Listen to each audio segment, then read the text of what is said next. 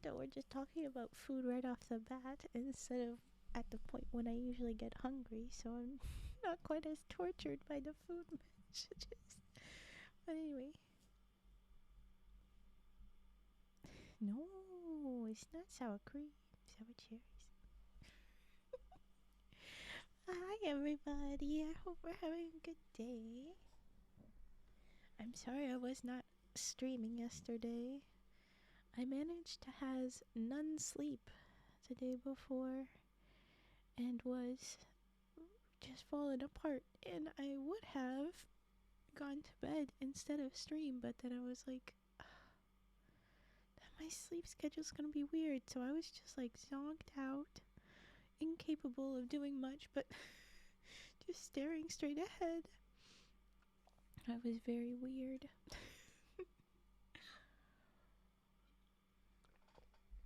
But I'm back. Hello, hello. Oh, a Lahonk and Mask fight? That's not just slaps? Wow, the hate is real. Thank you, Mask. I would like to say that I would make it up to you guys by streaming on Wednesday. And I think what I'll end up doing is like a short stream maybe on Wednesday, but I have a big things to do, so I can't do a full big stream on Wednesday, so it'll be something, but it won't be that much. With that said, tonight we're doing Creepypasta. Woo! So we're gonna do the spooky stories again. Last time we did Creepypasta, we were about to read one more story, but it was going to be a little too long than we had time for. So we're starting with that one. As usual, please send in your redeems, and I will do them between stories. If there is not many redeems, I will jump straight into stories, because these they're not that long. I can get through a lot of creepypasta stories. So if nobody does anything, we're going to move ahead, especially since we are now a reading and not an ASMR stream. I'm still doing my ASMR triggers. That's not going away. So yeah, but because it's technically a reading, people will be expecting more reading, less ASMR. So yeah. But you know, if you want this stuff, then just ask for the name, and then you'll get it. Okay. Okay. The first story is Lickety-Split. So here we go, Lickety-Split. Hi, Adon. We're just getting this story started. I have to hit all the buttons. There we go. Okay.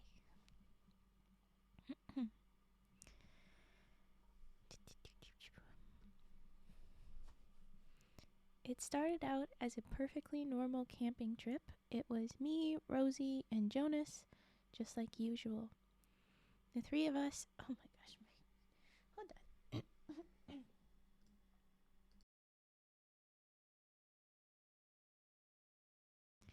Just a little bit scratchy sounding. Okay.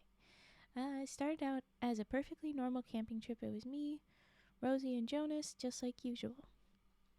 The three of us have been friends since high school. What? Lahonk, what the heck? What an accusation to throw. And considering this chat, I think most of you flirt with Frau. That's not surprising.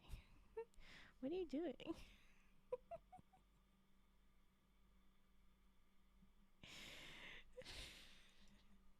Okay.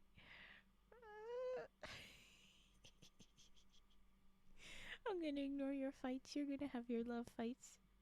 It was in a game. Okay then. I'll leave you guys to be weirdos and fighting each other. We know it's just your love language. Yep, see, 86% love. You guys are just in love. We all know. We all know. Stop protesting, Mask. I think the mask doth protest too much. you like him.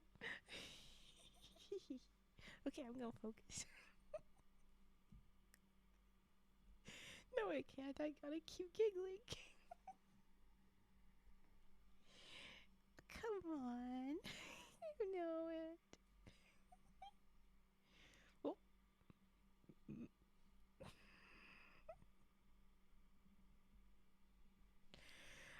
I assume that that's more the number Mask was looking for.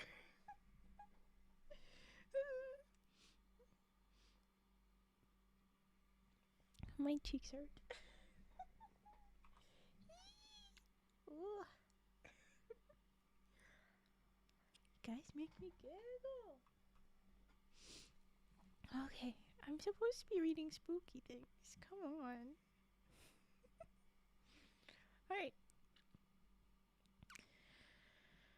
Whoever the heck we are, they are from the story Rosie and Jonas. That's who we met. Oh my gosh. Yawn's too fast. Okay. The three. Oh no. I'm a mess. Hold on.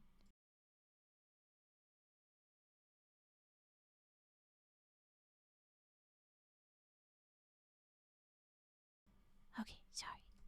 The three of us have been friends since high school, and although there are often other people in our orbits, woo yay! That's a good love. Hi, Fat. Lots and lots of love for Fat. Yay. Okay. And although there are often other people in our orbits, it's always the three of us together as its core. The three musketeers, the three amigos, three against the world. We've seen each other at our best and at our worst. At this point, I don't think there's anything that could split us up. And yeah, things got a little bit more confident. Oh my gosh. Oh, hi, sweet. I'm not totally sure how you want me to pronounce your name, but hello. We're reading, and we've just started, but I am stumbling. Okay. Is it? Thank you. Anytime something is very something, it's either, supposed to be an insult or a compliment. And, I don't know if that's supposed to be either of those, but okay. Thank you. Oh, you mean quiet? Well, I have it up and it seems to be hitting at a reasonable volume. But we are from a cozy half ASMR kind of point of view, so if you want me to be louder, I could go up one notch on my mic, but I won't get much louder just because it's a little cozy thing. We usually, the reading category is still pretty new, and a lot of the times if people were reading, it was because it was in the ASMR thing. They would be kind of quieter from what I understood, so I don't think I'm too abnormal. Yeah, but if reading category gets to be a lot louder, then I'll do something else maybe, but so far this is what we are. Yeah, sorry.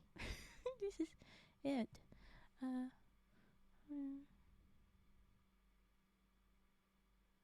You're okay. I was just like, I don't know what kind of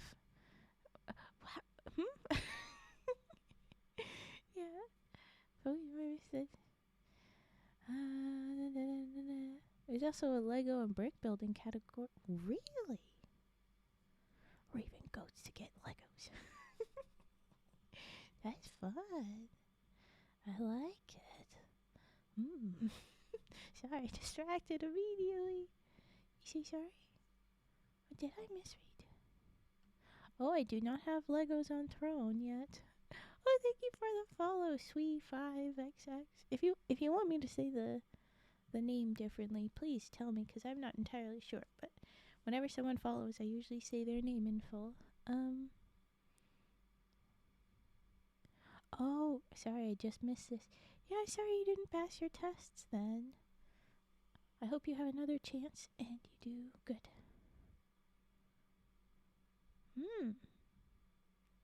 Revamp it because the category changed? Yeah, it's very, very possible. Wouldn't be bad. If you've got suggestions, though, I would love more specific, because just general, I don't know really where to go with it. So, yeah. But I hope you've got another go at your tests and you get them. But welcome in and get cozy. I'm gonna try and go about this story again. I keep interrupting myself. Here we go. Oh yes, they're the best friends. The 3 best friends. Yay! 3 best friends. We've seen each other at our best and our worst. At this point, I don't think there's anything that could split us up. And yeah, things got a little bit more complicated when Rosie and Jonas started dating. Ooh, there's drama. But they made sure I never felt like a third wheel. That's good. For the most part, I don't even worry about it. Everything feels just like it always did, even if the 2 of them do have their hands on each other more than they used to. Anybody want to take bets on which which one, Rosie or Jonas, that we clearly secretly like or something? Because I'm sorry, but typically when this goes, there's gonna be some degree of a love triangle. Like, why do we care, you know? I'm curious. I want to find out. I bet this is the direction that goes. Okay. All that said, I figured they could probably use a little alone time when we were out in the woods. Terrible idea. In a spooky story, this feels like a terrible idea. Okay. It was great that we were still doing things together, but I didn't need to be in their space the entire weekend. Good, yeah. Besides, I'd gotten a mushroom identification app that was supposed to help you find edible fungi in the woods. Hey! And I wanted a chance to try it out. For any of you that are curious about those things, I've seen lots where they're very inconsistent and not reliable. So please, be careful.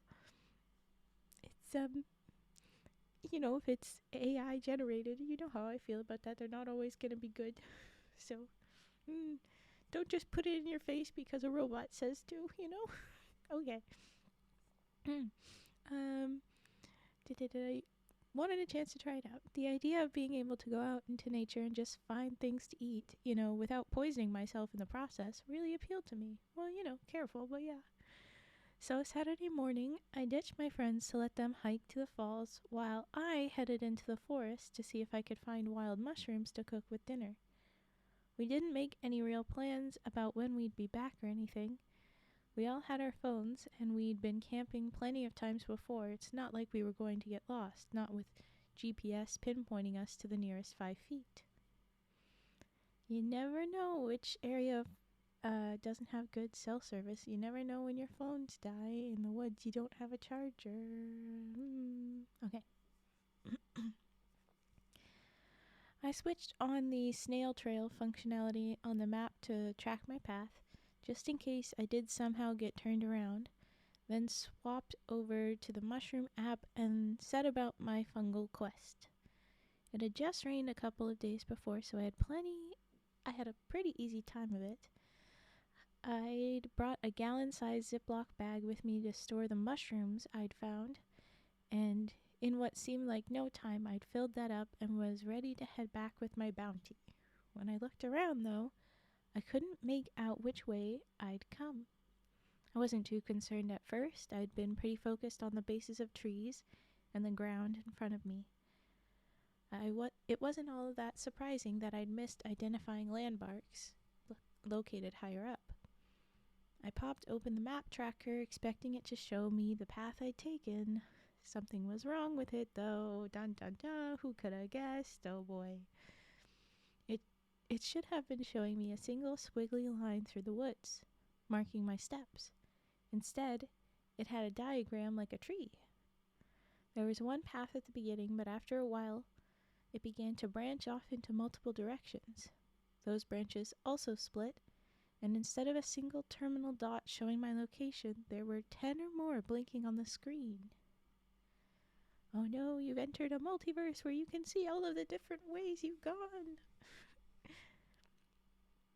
Zooming in and out didn't help. Checking the settings didn't do anything. I restarted the program. And then the whole phone, but to no avail. The map was adamant that my path had taken me to multiple endpoints, and I was currently in all of them. Fine.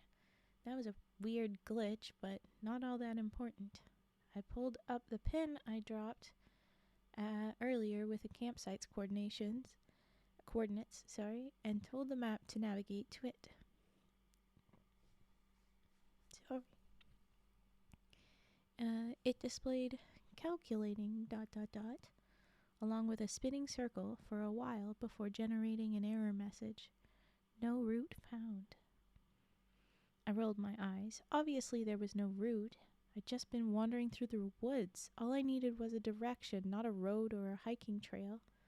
I pushed aside the directions, swiped over until I was looking at the campsite on the map, then zoomed out until I could see the tangle of trails representing my potential current locations. I figured that even if I picked the wrong one to start from, at least I'd be heading in the correct direction and I could reorient myself as I got closer to the tents. The logic. Good job. Unfortunately, the GPS wasn't on board with this plan.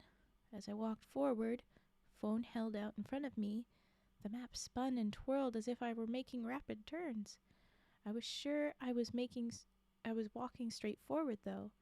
I know they say that people in the woods end up going in circles without realizing it, but that's over a large amount of distance.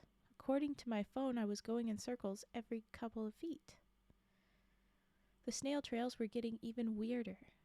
There were at least twice as many as there had been before, covering the map in strange constellations. Most of them were wandering around in tight little knots as I walked, mirroring the information the compass was giving me, even though I could see it wasn't true. A few of them were traveling in straight lines, but heading away from where we'd camped, and 2 of them were stock still and refusing to move at all. At this point, I was starting to get uncomfortable. I didn't have a proper map or a physical compass with me. Who needs those when a phone can do it all better and more conveniently? I hadn't brought any sort of backup plan in case my phone failed, though. It honestly hadn't occurred to me that it might. This was starting to seem like a pretty large oversight. Still, the phone hadn't actually failed. It was only the map that was behaving badly. I sent a quick text to Jonas and Rosie to let them know something was up. Bit lost at the moment. You 2 back at camp? The reply came back quickly. Still no, probably a couple hours. No worries, I wrote back. At least they weren't going to be concerned about me for a while yet. I had time to fix this. What would you do right now? I would have gone off of the vague, before the map got all spinny and crazy. I would have just put that away and been like, well, it was this direction, so let's just walk in this direction and check in a few, however long. And then see if it was any better, and if not, well, we got closer. We can start working from there. Okay. I turned the phone off and tucked it away in my pocket. Hi, Devod. Doing pretty good. Turned my phone off and tucked it away in my pocket. It was possible that I was going to need to use a flashlight later, and I didn't want to kill the battery tracking nonsense paths. So you're telling me you went in the forest without a backup battery? Yep, see, that's what I was talking about. People. Okay. Oh, that was nice, Riz. Not so nice a roll. Sorry. Okay. I started walking forward, keeping as straight a line as I could manage, heading back the way I thought I'd come. I would have done anyway. I figured I could check the map again in half an hour or so, see if it was giving better results, or at least if I could figure out a way home based on my new location. Exactly. Just stay cool, I reminded myself. Keep calm, and you'll be out of here in no time. It was good advice. Might even have worked if I'd been able to follow it. Oh no. Something in the woods had me on edge, though. The trees seemed to be crowding in, the light fading faster than was normal. Ooh. I kept having to untangle the straps of my day pack from intrusive branches that somehow became snagged. Things rustled in the leaves above me, vanishing before I looked. I became certain that something was following me, something just past the edge of my vision or hearing. If I turned my head fast enough, I could almost see it, a quick glimpse of something freezing in place behind a tree. I went back to look a couple of times, but there was never anything there, and when I turned forward again, the woods ahead no longer looked familiar.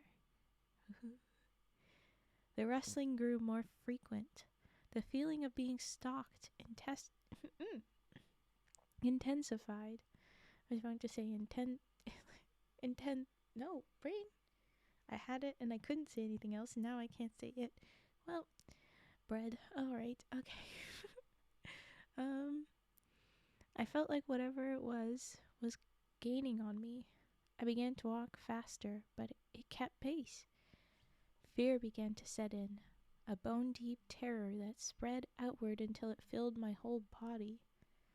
I went faster, breaking into a light jog, which rapidly became a full-out run. The panic tightened its grip as I sprinted through the forest. Every branch whipping across my face felt like a thin hand reaching out to grab me.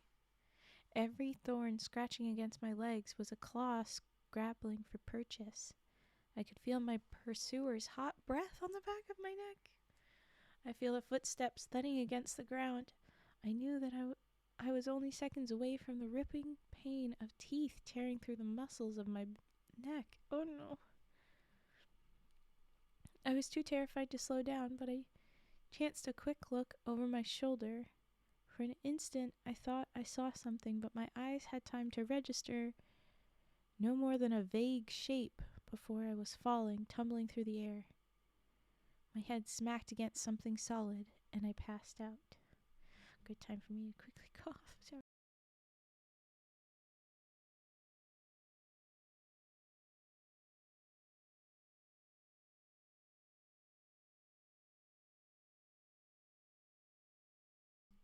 Okay. I came to a short while later. I didn't know exactly how long I'd been out, but the sun was still shining brightly overhead. In fact, it seemed brighter than it had been before. The unnatural gloom that had been setting in over the forest had faded. The sense of panic has passed as well. Things felt normal again. I took stock of my situation. I was in a shallow pit, the cavity left by the root ball of a fallen tree. My head was bleeding where I'd bashed it into the dirt, and my neck and shoulder ached, but nothing seemed to be broken. On my body, anyway. I took my phone out to check the time and found that it was smashed beyond repair. I'd landed on it with my full weight. The screen was a maze of cracks, and things rattled inside when I shook it. It wasn't going to be of any more use today. I brushed myself off and clambered out of the pit, trying to get my bearings. I still had no real idea where I was, but I knew that the camp was generally to the west, and I could see which way the sun was trending. I took a few steps in that direction, then stopped. Tracking's not a skill I've ever learned, but it didn't take a skilled outdoorsman to see that something big had shoved its way through the forest. Grasses were trampled, small branches broken, leaves torn off trees and stamped underfoot. Oh my gosh.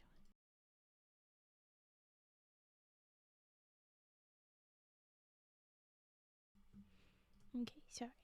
It looked like it had been going in the same direction that I had been.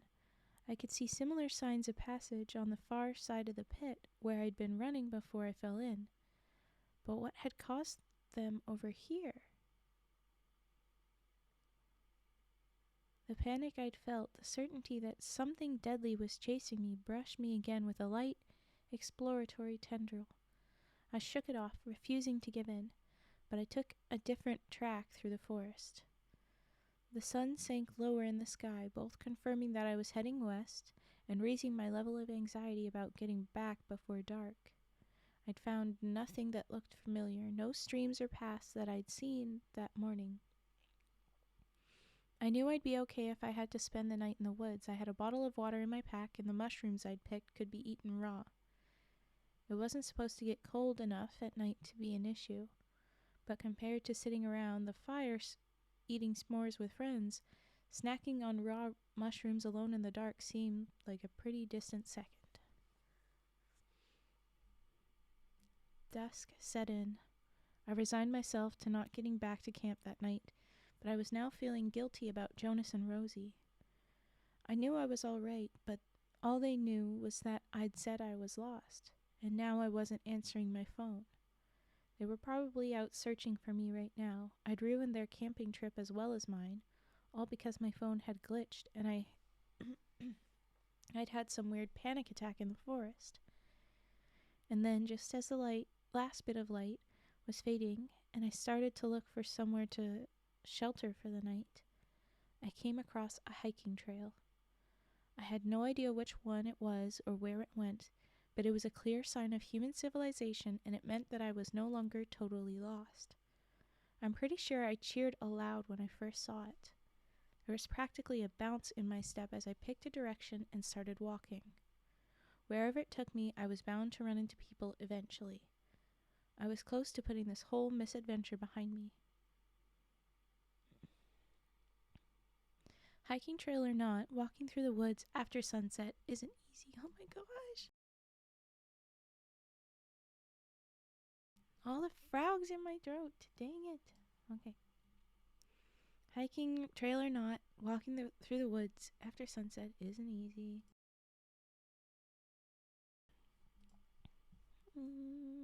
Even going slowly, I tripped and nearly fell half a dozen times. Every time I caught myself, get them out. Yes, I'm trying to save them. Get out of there.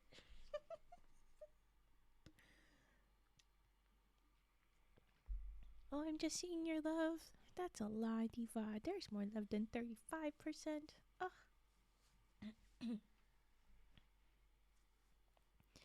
Okay.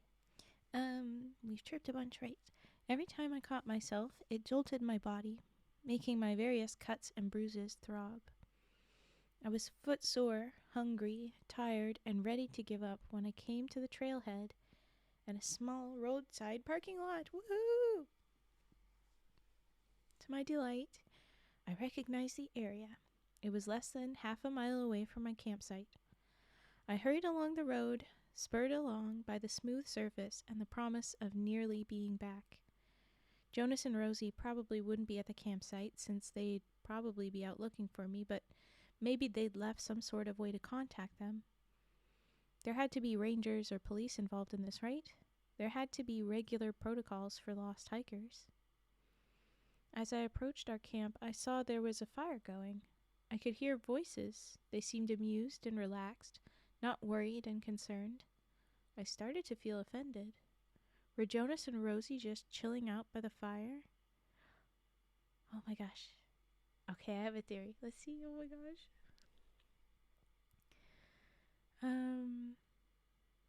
Had they not even wondered where I was? I could have been badly hurt. If I'd broken my leg falling into that hole, I could never have made it back. And they hadn't even considered coming to look? I drew closer. There were 3 people around the fire, not just 2.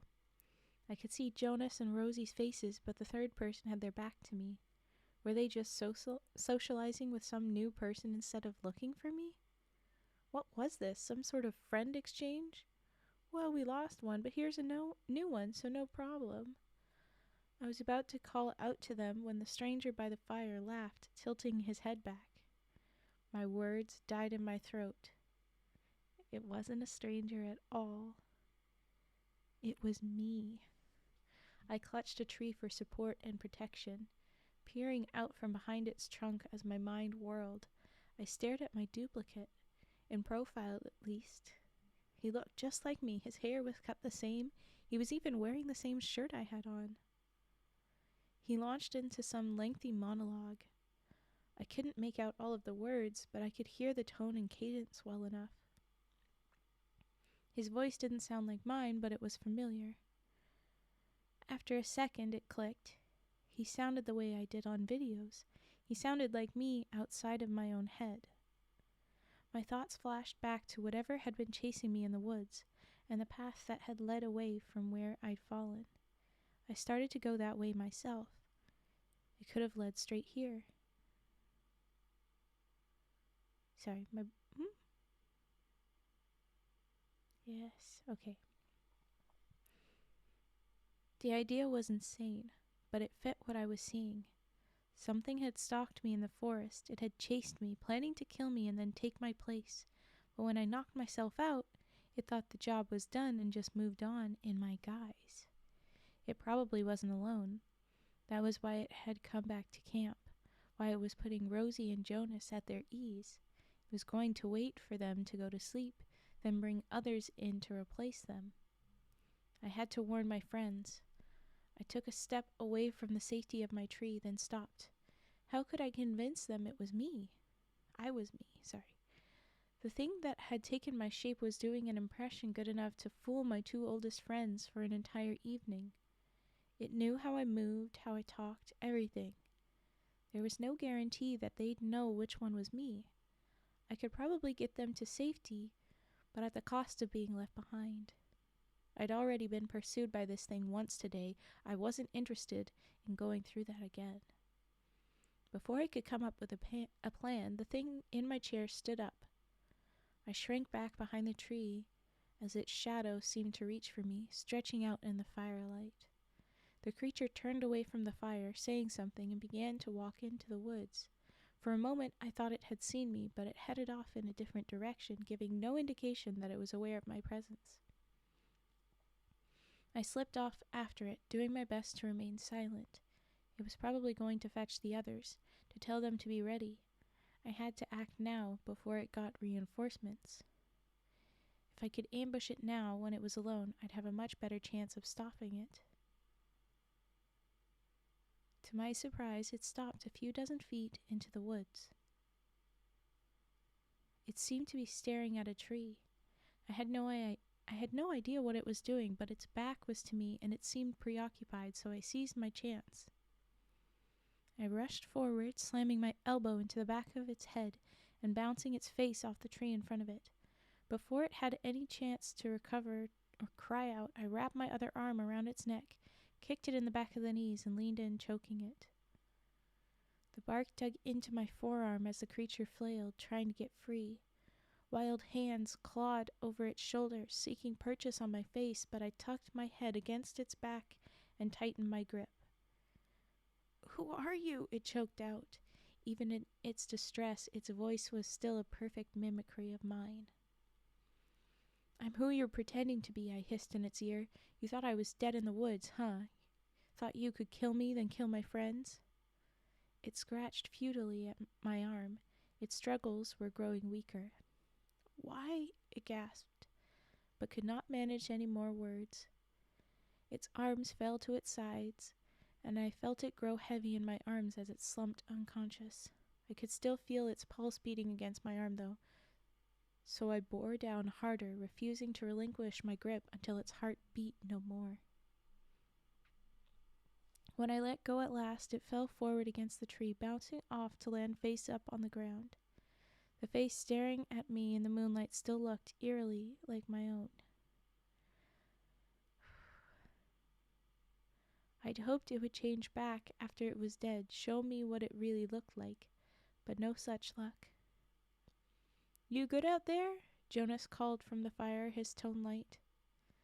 "Yeah," I called back, staring at my own dead body.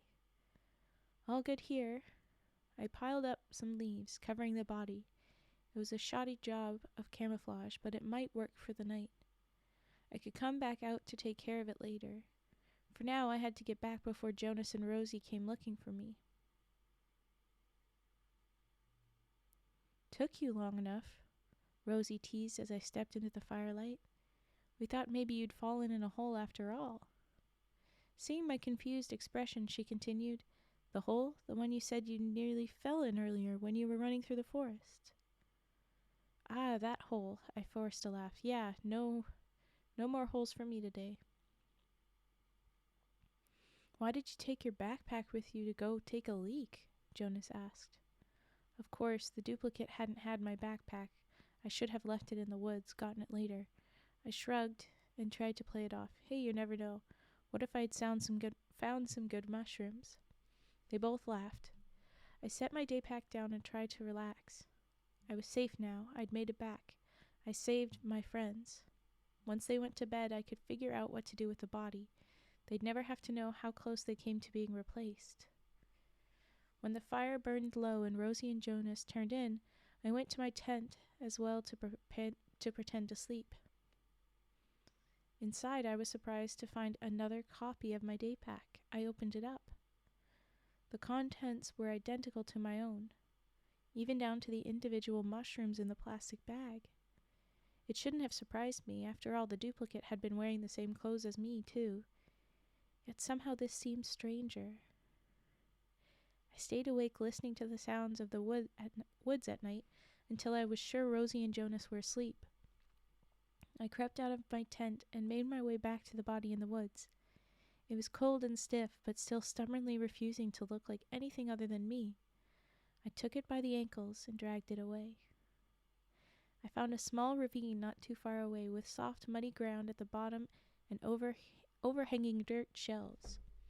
I dumped the body over the side and kicked at the edge until the chunks broke off. The resulting dirt slide covered the corpse well, and the branches and leaves I carried over completed the job. No one would find this unless they were specifically looking. As I retraced my steps back to camp, I spotted something reflective lying on the ground. I picked it up to discover that it was a cell phone. I took the smashed phone out of my pocket and studied the two side by side. Except for the damage mine had suffered in the fall, they were identical. Same model, same case, everything. I pressed the power button on the one I'd found, and a chill ran down my spine as it lit up to reveal my lock screen. Reluctantly, I pressed my finger up to the sensor. I wasn't sure if I was relieved or unnerved when it unlocked. I made my way back to the tent and slid inside, zipping the flap shut behind me. I undressed and crawled into my sleeping bag, but sleep had no interest in me. I lay awake, staring at the domed ceiling of the tent. My version of the cell phone was broken. It made sense. I'd fallen on it. It wasn't worth a second thought. And yet, wasn't that an awfully convenient accident to happen to the one thing that had to connect to an external network through a unique identifier and couldn't be easily replicated? I would know if I weren't me. I'm sure of it. But I wonder if the copy at the bottom of the ravine thought the same thing. The end. Da-da-da-da. Sorry, Tsukuyomi, I was kind of in the middle of the big spooky moment, so I didn't want to say hi, but hi, and yay! Yeah, you can't like the frogs no more. Oh no, you can't be weird to my poor little frogs. You have no more lick emotes. I'm definitely not internally celebrating. Sorry you lost these emotes.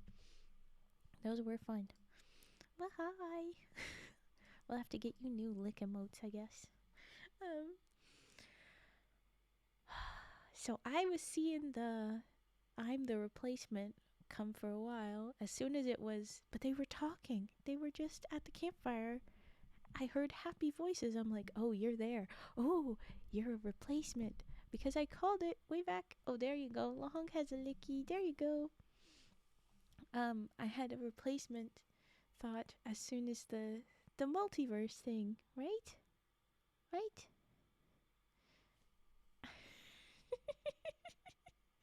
Aw, you're okay, Tsukuyomi. Lahong's an invasive species too. It's all good. So once we had the spirals, I was like, that sounds too much like a multiverse tree. So what's going on? And so of course there were multiple versions of themselves. I'm just wondering what happened to all the other versions, And was the like presence on his neck something like, something like the TVA? Somebody here to get rid of all of the overlapping folks?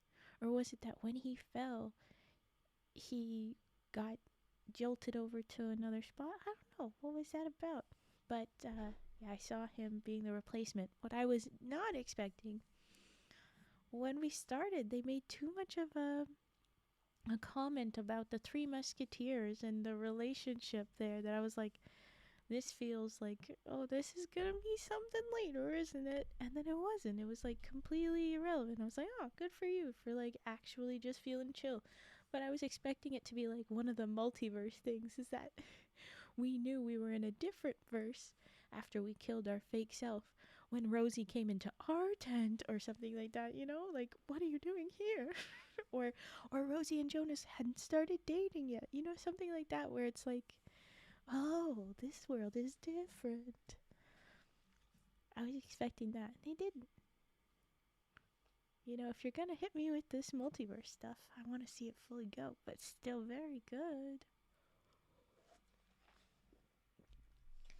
What do you guys think of Lickety-Split? Also, why is it called Lickety-Split? There was no licking. There was no licking in that story until Tsukuyomi made the comment. What was that about? It was good. I liked that. Okay, random story. Boop. I'm gonna see what's the next story pop up. No.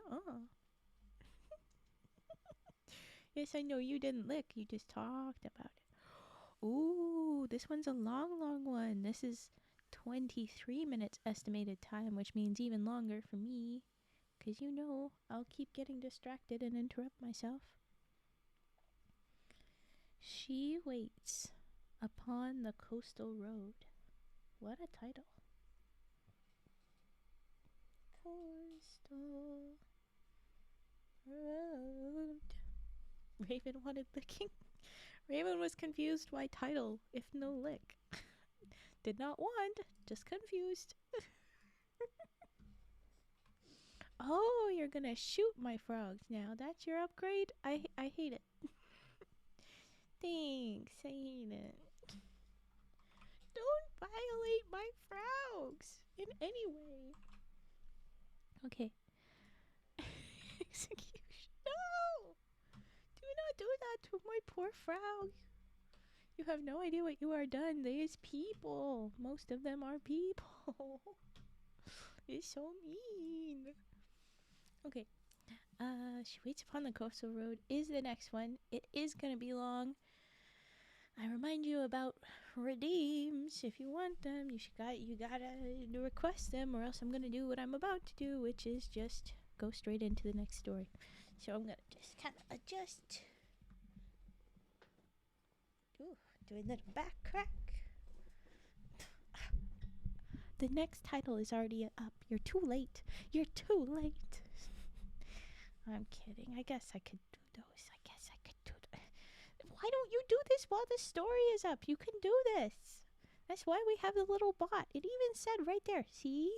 Right after hi Jargon and before I can't lick the frogs. It says feel free to redeem them. That's why it's there. I forgore. You guys always forgore. That's why it's there. Okay. It's all good. I'll put this away. Get to that in a minute, I guess.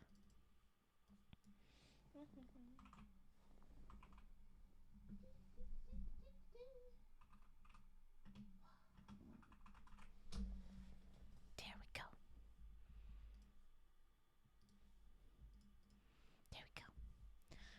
Alright, I guess I better rage now. How dare.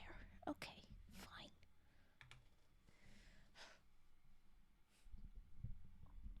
I rage. Wait. Yes, okay. That's... This chicken... I never... But I didn't... You can't...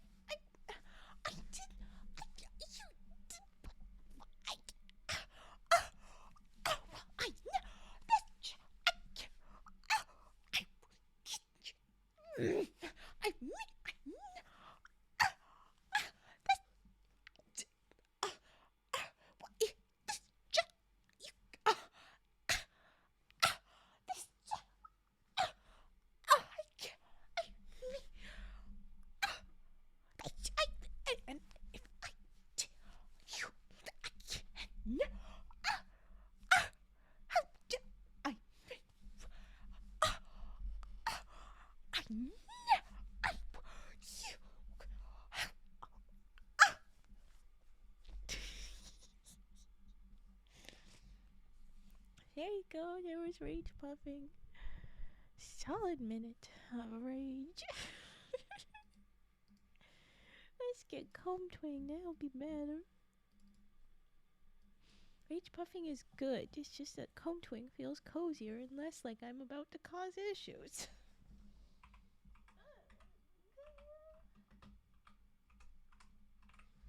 No, why? What? There you go. What the heck? Oh. And I'm not angry. There you go. My legs are uncomfortable. I don't know where my comb is. Uh-oh. Hold on. Comb? Where are you hiding? Found. Okay, here we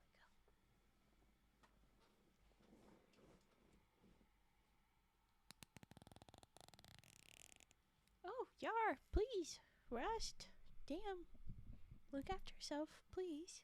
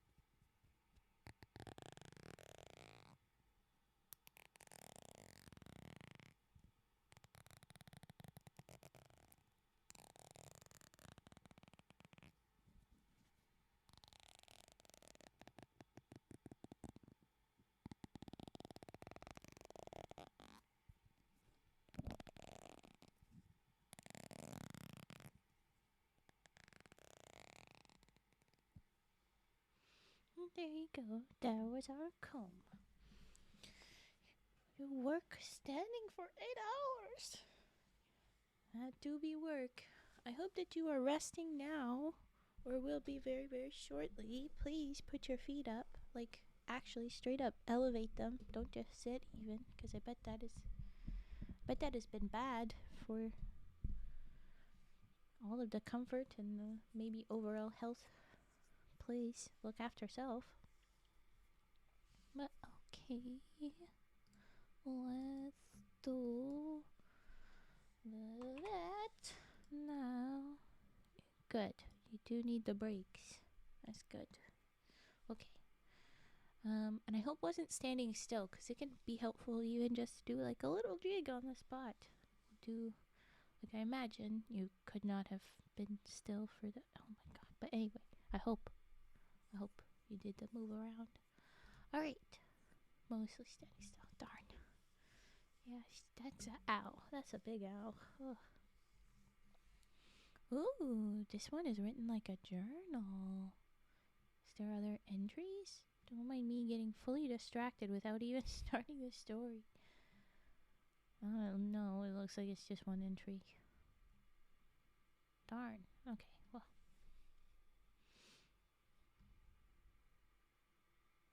Oh my goodness. And it's. Oh my goodness. Oh, okay. Alright. This is crazy. Alright. So we're gonna read the next one. Let me get that. Let me get hydrated.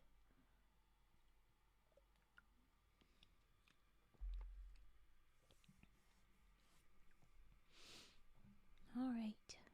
The next story is She Waits Upon the Coastal Road, as it says. It's going to be longer, as I said. And it is from very old. Get this. It's from a day ago and a couple 100 years ago. It begins with October 6th, 1853. Ooh. If only I read this yesterday. If only I streamed yesterday like I said I was gonna. Anyway, okay. When I set out for Port Humber, I had not imagined that this would be where I met my death. What a start. Okay. Indeed, I must confess that I had always imagined myself beyond death in a sense. not above it, no. One of the few certainties in life is its ending. That final slumber comes for us all, be they peasant or king. Don't mind Raven just not being able to read. Yet, all the same, I thought myself fated to die an old man and not at the age of 29 in a bed far from home. It is with the last of my strength that I write this, and when I expire, I'll ask that Olivia place my final letter at the altar of the church. It will be the one building in this town she shall not burn to ashes. God willing, holy ground should be safe from the things that lurk in the dark, and if it is not, then it hardly matters, as there is nothing neither man nor God can do to stop what comes for mankind. Okay, brace yourself for more religious than I think, but anyway, we've got something that's coming after us. That's what we gotta worry about. I am not a resident of Port Humber, nor had I ever any interest in remaining in this dreadful little town for longer than needed to. No, my brother William had sought his fortune in Port Humber. Somebody's yelling outside. Woof woof. Sorry. When I last saw him, he swore up and down that the fishing in this dreary place was wonderful. In his own words, a man could catch thrice his weight in fish in a single day. It's a shame I never had the opportunity to experience that firsthand. What is your job? I guess cheese salesman. Cheese salesman would hopefully move a little bit, trying to get people's attention. Metal work, oof. So also going to be a lot of physical arm work and not just standing too. Ugh.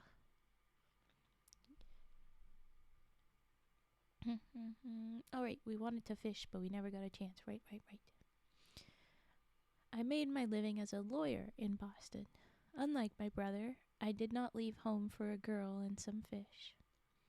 I much preferred the quaint comforts of the city, although when I received the news of William's disappearance, I could not stand by negligent.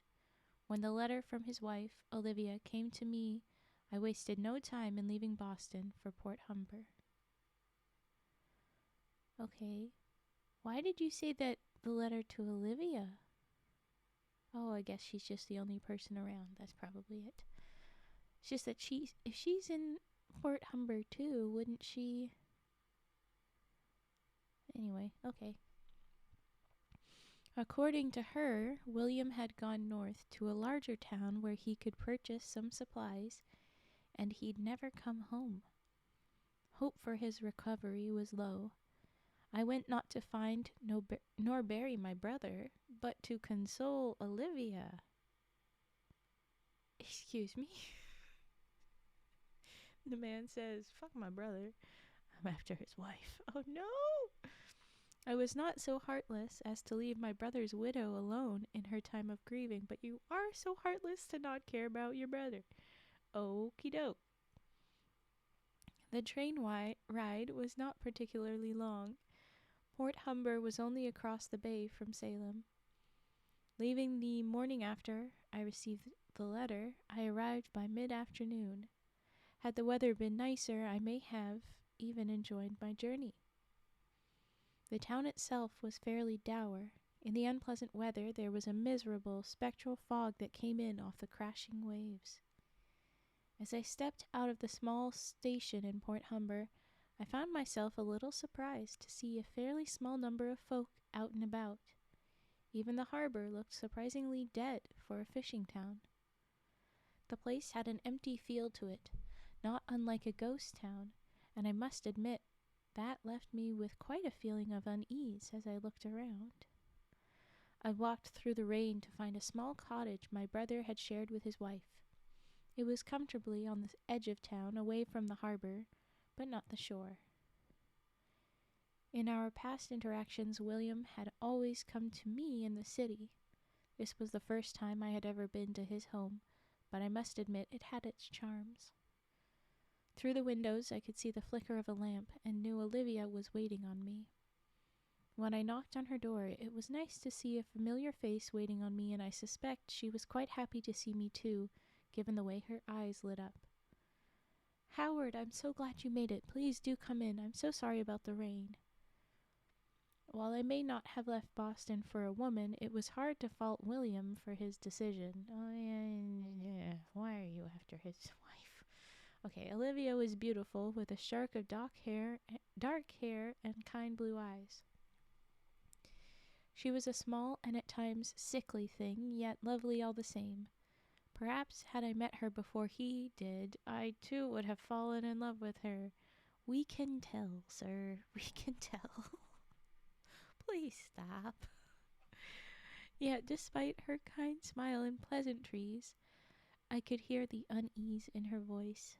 The woman was quite clearly on edge, and given the contents of her letter, I was too. "I didn't expect you so soon," she said as she hurried into her modest kitchen. "I hope I didn't pull you away from anything, but I would not have sent for you if the situation was not so dire." "Nonsense, you needn't worry," I assured her. "I apologize for arriving so soon. I thought it better to come immediately rather than wait. Whiskey would be nice if you've got it." I recalled that William had a taste for it. She was quick to pour a glass for us both and brought it to her kitchen table where I had made myself at home. She'd never struck me as a drinking woman, although she knocked back the drink with ease. "Well, she is grieving. I mean, this man, oh my gosh, okay. I truly can't imagine just how happy I am to hear that."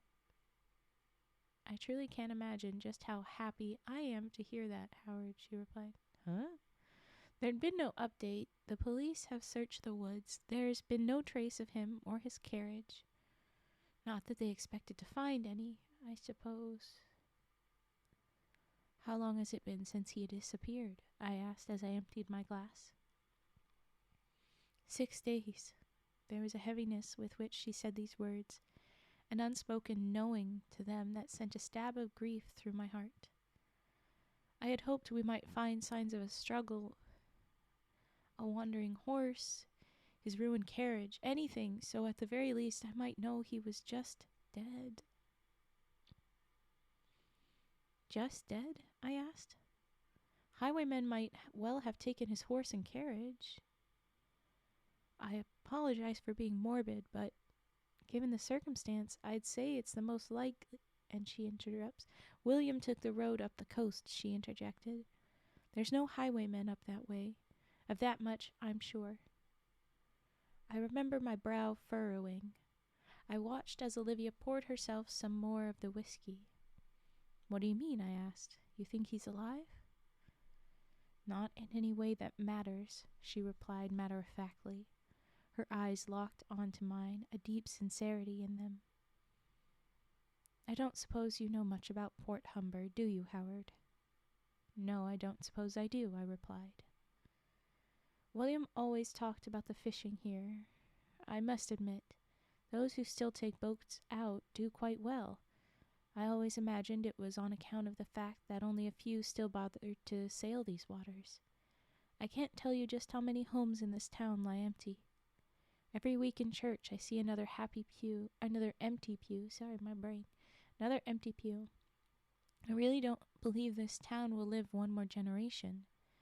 New faces don't often stay long, and for every new face we see, 2 more leave or disappear on the coastal road."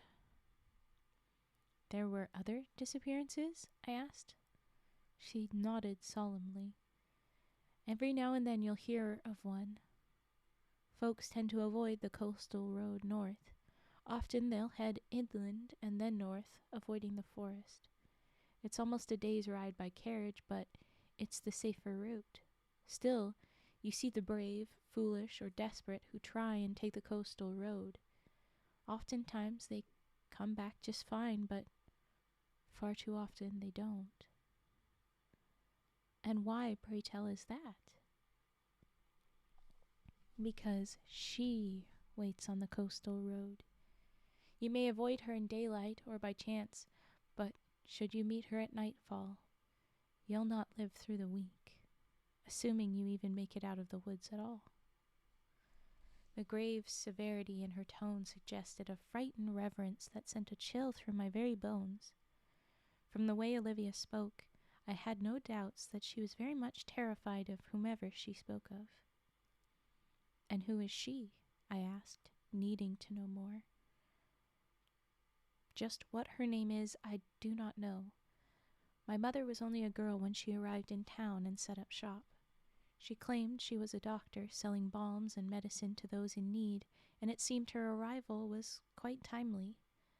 A sickness came upon the town not long after her arrival, and many were quick to turn to her services to heal them, which she seemingly did quite well. Well enough that no one thought much on those she couldn't save, at least. My mother told me that one of the townsfolk had seen her down at the cemetery after the funeral of a man who had died on account of the sickness. She told me that someone had seen that doctor digging through the grave to take pieces of the corpse. Well, the people in the town needed to have answers, and so they visited her home to look around, and what they found was—" She paused at that point, closing her eyes and shuddering. "That doctor who'd done them so much good apparently had quite a ghoulish lair in her attic. They found the pieces of their recently deceased, but far more damning were the books and symbols she had in her possession. Icons of Satan, books on the arcane that told of demonic pacts and rituals. Witchcraft. Witchcraft, I repeated, clearly in disbelief. Ask anyone who remains in this town and they'll tell you the same," Olivia said. "Some of the elders might even remember her still. You can imagine the folk here weren't too warm to the concept of a witch in their midst, and even without that, the grisly crimes she'd committed were unforgivable. They tried her and sentenced her to hang." "And so she hung?" "No. As they led her to the noose that night, they say a great red light shone on the horizon. My mother said she heard a sound like Gabriel's horn ring through the sky, deep and droning. So loud it shook the earth itself, and with it came a carriage from the forest.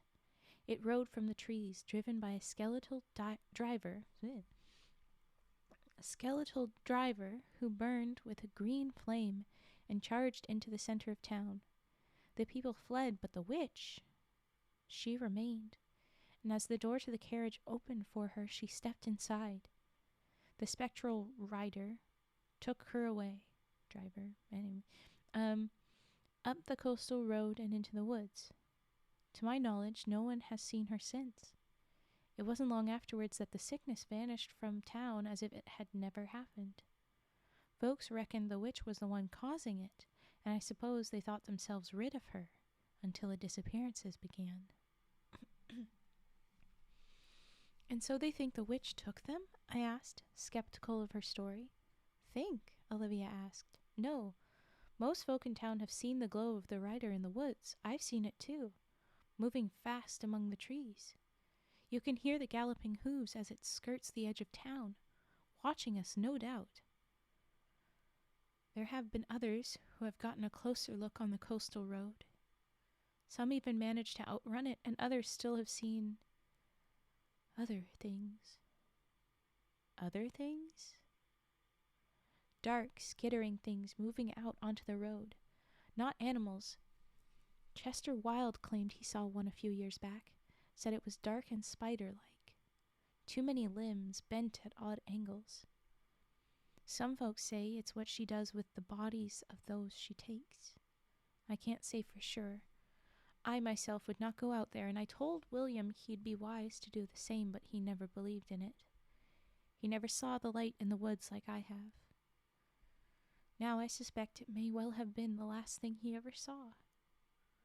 I don't believe my husband to be dead, Howard. No, I believe that something far worse has befallen him." Whew. I was silent for a moment, taking in her dire words. I helped myself to more of the whiskey. At the time I needed it to digest the things she just told me. I mean no disrespect, Olivia. That's quite a chilling tale, but I struggle to believe my brother was taken by some witch. When faced with the impossible, a sane man might seek to dismiss it, she replied. You'll find sanity has long since left Port Humber behind, though. Of that much I'm sure. The local police, do they believe in the witch too? I asked. Of course not. No doubt most of them have seen the carriage. Of course, no doubt most of them have seen the carriage. My brain. I scoffed at that.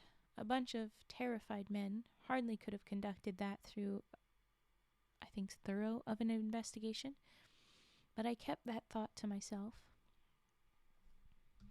Perhaps I might visit this road tomorrow, I said. I'd like to ride along the same route William rode. A fresh pair of eyes might see something they missed. You said it's safe in the daylight, correct? I could tell from her expression that she did not like what I was suggesting. Safe enough, she replied. I know you don't believe me, but I must insist you reconsider. Night can fall fast, and the coastal road is long. I promise I won't stay out for long, just long enough to state my own curiosity and satisfy myself that William really is gone without a trace. If you must, she sighed, but I still insist you return before dusk. I'll not lose both brothers so quickly. I offered her a smile that she did not return. I promise you, you won't, I said. Olivia had not lied about the townfolk's unwavering belief in the witch. After she and I shared supper, I'd retired for the evening and come the next morning, I took the opportunity to explore Port Humber. Without the rain, the little town was still quite a dreary place. So many former homes lay abandoned and had begun to fall into disrepair. I counted no more than 7 small boats in the harbor at dawn before they set out for the day. I'd stopped at the inn for a quick drink and found it near empty. I asked the man there who served me a drink about the tale of the witch, and his expression darkened into one of unease. Best not to talk about her, he said. Invoke her, and you might not live to regret it. So you do believe in her? I asked. I'll presume that you don't, stranger. I could hardly understand. My brain keeps insisting on things that aren't there. I could understand your ignorance on the matter. Mayhap if I weren't born and raised here, I might not buy into it either, but I've seen the light in the woods, and far too often I've heard good, honest men talk about skittering shapes in the darkness at the edge of town. Tall tales, I scoffed. The barmen only glared at me. Not from these men, sir. I've seen them shapes in the dark myself. Not often they'll wander into town, but from time to time one might see one. Twisted, ugly things, skittering limbs like insects, and lightning quick. Lightning quick they are. You'd best hope you yourself not see them. And were I so inclined, I might find them on the coastal road north, right? Now the barman scoffed.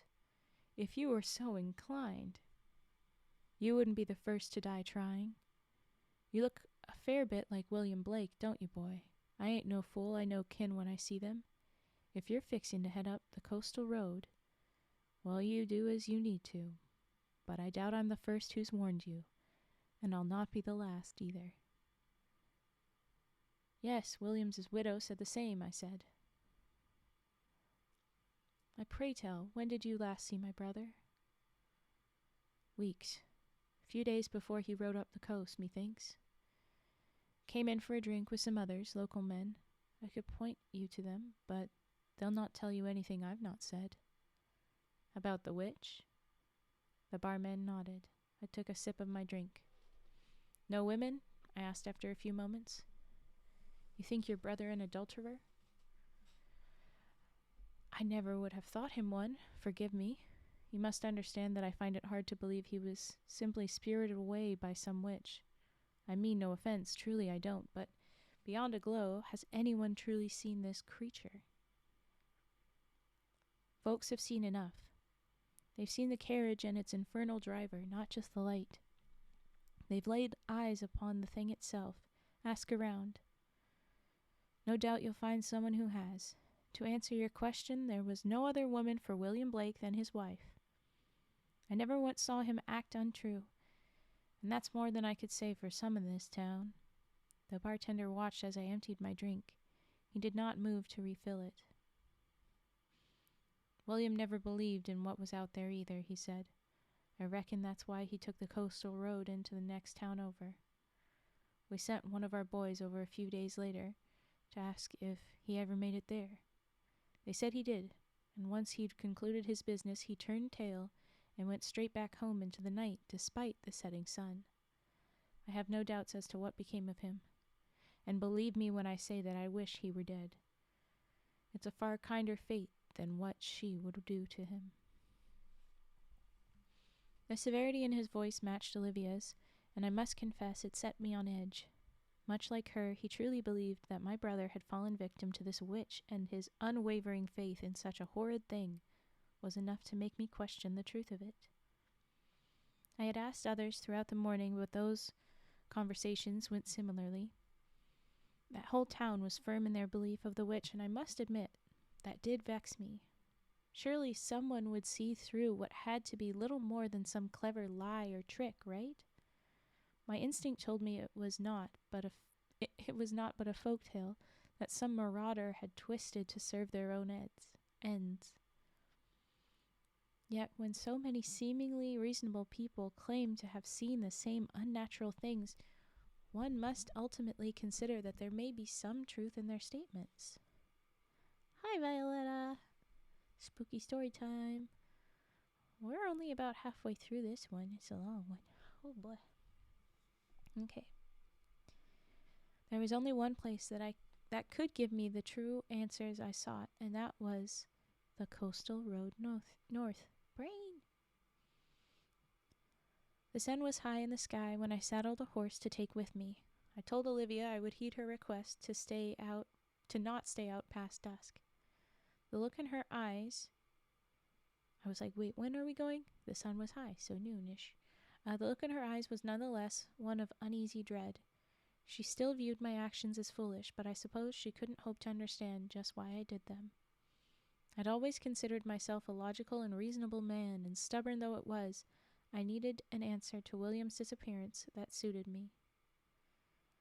Don't linger long, Olivia warned me before I set out. I'd not see you missing too. Please, be back before dusk.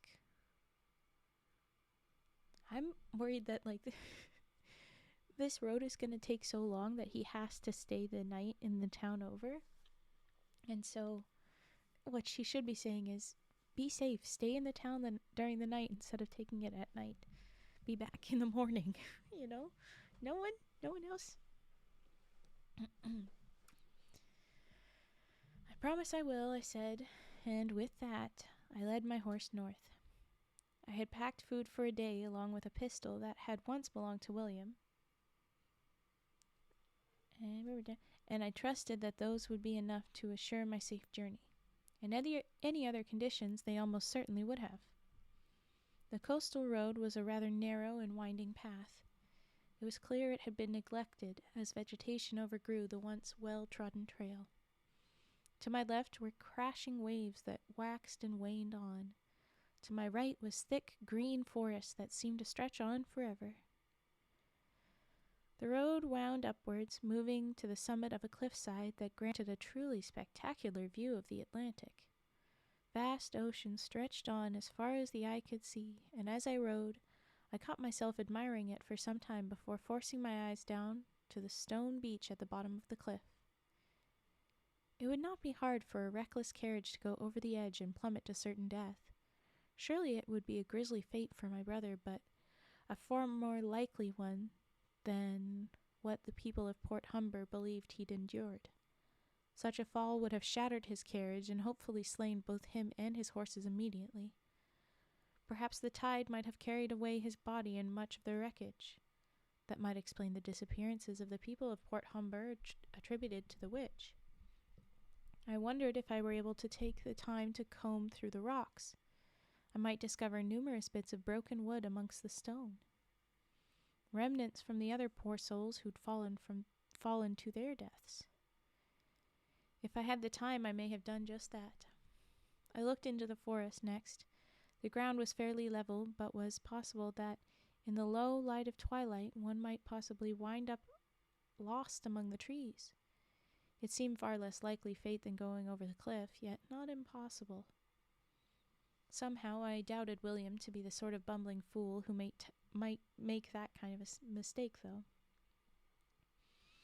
I followed that road north for a little over an hour, keeping a slow and steady pace and watching for any signs of a damaged carriage or tracks that veered off the road.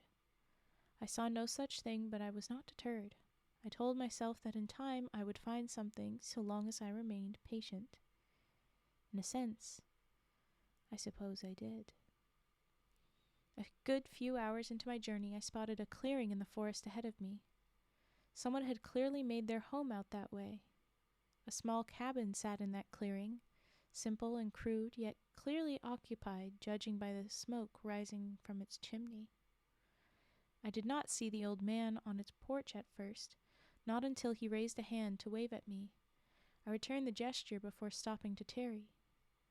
Strange place for a cabin, I noted. Perhaps, he replied, but I'm a man who likes his privacy. He rose from his seat and approached me. I could see a clear limp in his step. Folks don't often travel down this road, he said. I caught his eyes settling on the pistol in my belt, but he did not comment. So I'm told. I've heard talk of witches and monsters, I replied. Nothing you're familiar with, I'm sure? The man just chuckled humorlessly and began to roll himself a cigarette. Oh, I'm quite familiar, boy. What did the folks in Port Humber tell you? Tales of a witch cavorting with the devil himself, no? They did. He lit his cigarette and took a drag. My brother William traveled this path not more than a week ago. Perhaps you saw him? A man who might have looked like me on a carriage. I see everyone comes down this road, he said. I remember him. Headed into town to sell his fish all packed on ice. I heard he came and went, but I never saw him pass a second time. Didn't you? I asked warily. I looked over at his distant cottage. A fine place for a weary traveler to rest, and given just how many had disappeared, and a convenient place for them to disappear too. I forget, did I ask just what brings a man out?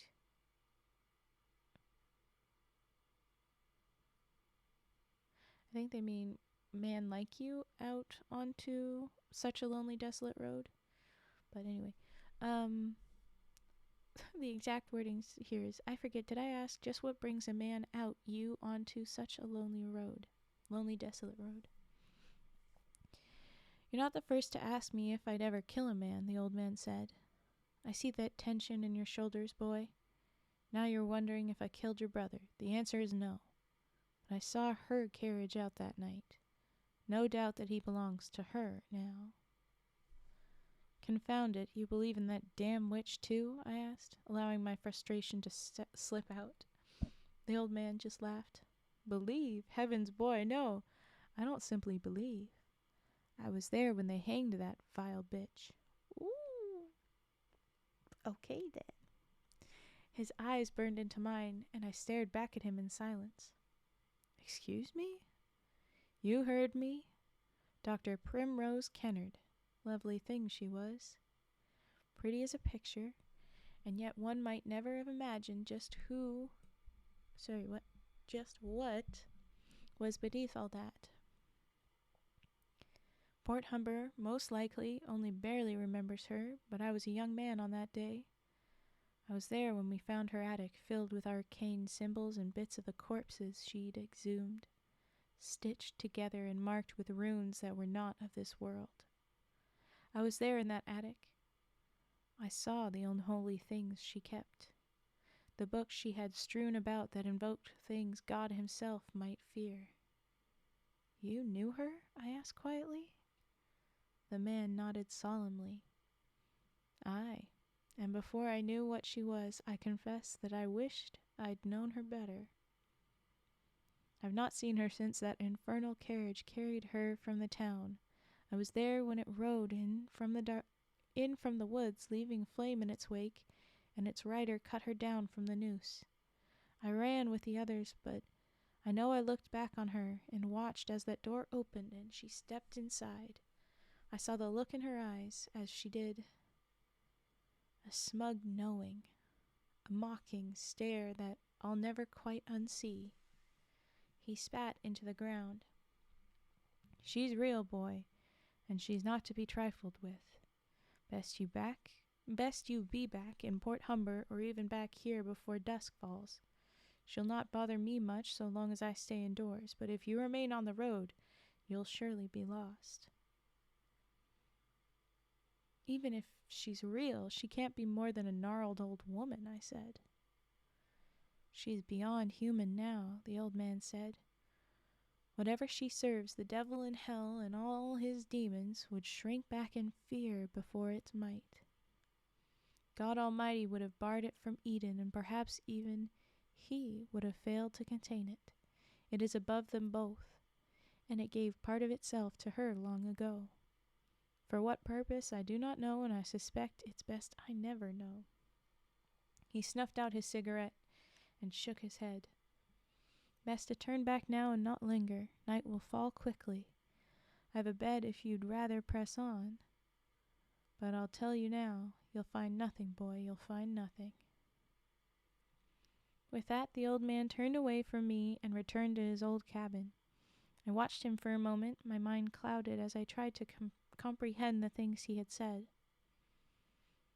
I had half a mind to dismount my horse and storm his little cabin, but to act so forcefully was not in my nature. Perhaps this man was little more than a deranged murderer, and yet, like the others who'd warned me of the witch, the conviction in his voice chilled me, and his account had disturbed me more than most. What could be greater than God, or more wicked than Lucifer? What power could exist that could defy his divine will? What power indeed? I left the old man despite my suspicions.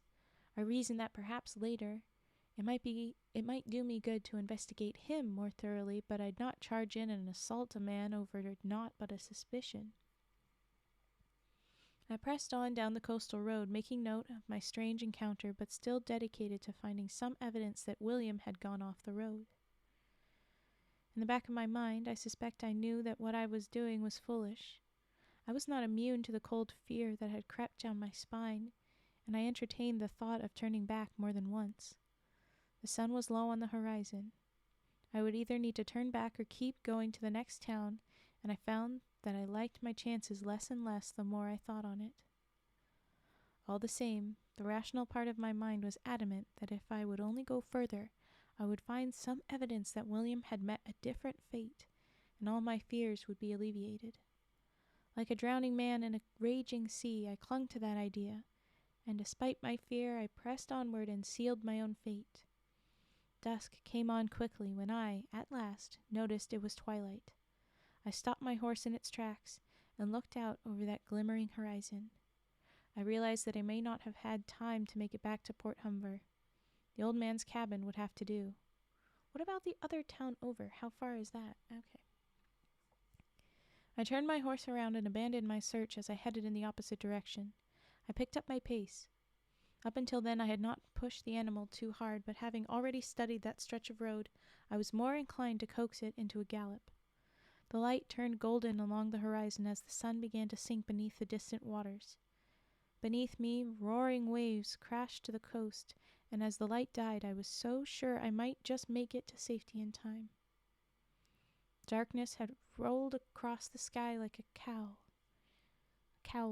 I'll pronounce that. It wasn't like it rolled across like a cow. Moo! Sorry. Leaving only a subtle glimmer of sunlight in the distance that lit my way. And yet, as I rode, I became aware of the sound of hooves behind me. There was clearly more than a single horse on my tail, and as far as I could tell, it was gaining. No doubt they pulled a carriage of some sort, and the sound made my heart begin to race. My logical brain denied that this was anything but a poor coincidence, and yet my heart dreaded the concept of looking back. As the light faded, I could have sworn I caught a greenish glow from the corner of my eye, and I felt my quiet fear intensified.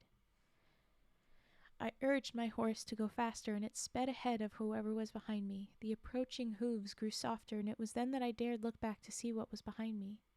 I had been right that it was a carriage, and at a glance it looked worn and unremarkable, yet it had no greenish glow to it.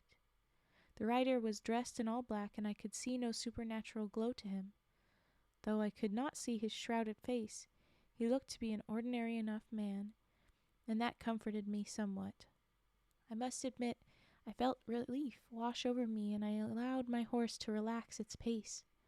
I would get to my destination in good time, and should my new companion give me any trouble, I had my pistol. Uh-oh.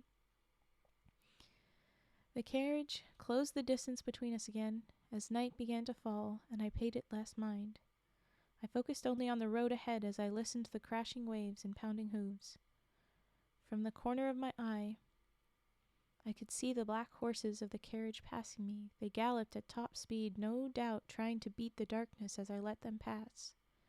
Yet as the carriage moved past me, I took one final look at its driver, and it was then that I truly felt my heart stop.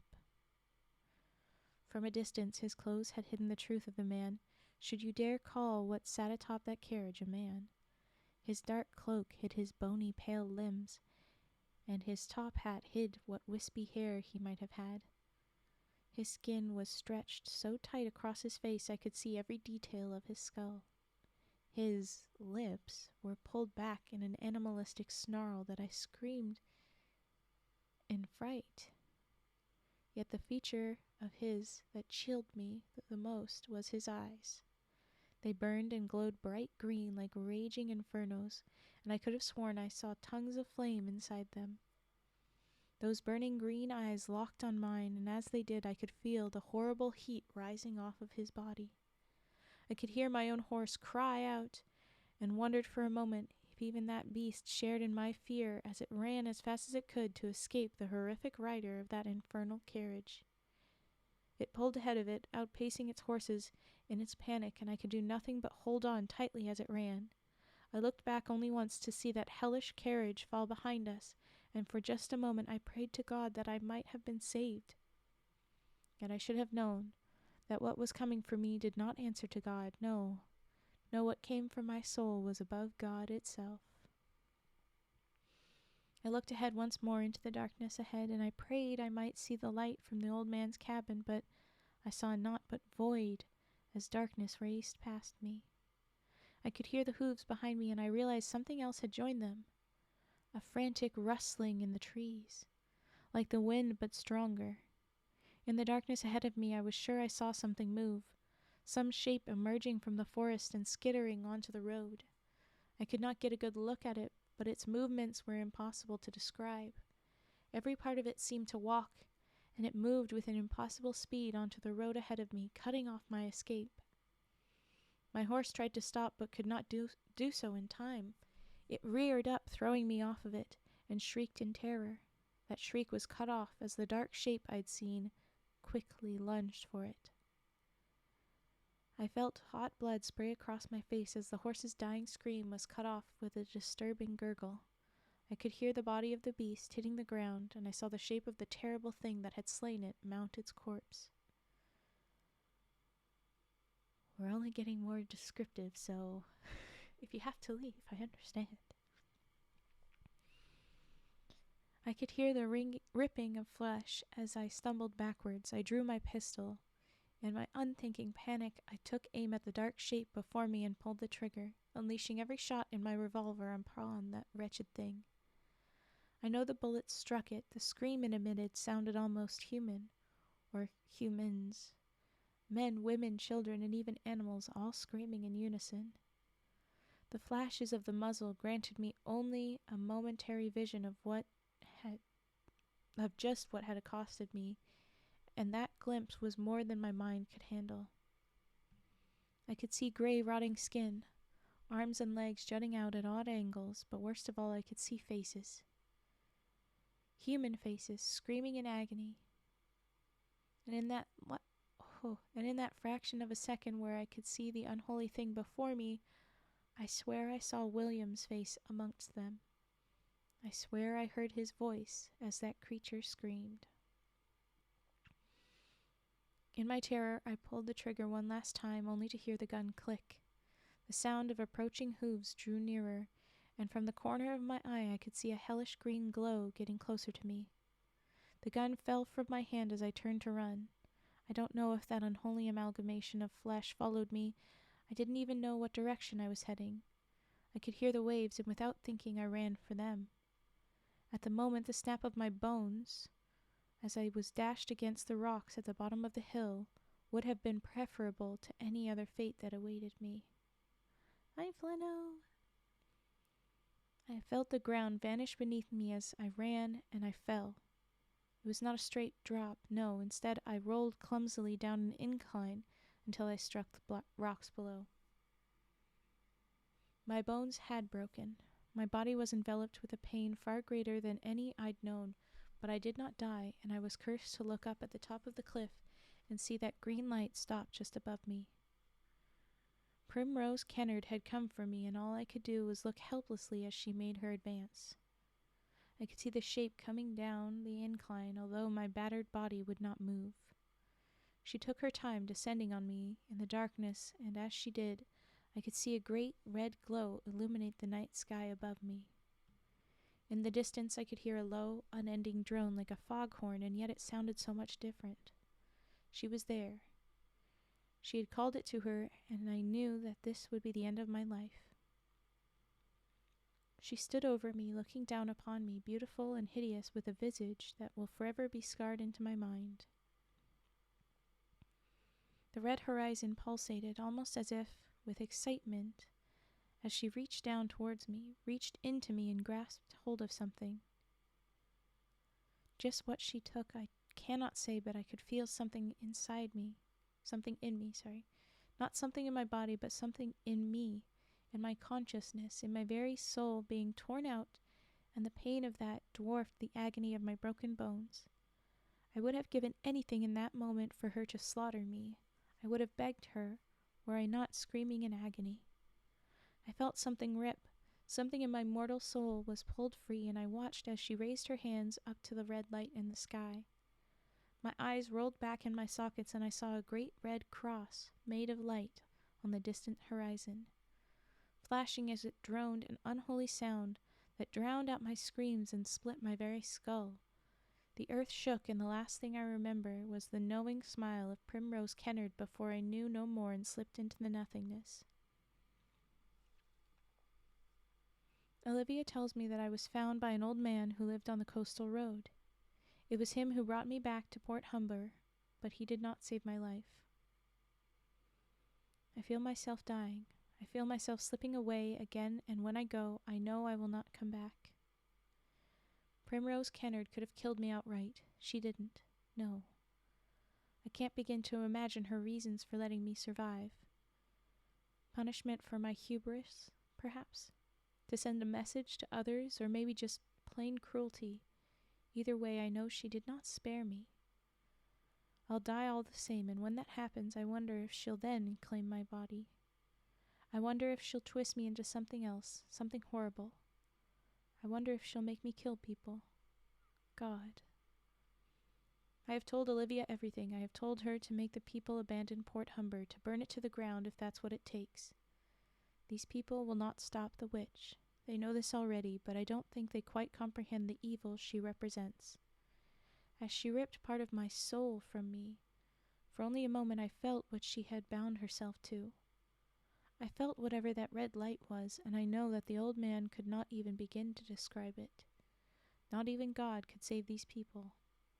She will take and take and take until whatever she serves is satisfied, and when it is, I don't think anyone alive can imagine the terrors that it will bring. Port Humber must be abandoned, it must be burned, and no soul ever set foot here again. I've asked Olivia to leave this letter as one final warning to whoever may come here. This place belongs to Primrose Kennard. This place belongs to what she serves, and should you come here, she will have you just as she has William, and just as she has me. God has no power here, man has no power here. Tread not upon this ground. Howard Blake, as he signs off this little entry. So this is the big letter that he's left for whoever to read at the church. Kind of long. I mean, it gets the point across, but I mean, I'm always torn, because like in stories, if someone just says, run, you kind of laugh at it, you're like, run, what do you mean? This would give you all the context, but it's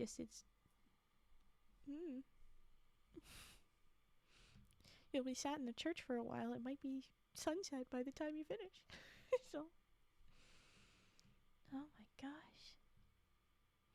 But okay, there you go. Spooky. We gotta love some devil worship for the Spooktober. I mean, it's just the right timing.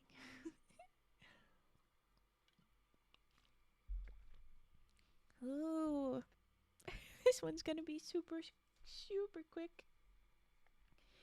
And the title is easily conflated with a different spooky thing. So I feel like we're reading this. Even if you try and put in a redeem, this is gonna be fast enough.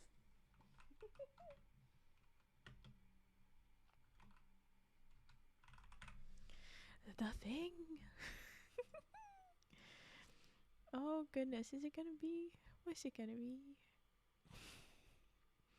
But it's super short, so I'm gonna go ahead. Are you guys ready? Alright. Oh my gosh.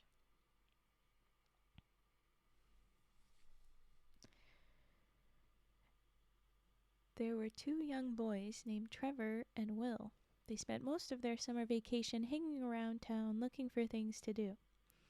One hot August night, the boys were sitting on a fence by the main road. There was a cornfield just across the road. Suddenly, Trevor spotted something in the field. In the darkness, it was difficult to make out, but he thought it looked like some kind of weird animal. He nudged his friend and pointed in the direction of the strange-looking figure. Will said he could see it too. He wasn't sure, but the mysterious thing seemed vaguely human. The next thing they knew, the thing was gone. The boys craned their necks and scanned the field with their eyes, but out of the blackness came the thing. It slowly walked over to the edge of the field before disappearing again. Trevor and Will looked at each other, puzzled. "What was that?" asked Will. "I have no idea," replied Trevor. No sooner had he said that than Trevor felt a clammy hand on his shoulder. He turned around and found himself staring directly into the hideous face of the thing. He let out a yell of terror and surprise. The rotting skin on the thing's face was coming off in several places, revealing the bone underneath. For a moment it just stared silently at Trevor with its dark, sunken eyes. Then it suddenly grabbed hold of his arm. Trevor felt its fingernails dig into his flesh as he wriggled out of its grasp. The two boys leaped off the fence and ran down the road, screaming in horror. They didn't stop running until they reached their homes. They tried to tell their parents and friends about the thing they had seen that night, but nobody believed them. When Trevor woke the next morning, the scratches on his arm were still there. After a few days, they got worse and worse. Trevor got sick and his parents took him to see a doctor. After examining his arm, the doctor told the boy it was infected and gave him some pills to take. Unfortunately, Trevor's condition got worse and worse. The infection spread to his entire arm, and it wasn't long before his flesh was rotting and falling off. He was taken to hospital, but no matter what the doctors did, no treatment seemed to work. The infection spread through his whole body. Trevor was confined to bed and started to waste away. This is just getting sad. This isn't as spooky. This is just sad. It seemed like he was beyond help, and as the days went by, he steadily grew worse and worse. His anguished parents could only sit at his bedside and cry as they watched their beloved son slowly rotting away before their eyes. On the day that Trevor finally passed away, Will came to the hospital to visit him. When the boy walked into the hospital room and saw Trevor lying in bed, he was horrified. His friend looked exactly like the Thing. The end. Like I said, it was gonna be super fast. It really was. But what? Okay, wow. I assume the next one will be longer. If people have redeems, this is the time to drop them in. But, well, okay. Wow. Goodness. Me yawning. Oof. Another one that's spooky, but it's ill-timed. Oh. I see in the first sentence of this, Christmas. Ugh. We don't want Christmas things. Too soon. Too soon. Okay. Shuffle. We got Singing Frog. I gotta pull Herbert out then. Oh, Herbert. They're calling for you.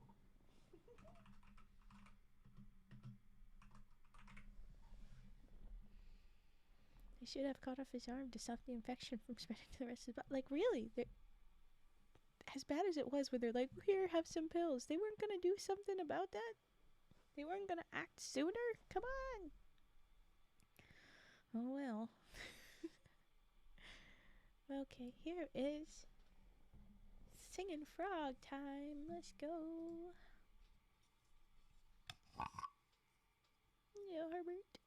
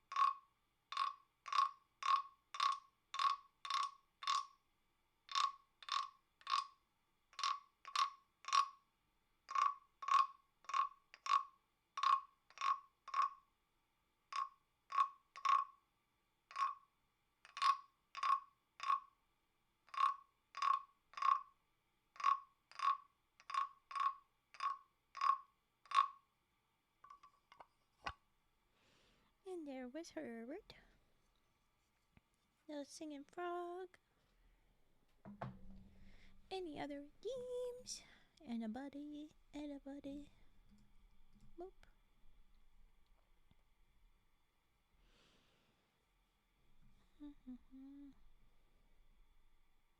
Ooh, cart. Oh, yes. I unpaused that. I have fixed up the mouse pad. It is all better. We are using it again.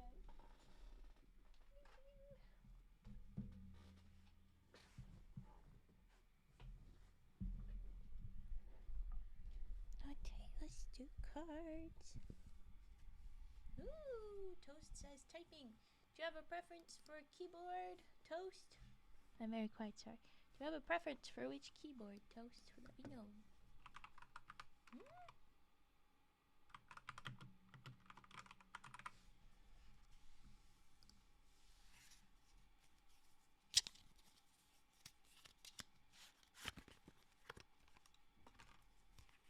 Alright, sounds good.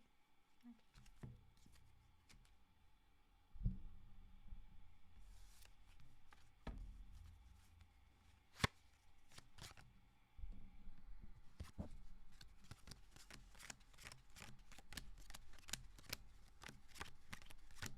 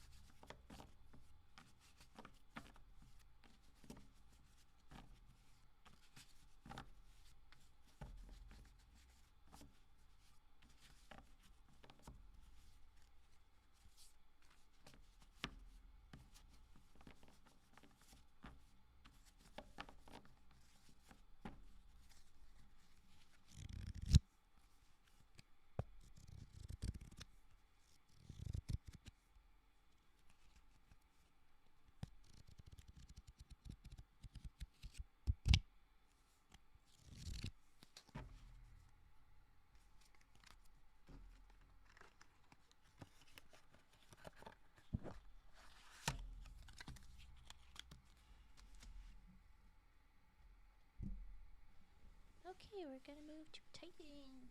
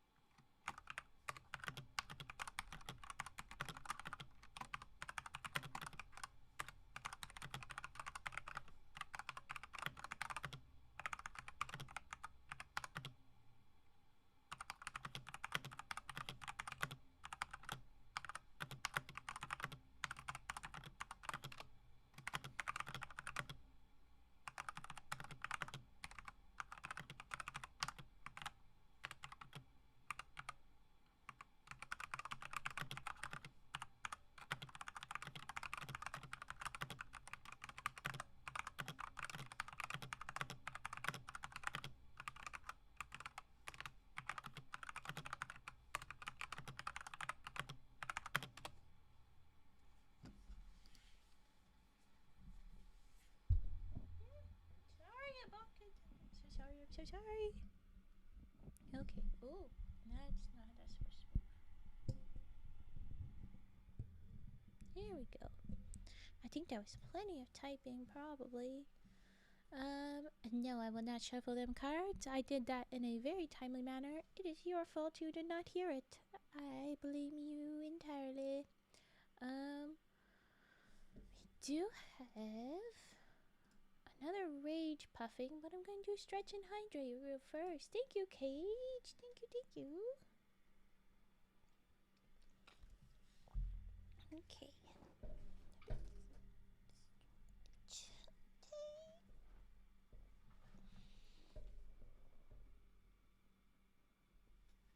Oh, okay. Oh. Yes, that's good. Okay, we'll go there. Cord. Okay.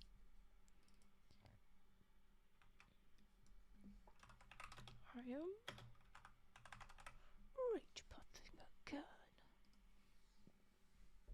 Alright.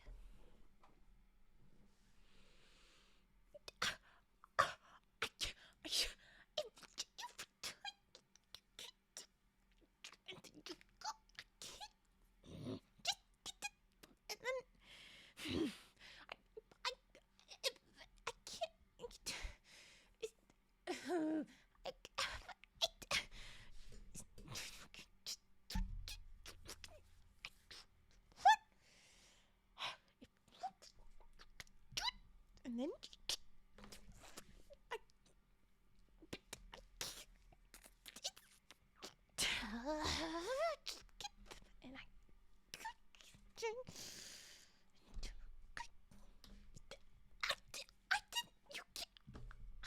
I never ate it.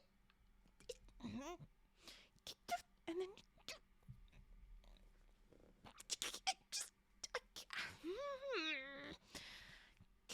and then you put it, and then it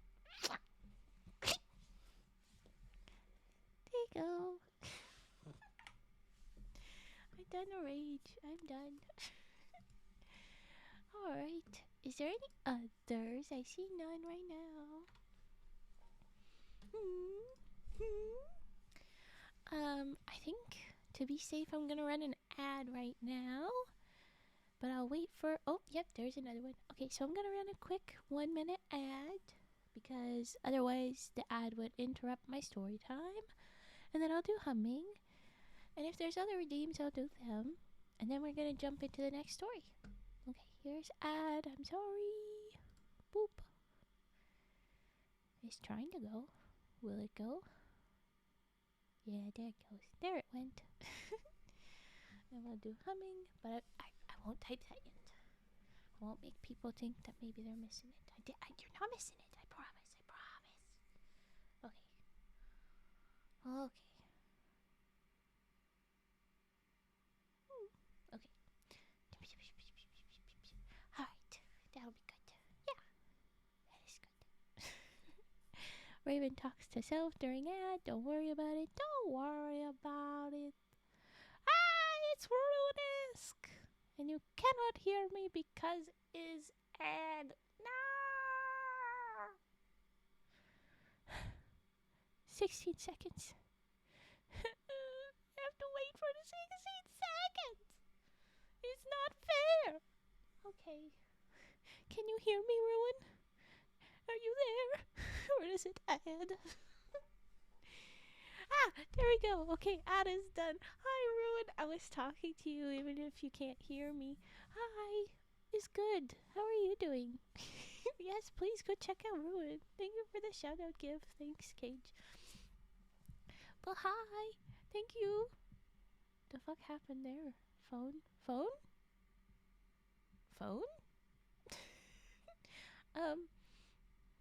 Anyway. Yes! Glad you can hear me now. I don't know if you could hear me before too, 'cause delays and the like. But I was just muttering to myself, ugh, I can't even talk 'cause Ed, oh, with your bonk. Yeah, I don't know why it's age, but it's okay. You always tell me you want to play ASMR Steam. Ooh, started a journey. Child, don't even.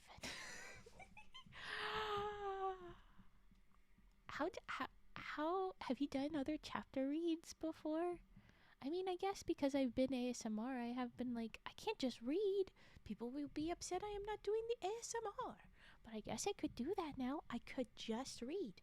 I could just not stop and I could just ignore chat and you could have your own chattings in chat where I don't pay attention. And I could do that. If I did, I probably would have started with The Hobbit. But I can't now. You're reading it. Ugh. No, I'll wait. Don't worry.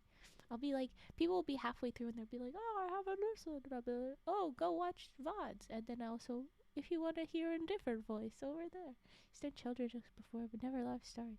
These one been there. Ooh. Okay. Well, tell me how it goes. Oh, it's a favorite. I've done ASMR handcam streams where I read children's books. That's so perfect. I haven't thought about having it. I have like none children's books. I used to have some. They're in another place. I could get access to them. I could do. Oh my gosh, that's so cool. But good on you. Oh my goodness.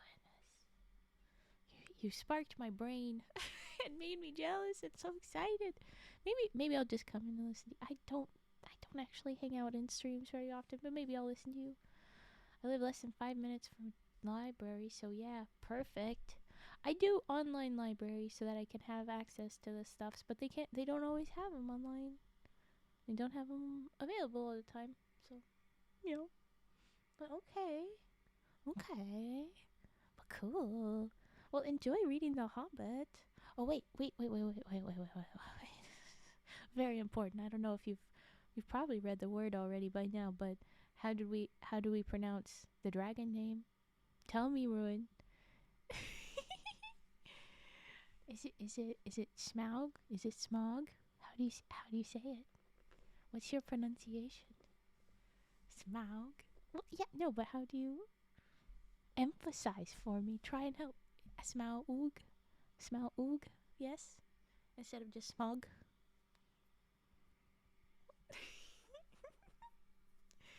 I like making a small problem and something that there isn't really a problem. So that's why I ask. um, smog is a place where. Yeah, I know, but like, how do you choose to? You pronounce smog? Okay, cool. He knew what he was doing. He absolutely did. All right, with all of that lovely distraction, I'm gonna do humming and keys before our next story. You can tell by our title, maybe, probably, we're doing creepypastas tonight. So welcome in, little raiders. Hellos again. Sorry, I was pretty much just talking to your leader. Um, but yeah, we're doing creepypastas, and the next one is called Angel, and unfortunately references Christmas in the first sentence. That's not the time we want. I could skip it and go for a different one, but I've been doing the exactly as it pops up moment, so I'll leave it as is for now, unless there is a giant protest from the lots of you. Let's do humming and keys now. Let's do that. Okay.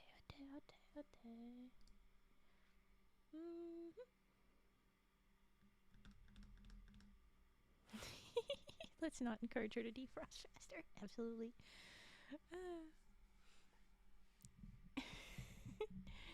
Oh yes, good you saw that. Yes.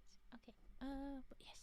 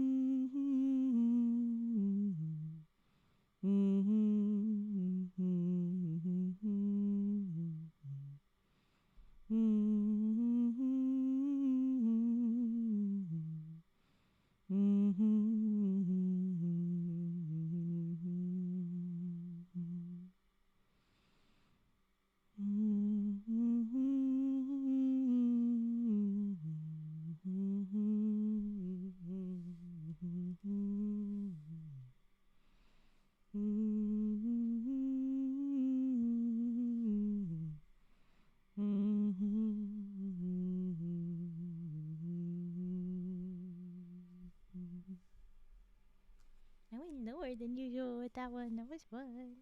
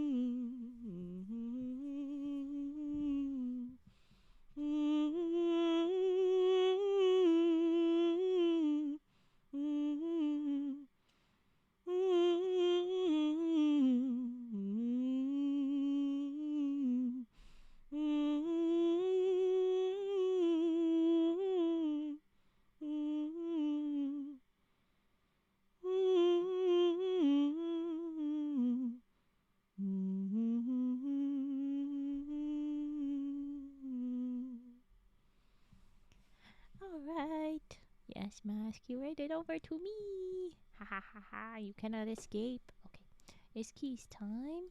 Keys for the turt. Keys for Turt Man.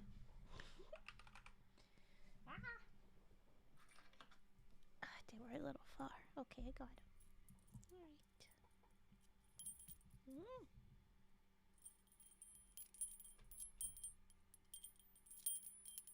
Ah! Wow. Wait. For, for, what? Thank you, Pudgy. Oh my goodness. Let's get this. Are you not loading for? Why are you not? Okay, there you go. 7 TV version of Money Frog. But Money Frog. There you go. Thank you, Pudgy. Oh my gosh. I will restart keys in a minute, Turt. But thank you, Pudgy. Okay. I go back to keys now, but thank you. Here we go.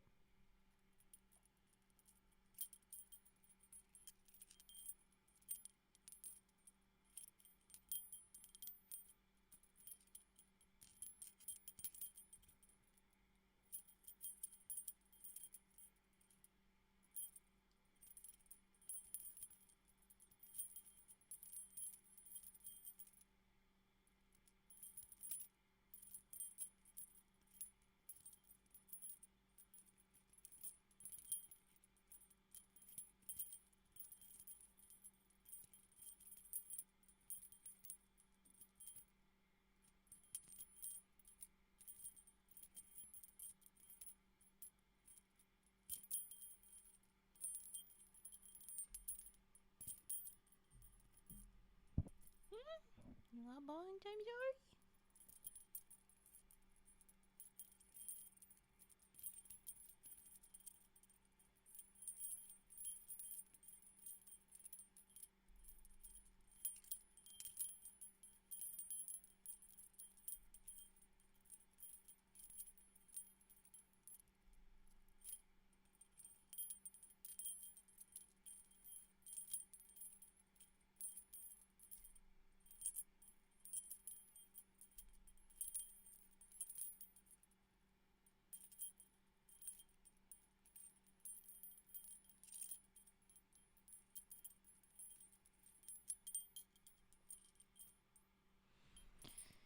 So there you go.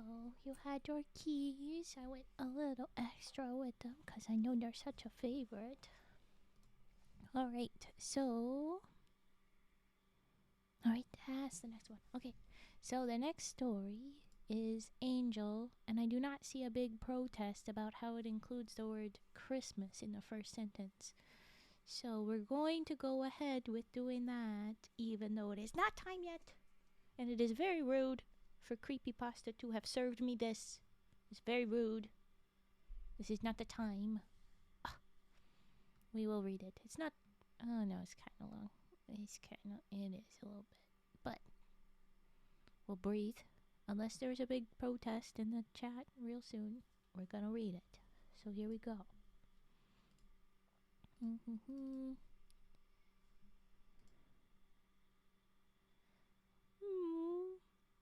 Yes, be angry, Violetta. Be angry. Yeah, I wish I could do the heartbeats better. Not my pagan Minecraft server. Yeah.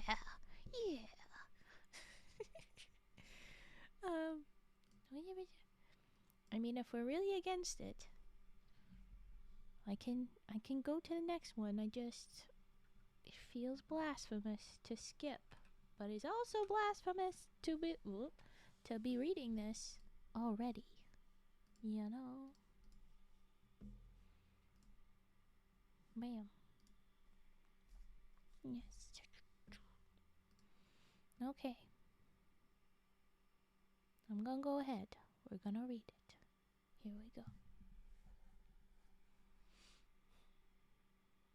It's July. It's not long. We're well into October. Oh, isn't... That's a Brooklyn Nine-Nine thing. Oh, honey, we are well into October. It was like, it's a Jake and Gina moment. I forget what he thought it was, or what, like, when in the story it was, but that's the whole Brooklyn Nine-Nine moment. Okay. All right. I have to agree with Long. You have to agree that it's July. Okay, no. I got this. If I can.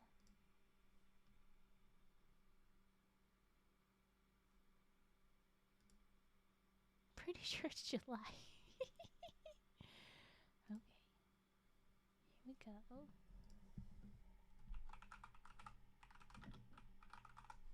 You have limited time to respond.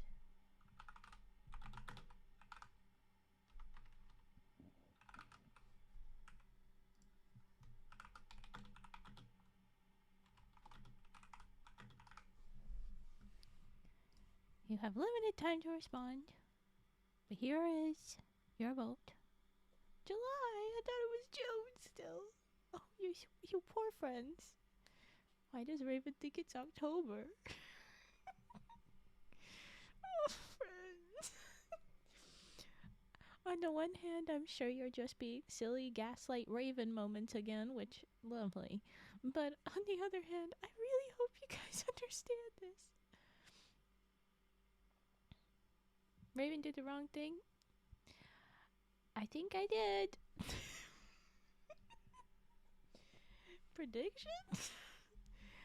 Raven has limited abilities. Cage, do you want to do it better? Cage? I don't know. Keep it a gamble. I think you're the only one that gambled. No, I'm not creating new.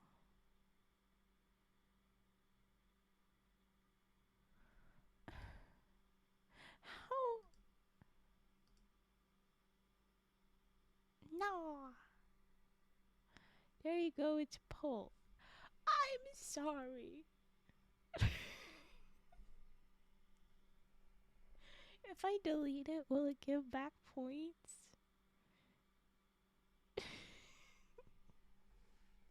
How do... I don't know how to. Oh my gosh. Yes and done? Okay, well then, thank you. Fine. Alright. Quickly, vote! There's only a little while left. And there's only 3 votes. It's disappointing. Thank you for Hooked Her. Thank you. Unfortunately, people seem to be saying yes to Christmas. Oh, stretch. Thank you, Pudgy. No! Take my points back. Yeah, okay. Okay. We have a decidedly, yeah. Christmas can be scary. Grandpa's keeping me awake at night. It's true, it can be scary. So we're reading Christmas. Alright. Well, we're reading Angel, but it's about Christmas. So here we go. Who else could have asked for a more perfect Christmas morning? Who else could have asked? The phrasing is who could have asked for a more perfect. Anyway, okay. The sky's not quite dark yet, but sorry, not yet. What? Brain? You should make a 10-point for Team of Just. Take my points just for Tater. I feel like Tater would throw them all away always. But that's fair. Take my points. Okay. The sky's not quite dark yet, not quite bright. Snowflakes gently pelting against the windows, the fireplace giving a warm, comforting glow, and the tree itself sparkling with glitter and multicolored lights. In this case, lights of blue and white. James himself loved these types of mornings from Father Winter. Why James himself? Why not just James? What? Okay, especially when it came to Christmas and snow days from school. The toddler sat in the middle of his family living room surrounded by torn paper and empty packages of presents. His mother, Hazel, sat on the sofa couch smiling as she adjusted the radio's volume so the classic songs of the season could be heard well. When you need to hit the essay word count. I think that's... But they don't... In this, I don't think they do. Anyway, okay. Teddy, James's father, smoked his pipe, also grinning at his son's enjoyment of the various gifts he's received from their relatives. "You've opened everything, honey?" Hazel asked. James took a sec to look around at the new toys, books, games, and money to spend on whatever he pleased, nodding enthusiastically. "Everything?" his father chuckled. "Yeah, everything, Daddy." Oh boy. Teddy placed his hands on his knees, rising from his usual spot. "Oh, I don't think so, buddy. Hold on a minute. There's another streamer who has a 10-point and 1-point version of that, so you can have exactly as many points as you need." Why? Why throw away your points? I don't understand, but okay. Okay. So yes, Teddy's gonna get another thing. With a wink, he headed out the door that led to the garage. James was confused, staring at his mother for answers.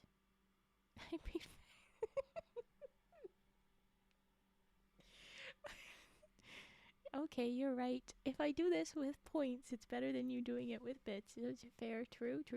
Okay. All right. Maybe I'll do that. Maybe I'll get rid of one of my redeems.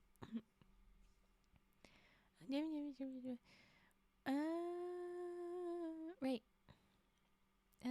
Staring at his mother for answers. Hazel only shrugged, a playful smile on her face. His father then returned, somewhat struggling to carry a large box wrapped in red paper and tied with a curled green ribbon. Oh, sorry, I read ahead. Oops. Okay. I was like, what do you mean you're struggling? Okay. Stop doing that, Raven. Anyway. Curled green ribbon, yeah. The young boy's eyes widened in surprise. He had done this for his previous collection of presents, but something about this one Teddy brought in just now, it felt so appealing to him, and he had yet to even open it. There you go. Go on, open up. It's all yours, son. James needed no convincing. His fingers quickly fiddled with the ribbon, loosening it off the box. And the instant he did so, a small noise cried out. Not just any type of noise, a yip or yap, or he pulled off the wrapping and removed the lid of the present, eyes wider to the point they might fall out of his head. Inside sat a puppy, staring up at who would be her new master and tail wagging. Her fur was pearly white, spots of black decorated her body all over, and her eyes seemed the most interesting to James. While most Dalmatians had eyes of either pure brown or solid black, this one has eyes of blue, pure, icy blue. Maybe it was because one of her parents could have been a different breed of dog. Husky, perhaps? They were well known for their bright blue eyes. No, Pudgy, no, don't do that. Don't do that. Don't be insane, Pudgy. That is for safety from the weird bits monsters. We have not given the all clear yet for bit safety. Don't do that. Okay. James, what do you say to your daddy? You're gonna make me say that. How many times are you?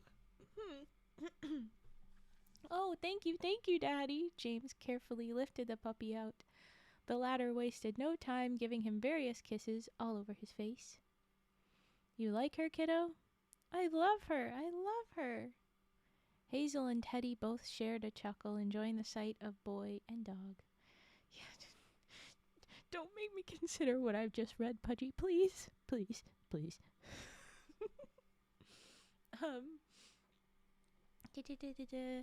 Remember, you have to look after her and take care of her. She is your responsibility. I know, Mama. So you got a name for her, son? Teddy got the camera ready. James put on his thinking face, still holding the puppy in his lap by her underarms. He wasn't sure if he wanted to go with a cliché name like Max or Trixie. No offense to those who had named their dogs those names. I'm sorry, has anyone met a dog named Trixie? Because that sounds like a different kind of thing that is a stereotype name. That is not a dog stereotype name. That's a different stereotype name. And they would say, yes, Daddy, a lot. I'm just saying, what? Anyway, yes, actually? Well, dang, okay. I ain't never. Okay, but he noticed something along the animal's back. Her spots seemed to form some type of wings, almost angelic. Angel, you're going to be Angel. Angel barked in reply, once again attacking James's face with kisses as he laughed in response. These two were going to have a beautiful relationship for a long, long time. As James grew into preteen years, he learned very much how to care for Angel with Hazel's help, how to feed her, clean up after her, give her baths, and take her on walks around the block. The easiest was playing with her. No trouble with that lesson. Yes, this seemed like a happy family until Teddy lost his job, turning to vodka as his only comfort. Jesus. Why does this feel funny to me? I don't know. This slowly turned a once loving father into a brute of a man. Person in a trailer park my dad used to live in had a dog named Trixie, a retriever, I think. Well, nope, we're gonna shove those comments away, Raven. Okay. This slowly turned a once loving father into a brute of a man. Yes, the sad bit. James nowadays found himself hiding in his bedroom, tears running down his face, listening to the verbal violence between his parents, and hugging Angel close to his body. The pup in question would try to comfort her master, gentle licks on his cheek. It was already scary enough to hear the shouting and screaming below downstairs, but what was the most terrifying was Teddy stomping his way upwards. Hazel's protests falling on deaf ears, and he would barge into James's room ready to take out more frustration on his son, who cried while Angel could only yap in anger at the older man. By the time he had reached 16, James was hardly happy like he used to be. And it wasn't even a happy choice to be pulled out of school, away from his friends, and doing online courses instead. Didn't feel the same. What?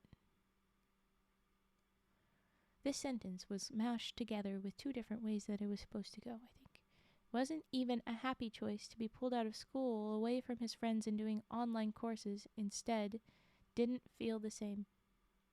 Okay. He was stuck in a reluctant routine from spending time cooped up in his bedroom on hour's end to taking Angel out of the house as long as possible.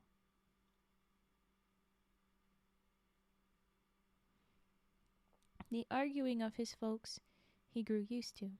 However, it still concerned him that Hazel could not stand much of a chance against Teddy in his violent, drunken state of mind.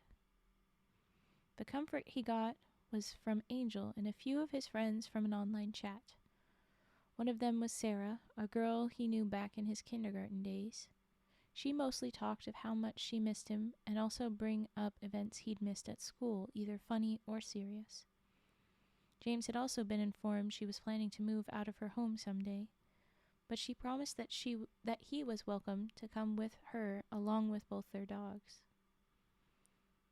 He wasn't sure about the idea, having to leave his mother with his father being like this, but he would at least consider the offer. He was broken out of thought by the Dalmatian, leash in her mouth and pawing at the door. A glance at the clock told him it was after 4, and he stretched. Time flies fast, sort of.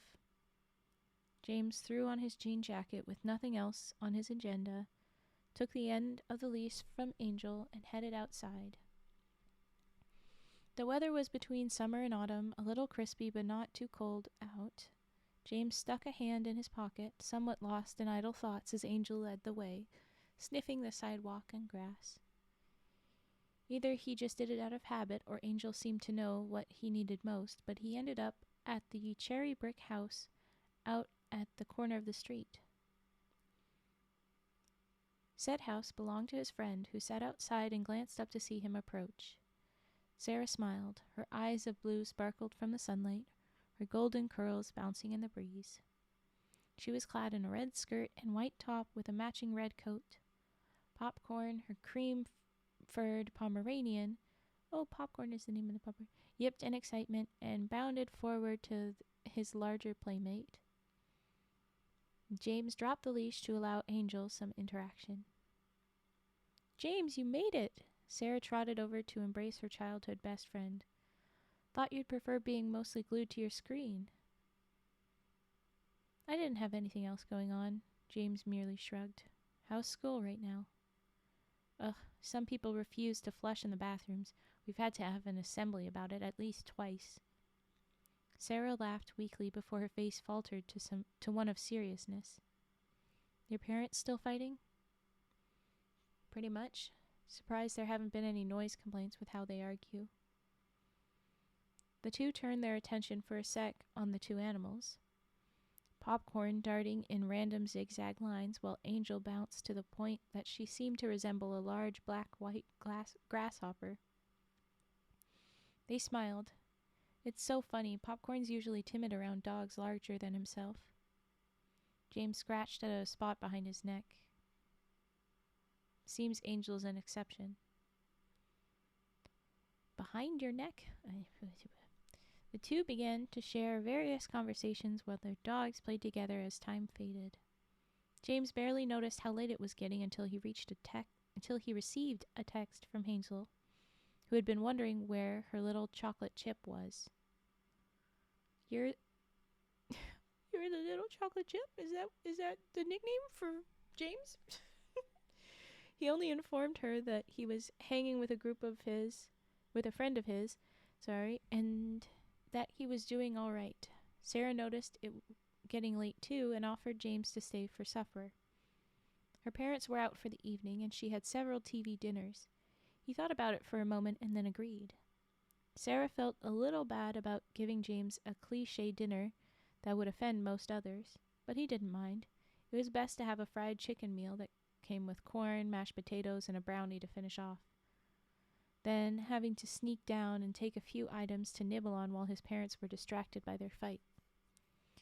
The friends sat on the couch together while Angel and Popcorn sat by their respective masters' feet, watching on Netflix Green Eggs and Ham that everyone had been raving about recently. Fascinating to take a simple children's book and turn it into something rather emotional and enjoyable. Is this a real show? Did they really do that? I would not know. It was rather dark out when James finally had to head home with Angel. Sarah offered him her flashlight to borrow to find his way. They both waved a small farewell and separated. As the boy and Dalmatian approached the house, they began slowing down. Would Hazel and Teddy still be awake? Would James get in trouble yet again for staying out this late? Sure, he had informed his mother, but not his father, so who knew? "I don't know. Are they raving about Green Eggs and Ham? Is that even a show? I don't know. It could be that they made it up for the story. I don't know." James switched off the flashlight. "Okay, let's just say you got distracted by a cat and it took a while to stop chasing you down." Angel gave an offended snort. "Angel would never." "I know it's not like you, but I'm running out of excuses." He reached slowly for the door, pressing in the code to unlock it, and stepped cautiously inside with Angel by his side. Carefully now, he just had to make his way towards the staircase and head for his room. The lights came on, startling them both. It is a thing? Well, this story has all just been an ad for that show. I guess. I'll have to Google it. Okay. Okay, so the lights came on. Well, shit. James, is that you, honey? Hazel made her way down to greet her son. You've been gone more than usual. Mama, I told you I was with a friend. You remember Sarah? She offered me to stay for... The hell have you been? Teddy followed, more likely stumbled down the stairs. He'd been drinking yet again, as James could tell from that sadly familiar smell. Dad, I was with a friend, and she... That blonde little brat, was it? You know how we ought to feel about them selfish rich folk. They can afford more than us and tend to rub it in our faces.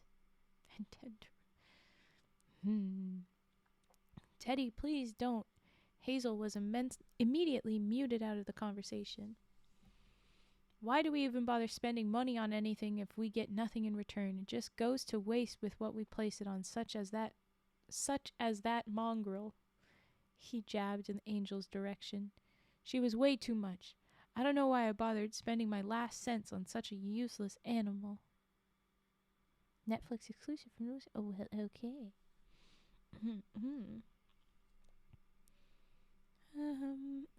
James felt a spark of anger.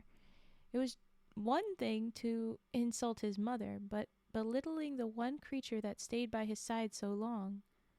Did his mom not also... Okay, fine. If you think you can just... I'm not thinking, boy. I know. Best we get rid of her to save us some real cash. Got it?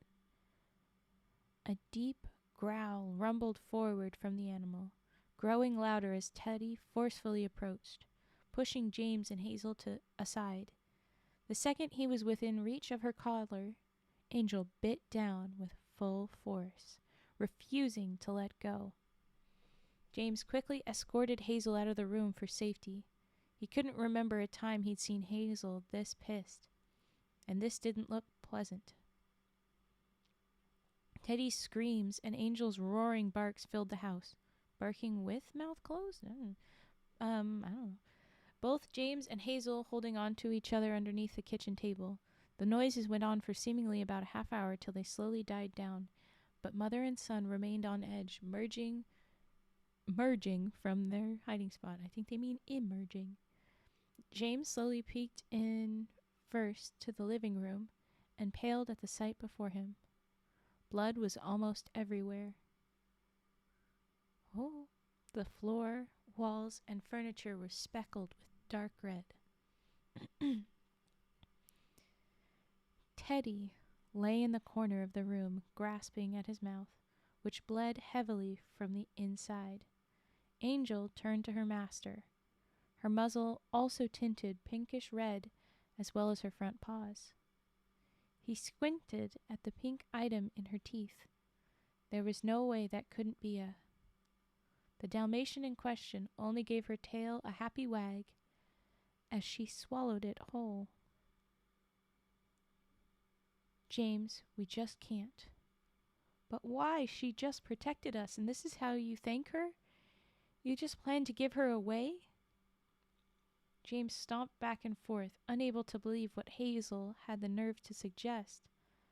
I don't know how she would turn into such a dangerous animal, but Dad was the dangerous one. Can't you see that he's straight up fucked in the head now? James, enough. No, not enough. I'm not sending away Angel after all she's done for me, unlike you have. Talk about... There was nothing Mom did wrong as far as we were aware. Okay. Wow. This writer, I think, is just going... Okay. James clenched his fists in anger. You think I liked being pulled out of school, away from my friends? Away from the only other safe place I had from you two? Please, it's hard enough with your father's condition as it is. He used to be my father. Hazel was slowly moving away from worrying concern to annoyance at her son's persistence. All I'm saying is, do you enjoy being his punching bag? When did my mother all of a sudden become a masochist for that asshole? Stop it, James, please. That's the reason you refuse to leave him, isn't it? You care more about your own bitchy needs than you do your son. Excuse me? I want to stop reading this just for the way this kid's talking about his mom and about what, like, excuse me? Her what needs? Her own what needs? She is being a punching bag. Why would you call her that? Oh my god, kid. I didn't want to be judgy of the writing. I would say it when it clearly tripped me up, but some of these things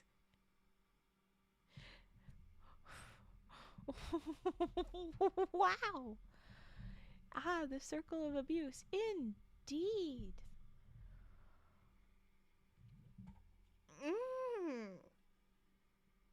Unhappy with this.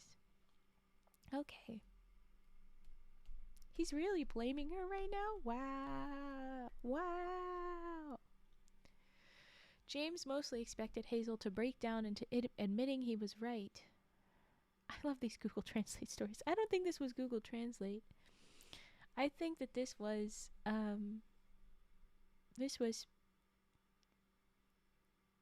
like a few of the things say it's more from what you hear, like specifically when they said merging instead of emerging. Merging means something completely different from emerging. I think that one is straight up you heard it and you didn't know it. So you're writing it maybe still second language, but like this is not translate. This is just didn't know it. But okay. I'm not super impressed. So he's expecting her to just admit he was right? Wow, okay, sure. He just didn't expect her hand to make contact with his face, knocking him backward. Because now, the story writer has to confirm that mom is bad. We already understand that that's what we think of mom, but we haven't said that mom's been bad. This is when she's proving herself a villain, is what's about to happen. And I am deeply unimpressed. But okay. He just didn't expect her hand to make contact with his face. I mean, maybe if this had been something that happened before, I would have been on board with the mean things that he said.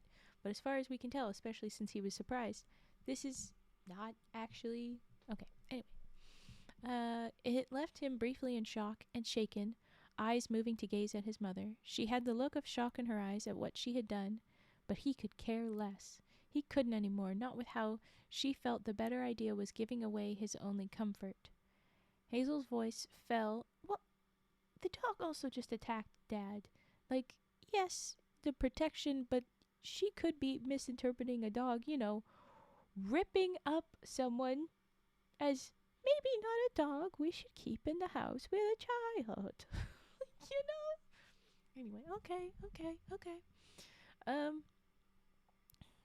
Hazel's voice fell on deaf ears as James rushed up the stairs, slightly stumbling as he slammed the door to his room.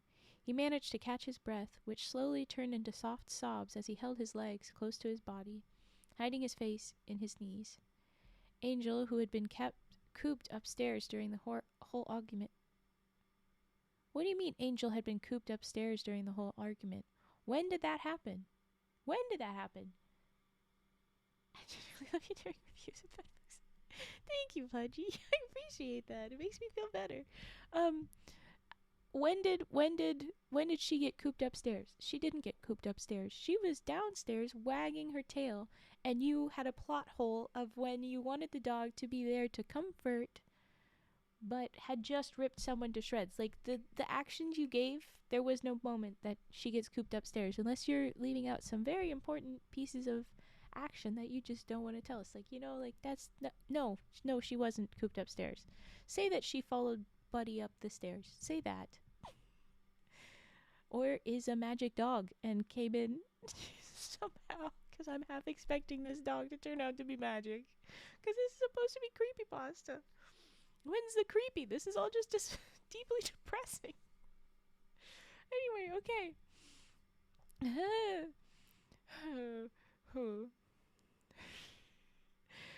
Angel moved her way towards her master, gently nuzzling his cheek. He eventually hugged the dog close to him. Her, covered in blood. You're about to be covered in blood too, right? No? Nuzzling his cheek, that does mean that you're about to have blood on your face. Right? Are we gonna address that? That can be ignored as well. Okay. And also that whole argument, are we not going to look into medical attention for Dad? As much as he was being a shit, he should probably see a medical practitioner. Okay, anyway. He hugged the dog close to him and then brought out his phone to dial a certain number. The choice had been made there and then. It took a few more years to plan out the best time and what to bring along. But sure enough, James was ready to move out with Angel by his side. Nope, Dad's dead. Rip. The end. And no one paid any attention. And the corpse stayed right there in the corner of the room. Like, no. Someone did something about that. Come on. Okay. Took a few more years to plan out the best time and what to bring, but sure enough, James was ready to move out with Angel by his side. During this time, he had hardly interacted with his mother. He didn't care to visit Teddy, who remained in the hospital most of the time. See, we did get him to a doctor. He still gave her his phone number so she could call him up, but if and only if she promised to get herself help and away from Teddy's abuse. Took a couple years? Yeah, it happened. Remind me of the words. You guys remember. If you request it, you gotta give me that. I think the honksies, you can give me the words then. I will sing. But okay. Yeah, it took a couple of years. That's fair enough. But also, like, if Dad was in the hospital for a couple of years consistently, that feels a bit long too. I understand the implication is he has lost his tongue, right? He's lost his tongue, and so that will take a while. But I don't think that's a couple years worth. But then maybe it was like after that, because the doctors were aware, that would have been alcohol withdrawal. He probably would have ended up in a facility after that. You know what? Never mind. It could have been years. Okay. You're right. So, and giving her the number to call him up, but if and only if she promised to get herself help and away from Teddy's abuse, very fair. That is very fair. Absolutely. Still didn't need to view her the way you clearly do. But okay. Hazel was hesitant, but promised that she would. I've helped put a tongue back together. It's not years. No, but I mean the second half, the part where he goes into, he's looking after him. It would have been clear, his withdrawal. So then the second half, that's what I think would have taken a little bit. I'm theorizing. I don't know how long. Could have been a year. That's what I'm really thinking. Not years but yeah, whatever. Okay. James loaded Angel into the back with popcorn. The back of what? I understand we think it's the car, but anyway, still. Into the back with popcorn, took his seat beside Sarah in the car, and off they went to their destination with a nod. We just jumped straight into the... Okay. The house they arrived at was located on one of those small streets where few families lived. It had a big enough yard for the dogs to romp around in, and even had a forest and a creek a few yards off. Excuse me. It looked nice enough to take a hike or even camp out at. Oh. There's a car now, apparently. Yes. Not surprisingly, it didn't take very long for various people on the street to welcome this young pair to their part of the neighborhood. And as far as we know, so they were preteens, so now they're teenagers. They're only teenagers at this point. They're not even young adults yet. They were preteens, so I was guessing, 12. It's been a couple years. They're 14. They could be 14 moving into a house together. How? But Raven, it's been a few years. It was a couple, wasn't it? No, it was a few more. You're right. They could be a little bit older. They're 16. They're still babies is all I mean. Clearly not 25 now. Oh, this kid would not be there for 25. And also, how would Dad still be in hospital 13 years later?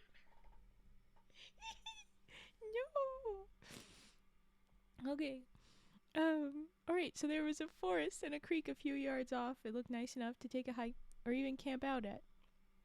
Not surprisingly, it didn't take very long for various people on the street to welcome this young pair to their part of the neighborhood. They brought gifts, such as bathroom lotions, baked goods, and those fruits cut into shapes of flowers. Angel and Popcorn even befriended a couple of the pets that came along to welcome them. There was Grumpy, the Pendersons' bulldog, Marmaduke and Scooby, the Hensons' twin Great Danes, and even Goliath, Miss Pennyaple's tiny chihuahua. Even a couple of alley cats roamed the area, one of them everyone nicknamed Scarface due to his missing eye, from what could have been a previous cat fight. Almost definitely was a cat fight. What else would that? What else? It was a chihuahua, yes. Named Goliath. You vote? You happy? Yay. Scarface was reluctant, but eventually he was won over. Okay, so the pups even made friends with the angry little cat. I like it. Me and alley cats are so fun. Anyway, okay. James and Sarah had a pleasant time living together once they'd settled everything and the house was set up the way they liked. Where did you get the money to have this? Is just Sarah that rich? And if so, why is she leaving? And if so, why are family fine with that? Okay, anyway. They enjoyed events such as barbecues with the neighbors, spending a summer's day at the beach, and many other activities. It's the way they say it. Just say it. They're getting married. Move along. Okay. Like, it's seen it 300 miles away. Come on. Anyway, over time, the young pair grew closer. This is why I say it. I wouldn't have said that if they just, and they enjoyed other activities. They were married. No, I would have been fine. But it's because I see that there's 5 more sentences. Just normal teen things. Hosting neighborhood barbecues. Like, they sound truly like they are 25. It's so silly. Okay. Oh my goodness. Over time, the young pair grew closer with each other as their friendship developed into something even more. First came their love once James dared to propose. What? Their love came once he dared to propose? Did they not? What?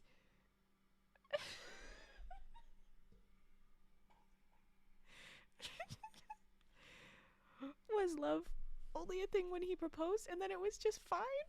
The fuck does this have to do with Christmas? This all started just because it was the Christmas morning being so perfect.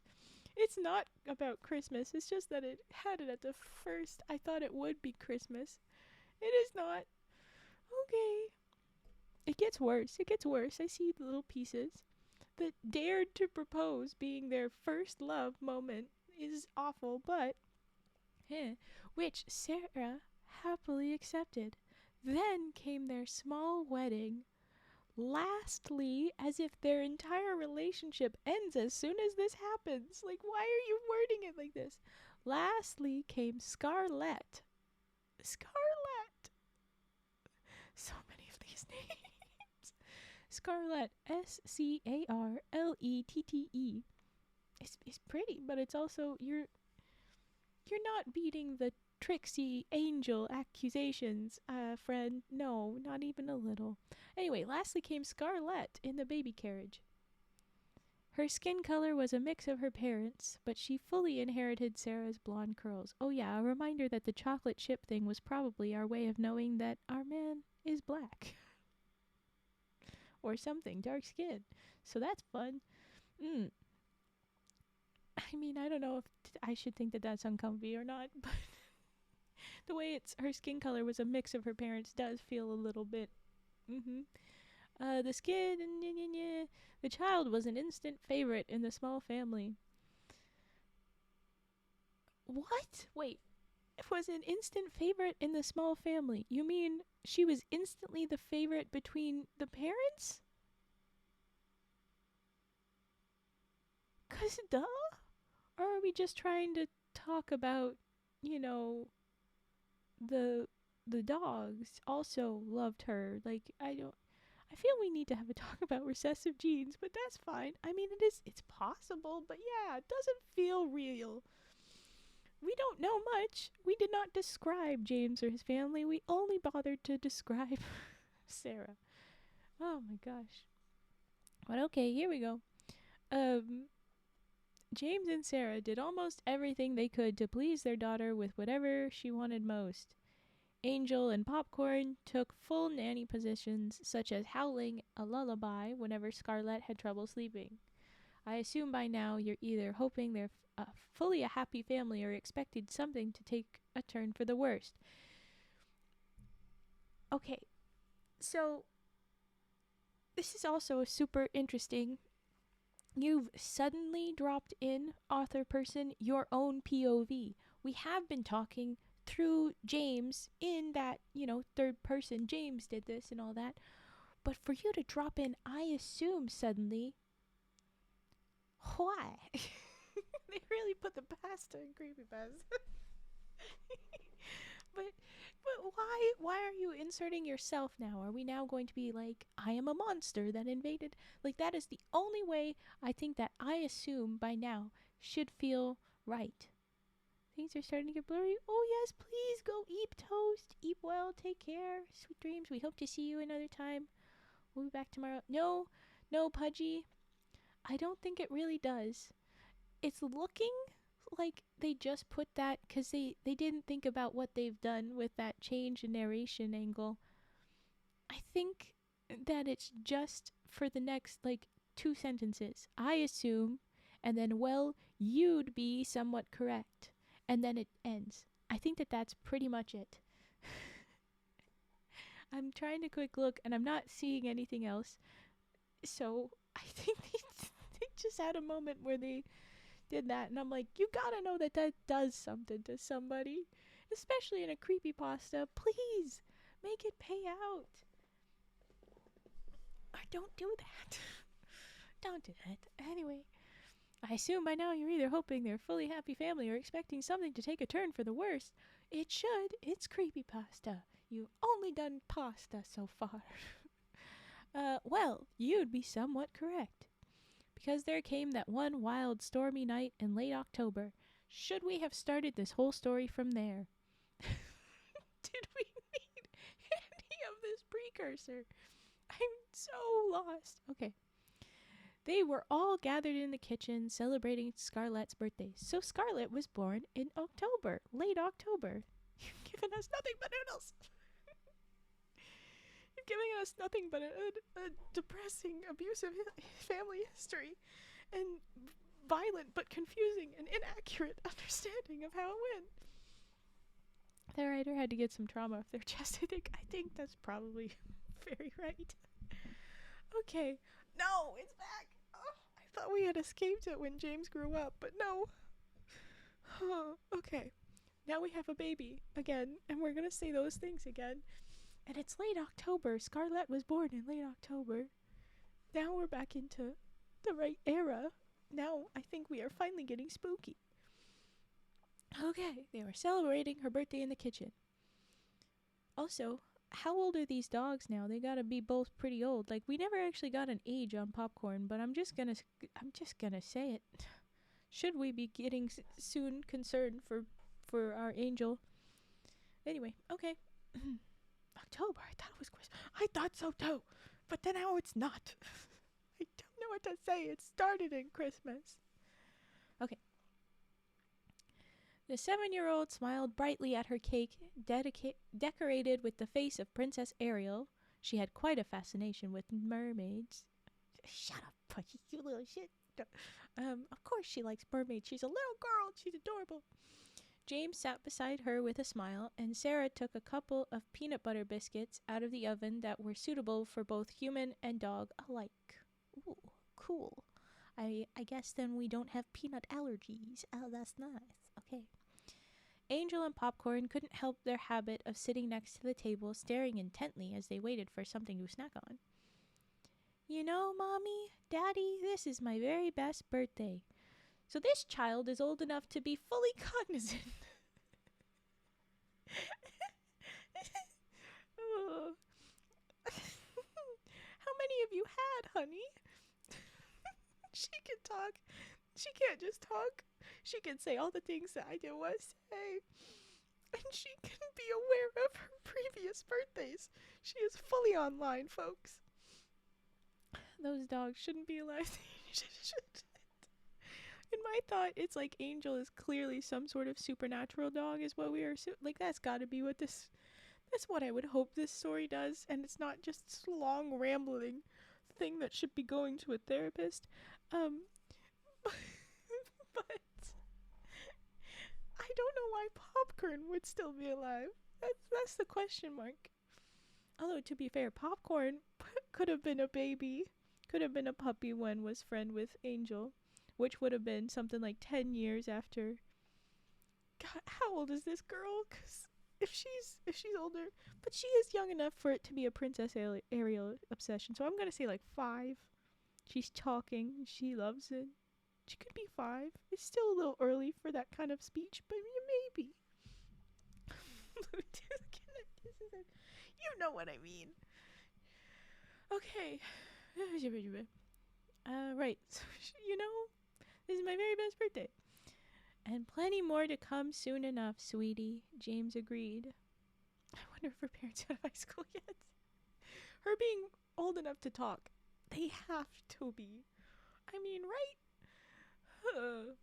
Oh yeah, in all of the description of what they were doing once they were there, not a second of that was, and finished school. Or went to work. Dad's...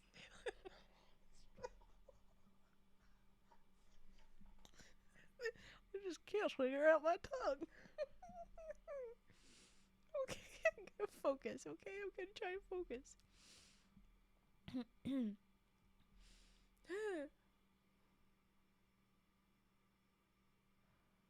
Ooh.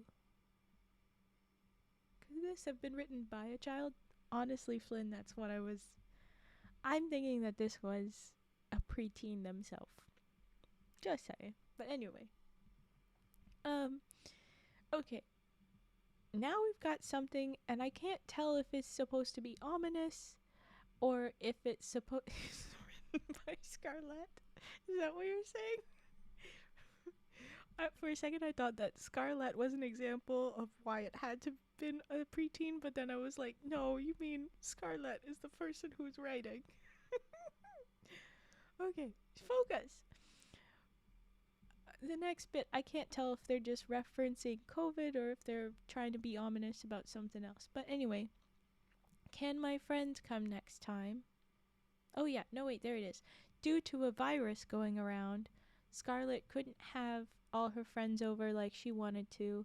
It was mostly to be on the safe side, even if they did wear masks. So there you go. Yeah. We'll have to wait and see, honey. Sarah set down the tray of cookies, smiling as she offered the Dalmatian and Pomeranian each a biscuit to scarf down. The family went on like they usually did, with a cake slice each. Scarlett enjoyed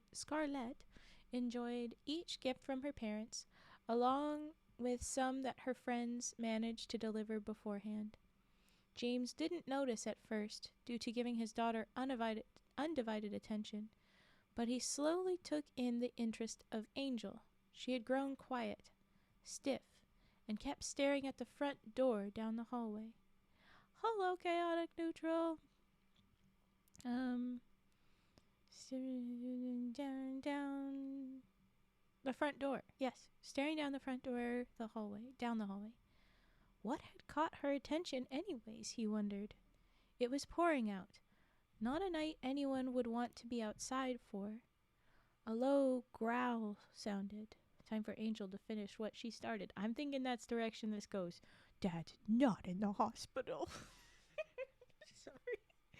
A dumb bit. I'm not going to catch you up, chaotic neutral. You're going to enjoy the chaos. It's fine. Okay, so it was pouring out. The low growl. A low growl sounded. That was Angel's growl. One James recalled a long time ago. So in the years past, Angel has not growled once since? Really? There's never been an annoying squirrel? Come on. Okay. Soon all their attention was gathered as Popcorn jolted to his feet, perked up his ears, and began barking like mad, like a little Pomeranian would. Do you think Scarface invited himself over? Sarah asked. Okay. If that's their typical reaction to Scarface, then that wouldn't have been, oh, growl I long understood. Come on.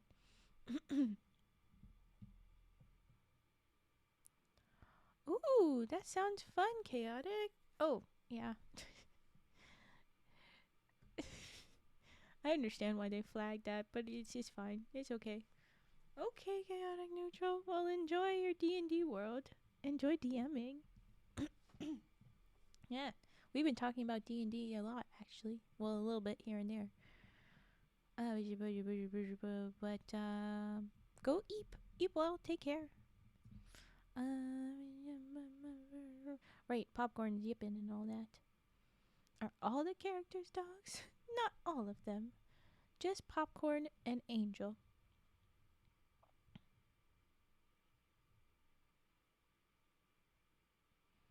What? Ooh. Okay. I mean, we'll see about that. But, ooh, okay. Oh, hold on. I got a cough. Somehow a frog got in there. Okay. Where the heck were we? Okay, so yeah, Popcorn's getting upset, and Scarface isn't a dog. Scarface is the cat. So it's like, if you usually respond to the cat with growls, then the growl James recalled a long time ago would not be relevant. Anyway, so no, Sarah, it's not freaking Scarface. Anyways, Sarah asked, trying to lighten the sudden situation. Cat is a dog? No, stop it. Okay. That attempt, sadly, ever worked for very long. I think it's supposed to say never. That's just a typo. Never worked very long. The front doorknob began to jiggle weakly. A good handful are animals. You're not wrong. But anyway, the front doorknob began to jiggle weakly, then rattled madly. Knocks, like gunshots, struck from the other side. James quickly pulled his wife and daughter close as the dogs stood guard, growling and barking at whoever was trying hard to intrude. Mommy, Daddy, who is that? Scarlett was beyond terrified. I can't say for sure. Quick, Sarah, get Scarlett upstairs and don't come down until I tell you. Like, you wouldn't probably bother with, I can't say for sure. You'd just say, get the hell up. Anyway, she didn't want to leave him, but gathered Scarlett in her arms, heading for the master bedroom. Oh, I got to freaking cough again.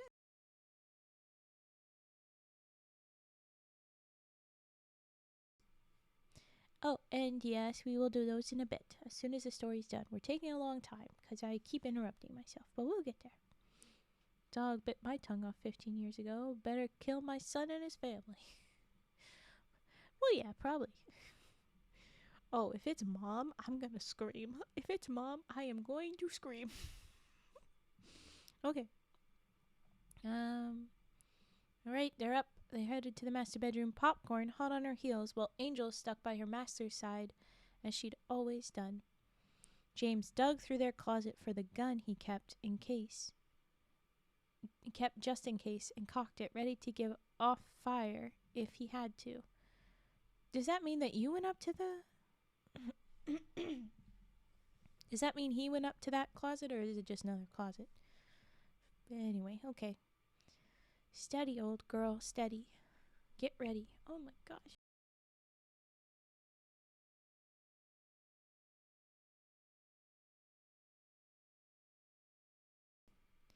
These frickin' frogs in my throat. The door eventually... I said how I was gonna scream, so hold on.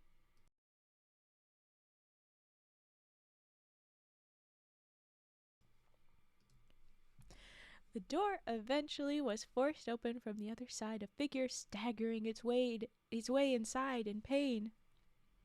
She looked older, yet James recognized her. Mama? Jesus, Mommy, you gave us such a scare. Hazel only groaned in protests, reaching her arms toward her son. Tears streaked down her bruised face. What's wrong, Mama? James only got her sigh as an answer as she collapsed to the floor, a knife stuck in her spine, soaked in her blood. Oh my god, hold on.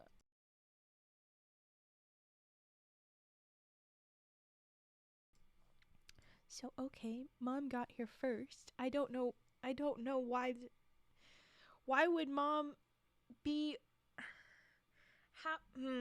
okay. And she had enough time to be frantically hitting the door and all that too. Okay.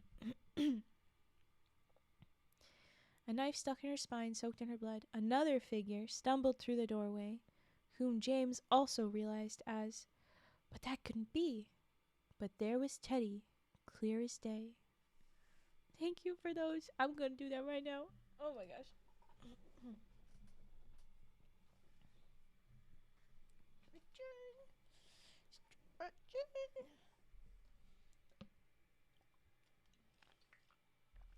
Okay. Yes, yes, yes. Okay.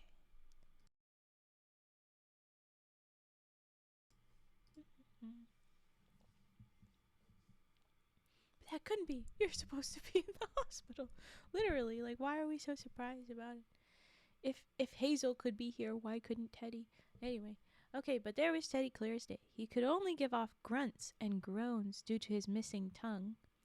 James, growing horrified, began backing away, still holding the gun at this point. Angel growled loudly in warning, ready to attack Teddy if she had to. The disarranged man was moving closer and closer, then received a fiery pain in his hand. James fired a warning shot as they locked eyes with each other. So, he shot his dad in the hand? Or are we talking about the oh my gosh. Anyway, someone's hand hurt and a fired shot went out. I don't know if warning shot was the one that hit. Okay. Fine. Yes, James got his gun from the closet. We did confirm that. Oh my gosh.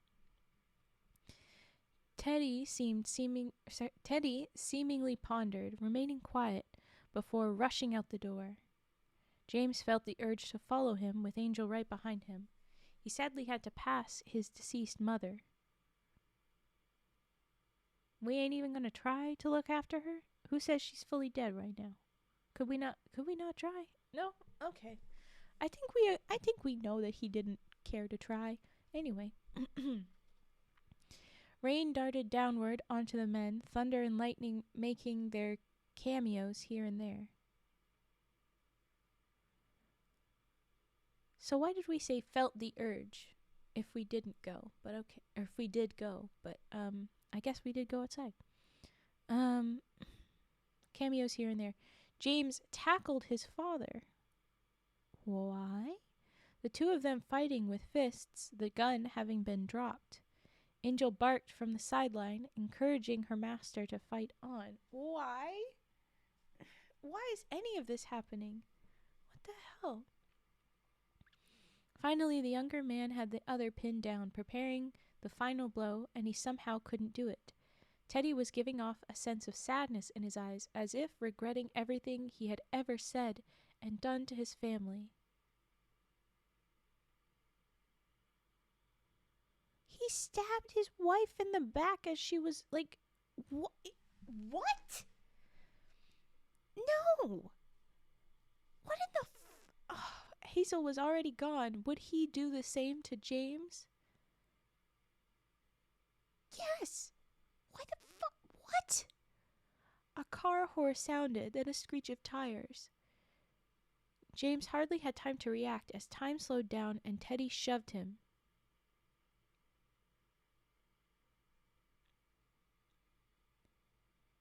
Don't tell me. Oh my gosh. Next came a blur of black and white. His head was swimming painfully, pounding hard against his skull. James sat up as best he could, gripping his head. He felt dizzy, almost sick, and lightheaded. Concussion. He eventually opened his eyes to the rain falling, but extremely slowly.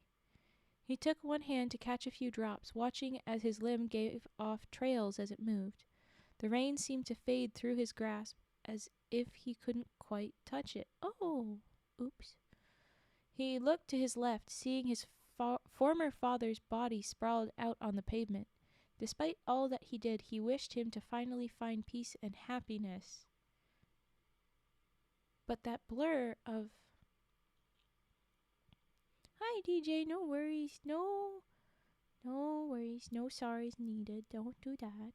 But, we're in the middle of the very confusing moment in this story that's been a mess, but okay. That blur of ... He turned to his right to meet a dreadful sight. Angel, his beloved Dalmatian, the comfort he had growing up, was also displayed deadly still. He moved his best toward her, choking on sobs as he attempted to hold her close one more time. No, Angel, come on, old girl, please.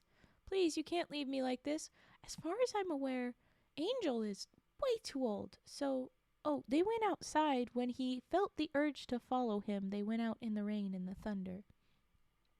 Lightning being cameos here and there, which says that there's a lot of lightning really fast, but okay.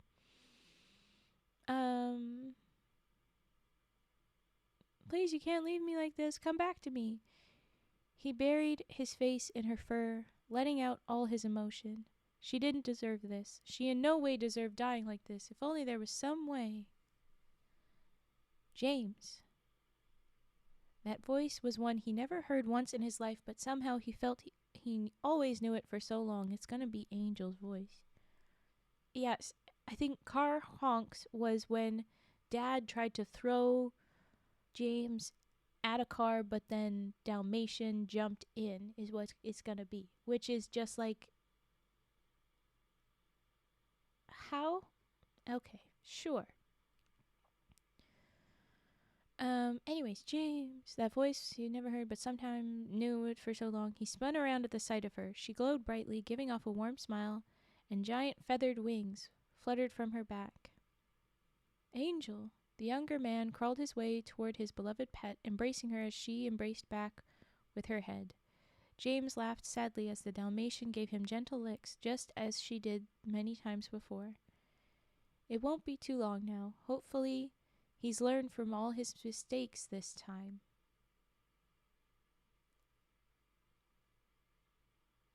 He spun around while sprawled on the ground. He had crawled over to the body of the dog, so anyway. James looked puzzled. Angel acted as if this wasn't the first time Teddy had. But how was that possible? Tell me, James, do you recall those interactions with all the animals you came across as a child? The time at the petting zoo or the playground he loved spending time at? And he nodded in answer. And those insects you didn't have to treat kindly but did regardless? James nodded again. So, okay, there was a moment... What do you mean, as if this wasn't the first time Teddy had done something? He did do something. What the fuck are you... Oh my god, I don't understand this. And also, it seems we are absolutely giving Dad so much more room and patience and empathy than Mom, who is just dead and we didn't think about her. Fucking great. Fridged. The women are just fridged. It's fine. If you don't know what I mean, it's a thing. Anyway, yeah, you looked after the animals. Yay. James nodded again. Well, there's a high chance some of them could have been me in a previous life or two. You? He couldn't believe what he heard. Some of those creatures were you? No. You've had Angel since you were a toddler. That was clear. This was an early memory. And you've had Angel all this time somehow. Anyway, so what do you mean? Multiple of those animals her in a previous life. I call bullshit. She shouldn't be alive this long, but she is, and I can't, no. Anyway, Angel smiled. It wasn't just me looking for a new life to move on to. Most others have as well. What? If we chose life to be one's pet, as I have been, we'd focus closely on a human to be our potential companion. But sometimes it can turn out to be a mistake. Huh? James could understand that pretty well. Good for him. It wasn't just me looking for a new life to move on to. What do you mean? What do you mean it wasn't just me looking for a new life to move on to?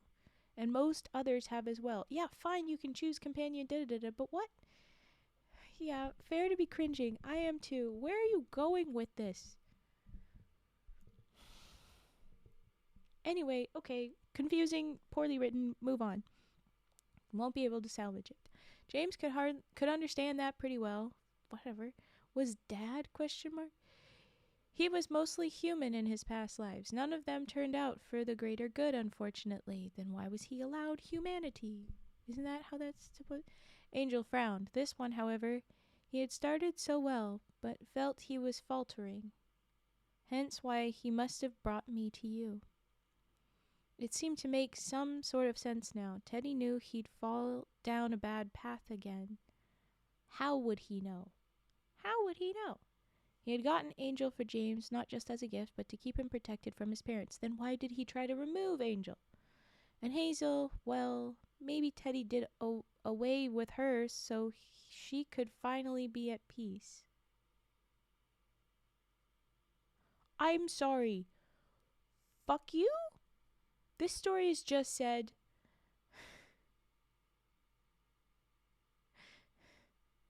I like the one where they didn't burn the plants much better. Same. It was still awful, but wow. I'm sorry, but they just have said, Teddy, this dad, this awful person that had been awful and tried to remove the dog and was abusive, and they had written it as, he'd gotten into the drink, he's had an affliction, an illness to have this addiction. And now you're saying that Teddy knew he'd fall down a bad path again, just cosmically, I guess. Knew that we need a pet to save him for how I'm about to be awful. And then in the next fucking sentence, and Hazel, well, maybe Teddy did away with her so she could finally be at peace. I got a dog for the boy and I just killed the woman because she. The fuck?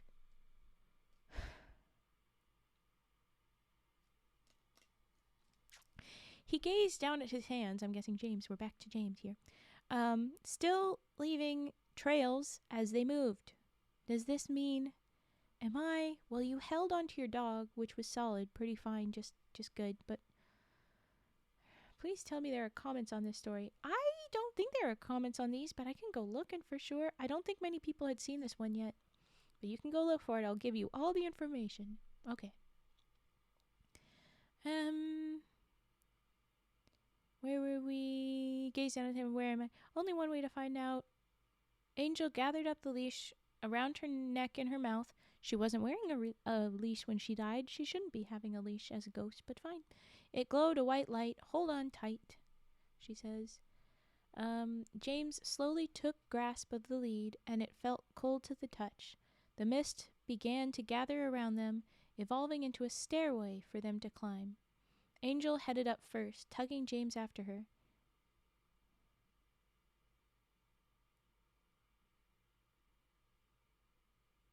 I just looked ahead and I'm deeply disappointed again. But okay. The mist began to gather around them, evolving into a stairway for them to climb. Angel headed up first, tugging James after her. He was a little surprised to find the cloudy pathway as solid, like in that Mary Poppins film. He kept his eye on Angel, trying not to look down, and doing his best to take the spots she somehow knew where to step. She'd look back a few times to make sure he was doing all right to keep up. He'd nod to reassure her, she'd nod in return, and they'd continue on their way.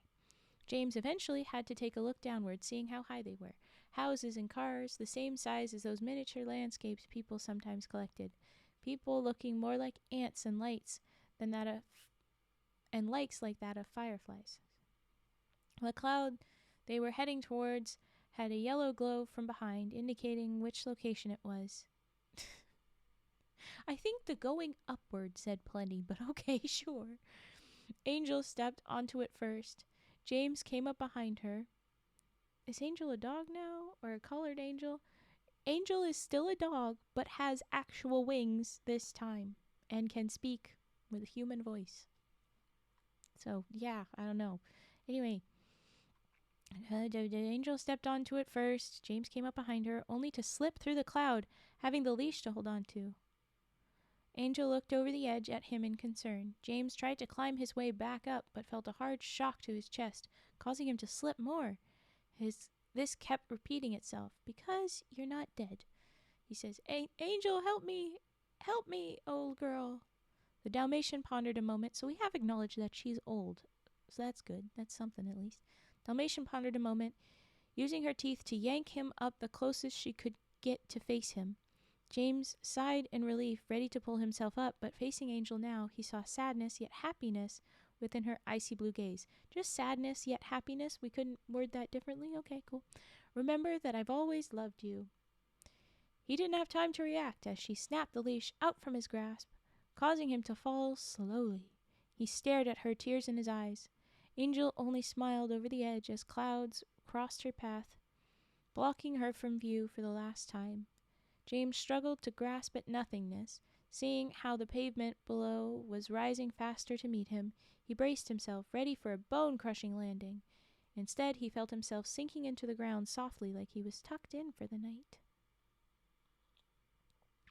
James jumped awake, finding himself in the hospital, surrounded by blinding white walls. The sounds of doctors/nurses. Oh, that's something from before. It didn't say black and white.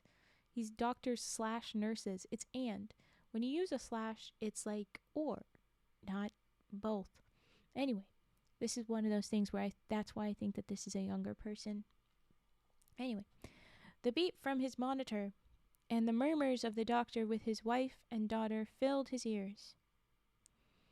So that it is doctor. Anyway, okay. It's not doctor or nurses. It's both. Oh my gosh. Okay. His soft groans caught their attention. Scarlett crying out apologies. Why is Scarlett apologizing? Excuse the fuck me? What? And Sarah assuring him he was safe and okay. James smiled weakly, brushing the locks of the little girl's hair, and gazed at his beloved, silently asking, Angel? Dad, I'm so sorry. That's all one sentence from one person. I thought that it was going to be James asking this when I saw it, but it's okay. It's Scarlett saying, why are you saying it to her? I guess because Angel's dead. Why would a little girl be asking her dad, Angel? And then, Dad, I'm so sorry. No, what the fuck? Anyway, he sighed, laying back on his pillow, feeling sleepy from the medication pumping into his veins. And how old is this kid? Yes. The voices and noises faded slowly away as he drifted into a heavy sleep. Wherever she was now, whatever form she decided to take or had taken by now, all that mattered to James was that she was happy being someone else's angel just like she had been his. The end. There is not an option to write comments here or read them. The end. Yes. There's no publisher's notes, author's notes. There's no other posts from this writer, Carly H. Carly, you don't seem to value women much. Just saying. You seem to really judge Mum. And then pretty girl comment, but not much beyond that. edited by N.M. Brown. You didn't do a very good job, editor. You missed a fair deal. Yeah, it has 2 ratings, and it's 10 out of 10. I don't know how. I'm gonna give it 3 because it was so mean. No, 5 because it is clearly traumatic. And it might not even take my thing in, but I've tried. Oh, there you go. Yeah, there you go. It brought it down 1.9 or something. And clicked for a new story. Waiter, this pasta has no creepy in it. I'd like my money back. It had spooky. I called it that Angel was gonna be some sort of supernatural. It's just that they put it at the very end, making it not supernatural, but just like how you die. But let me walk through the biggest issue with how it went spooky. 1, did not matter how we came to be friends or have the baby. The wife and baby weren't relevant to this. They were just set dressing, basically. And it was the way of saying, I started to move on with my life. That's all. It wasn't even supernatural. It's just Christianity with dogs. You're right. I would argue that that is still supernatural because it's beyond the natural. But yeah, fair. But that moment when it was starting to get spooky, we didn't need to know any of these info about the rest of the stuff that was set dressing. And then the moment Dad attacked, the way that went, I was upset that it was Mom at the door. And that was clearly her being like, oh, let's twist it. Let's say Mom's at the door instead of Dad. Because they'll expect it to be Dad. It was still Dad. It was just now wrong because there was Mom. Because think through how that attack goes. She's still alive. She is beaten and stuff, but she has a knife in her back. When did exactly the knife happen? It might have been the second before she fell. It might have been in there for a little while. But either way, this is the act of being attacked was happening on their way there. We didn't comment on a car being nearby. There was no comment on a car. Could have been a car, could have not been a car. But there was no comment on a car being there. So how did these two get here? And even if they were both in a car together, why are they in a car together? But more than anything, why are they at his house? How did they get his address? What, why, how are they even there? We understand Dad can't talk, is just grunts. But even when Mom was there, it said like her arms were reaching out to him when she fell, and that feels very like they were about to say, and now she's some kind of spooky. They did say there was a virus. Are we going to go down that kind of thing? Zombie? Is it going to go down zombie path? That could have got... Nope. Instead, she just dies, and we don't give her any medical attention. We already know that we hate her. Don't want to talk about it. All right. I understand people might be reading this and thinking that they have a trauma with Dad. I think this person has trauma with Mom. And they put it in Dad because this is the magic, and like they just dropped what they think is an abusive relationship, the most obvious abusive relationship on the thing. I don't think they might have experience, but I think it's about Mom, and that's the thing that they need to talk about.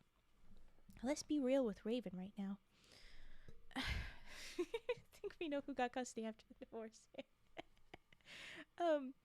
But, you know, we just dropped that. But more important is that Dad just suddenly doesn't want to do anything. There was the warning shot, and somebody had a pain in their hand. The way that was written was very vague and bad, because I can't tell if in that sentence, I was looking back at it, it was some sort of disarranged man. Is that supposed to be our person, James, or is that supposed to be Dad? Because it could be either. And felt a pain in the left hand. Could that have been because the backfire hurt James's hand? Because that's a thing. Your pain in your hand would be real. Or is it because you got shot in the hand? And it's the next sentence, James set off a warning shot. Was it there was pain in hand and then a shot? Was it an irrelevant? Why, like, were the two actually connected or not? And Giving the author a psych eval is weird.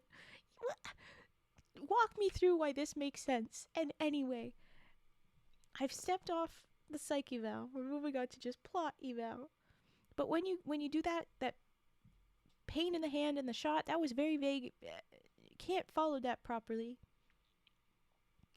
And then, whatever version of that happened, there was a gunshot, and then Dad walks away. And it's written as if Dad really did just ponders. And then walks away? What? Oh, Cage, please do write something. The story was a train wreck, absolutely. We do want Cage to write a creepy story sometime as a palate cleanser. I think it would be lovely. No, you're right. It's just funny to me. Well, thank you.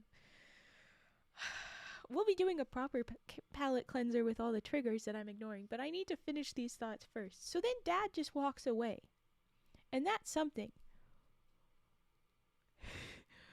But we went back into describing him, and as if, like, we gave him agency and we gave him care, and like, oh, would he do the same thing to Hazel, to James? Yes. Like, could he kill? He'd already killed Hazel. Would he do it to James? And like, yes, if given the moment. I mean, he seems to be walking away. That makes no sense to me. But given the moment, yeah. Oh, Mask, you didn't want to hear it. It's okay. Why did our author just not care about, like, we chose to write Dad as someone that killed Mom on a whim on this path to James, and Dad was just like, okay, I did that and was walking away, or got scared by gun and is walking away, but wrote it as this more, oh, maybe he'll recover, and even at the end with the talk with Angel, maybe he'll learn from his mistakes this time. What? In what any of this was teaching Dad anything? Best guess they didn't care. I know that they didn't care, but what it says, whether they were paying attention to it or not, why are you just fridging Mom? Why are you giving an abusive character so much care, whether you're aware of it or not? This story really put down women. Like, in such a subtle, not, oh, women are bad way. It's just a mess. And this story was edited by someone. I read out their name. They didn't say their first name. It was like NM something. So why? What the heck just happened? Like, what in the hell? Why are these the choices you made? I did not like. Clearly. But now we're going to do a bunch of redeems. So that's good. Oh my gosh. There we go. Anybody else? Anybody else feeling that? I want to take this moment to say I'm so happy I'm not the only one with an awkward bird emote. Pokemon or no.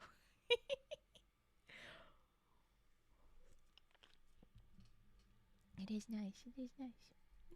Pointed an awkward bird. If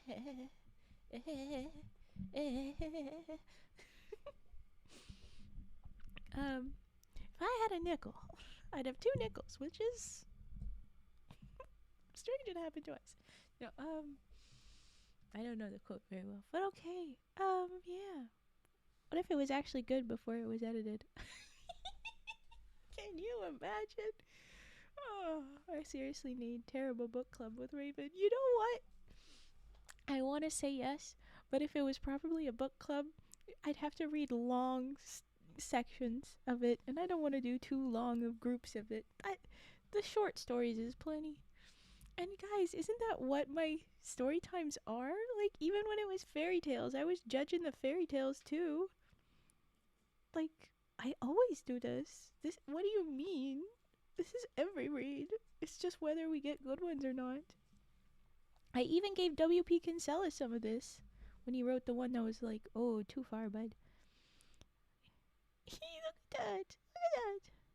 The spicy fairy tale? The spicy fairy tale. That's why we keep coming back. Yee, thank you. Yay. Good to hear. Okay, well, with that, I have rage puffing from nearly an hour ago when we started this. And I have Gunst song. So, LaHonk, do you have the lyrics? I just need, there's 4 lines and lots of repetition. If you give me those lines, we'll work with it. It's time for rage.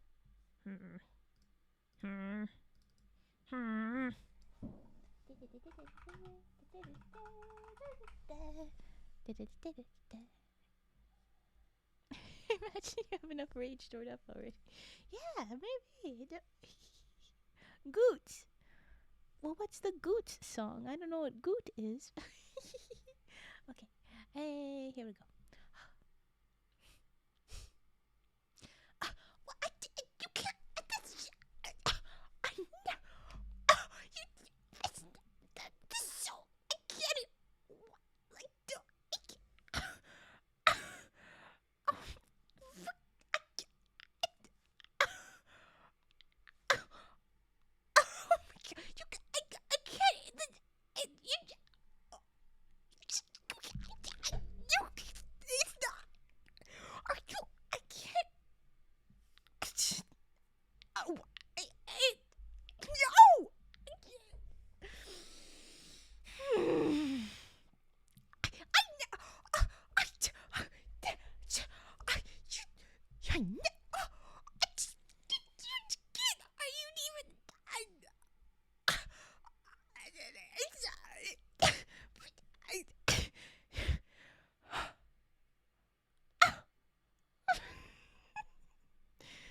that's it.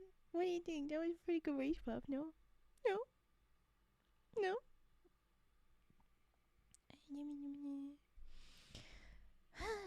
I breathe.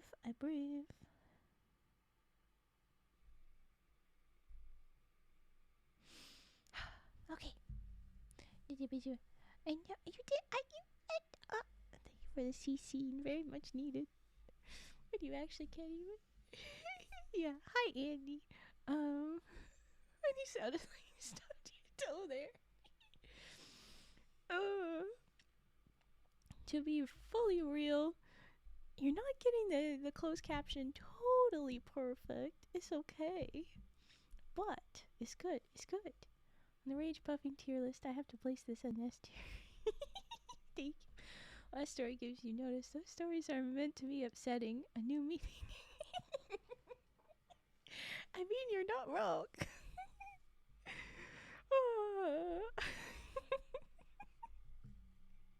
Okay. Let's move on to a very important trigger word. I'm gonna just boop that out of the way.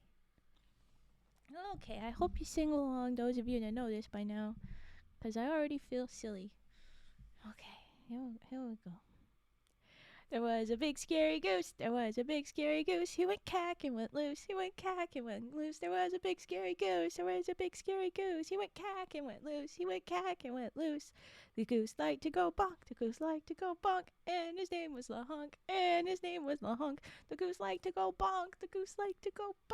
And his name was LaHonk. There you go. Unfun fact, it is 11:37 and I haven't even started today's artwork. Why? Pudgy, we already have had a clip of the song, but this one did happen very fast and high energy, so it's fair to clip this one too. We need to come up with new lyrics for the second verse,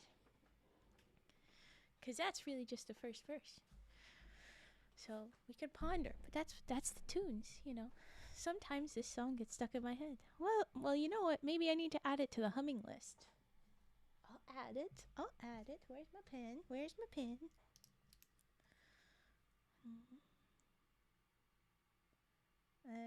If it would work. Ghost slash moose song, because it was originally a moose song. There was a great big moose. There was a great big moose.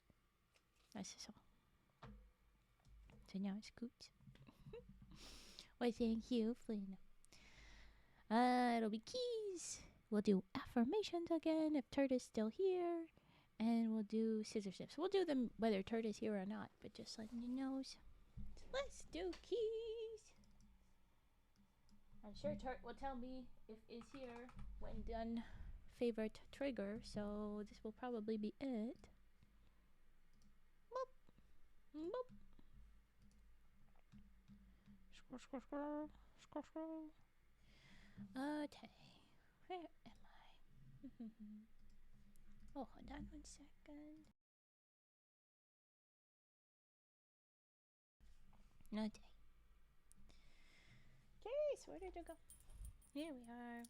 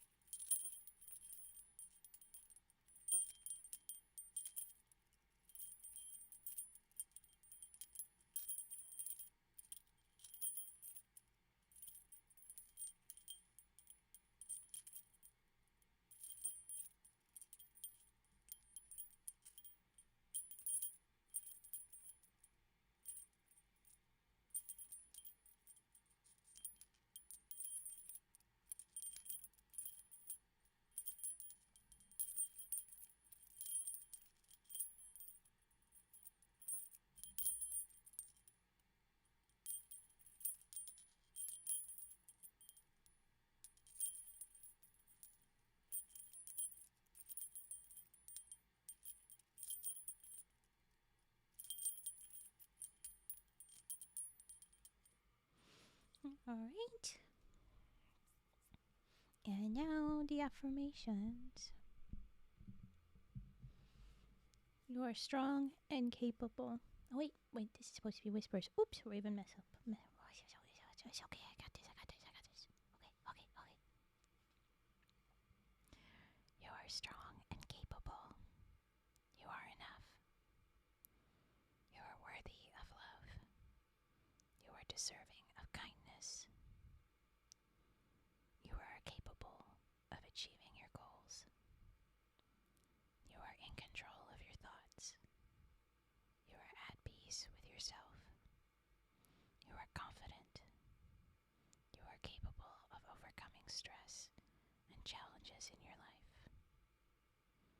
You are worthy of love and happiness.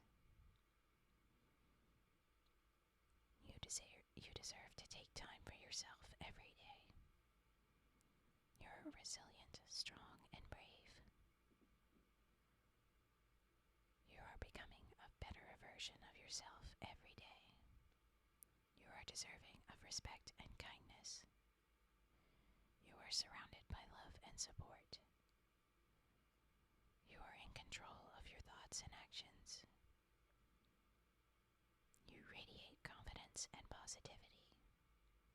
You are capable of achieving your goals. You nourish your mind, body, and soul. You are a source of inspiration for others. You are constantly growing and evolving. You will honor your needs and take care of yourself.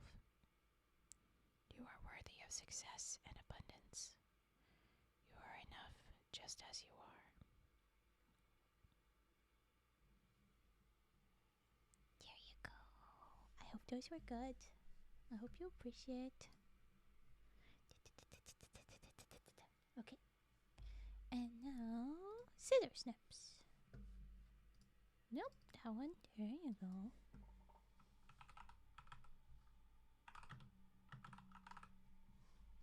Okay.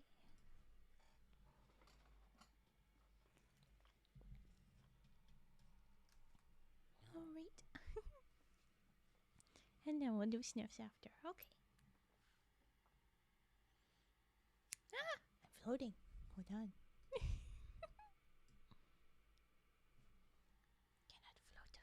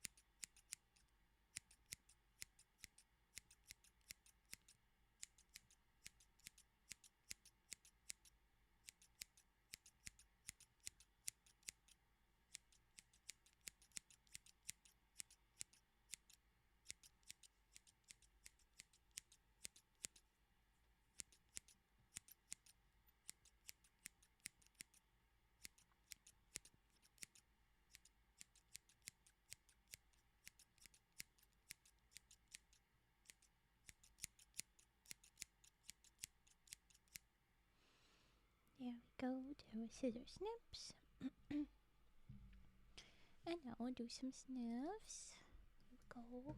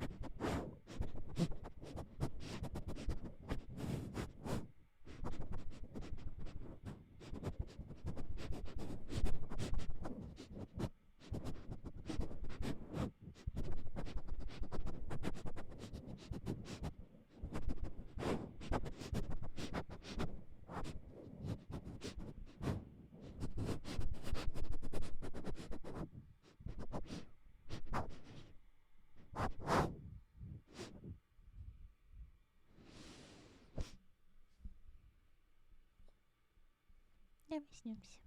Alright. Our next story is going to be up to... Oh,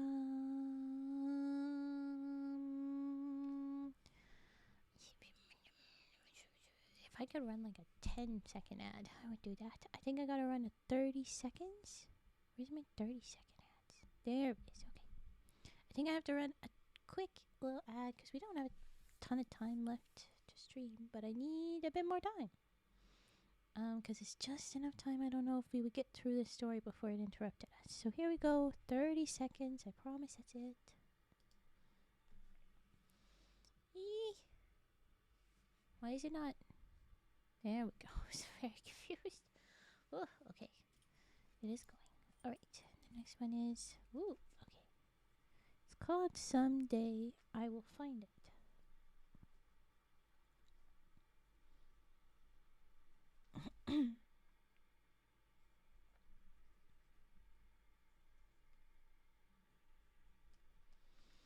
Sounds spooky.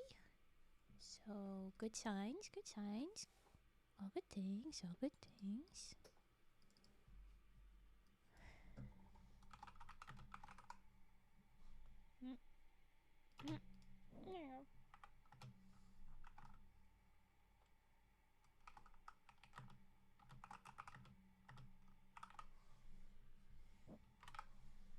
There we go. That's it.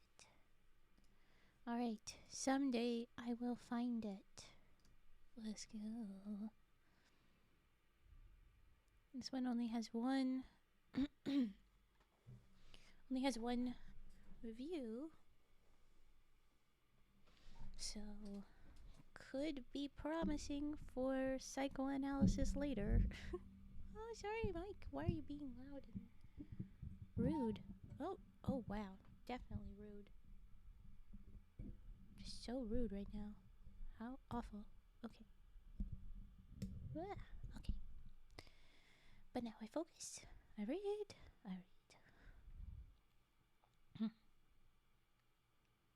It starts with a quote at the top, which is interesting. What shall I love if not the enigma?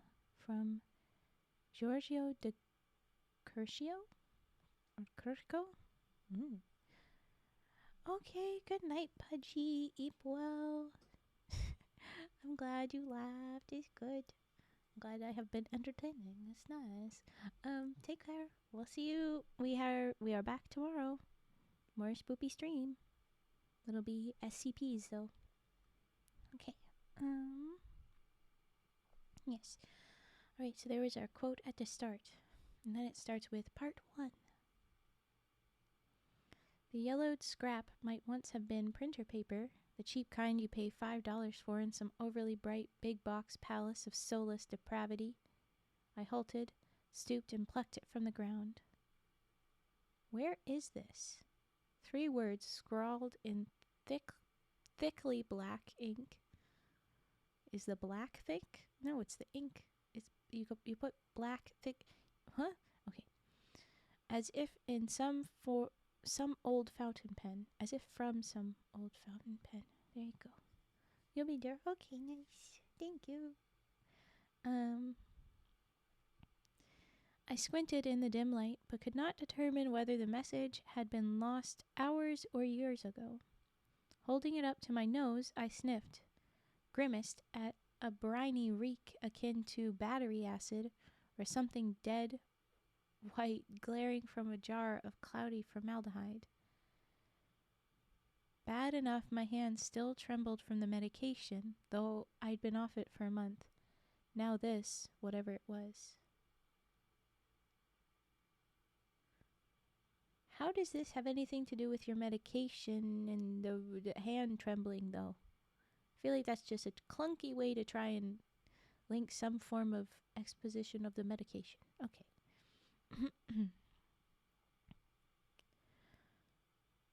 Already the crazed wheels of obsession whirled in my mind. Don't sink, I told myself. Let it go. Don't sink.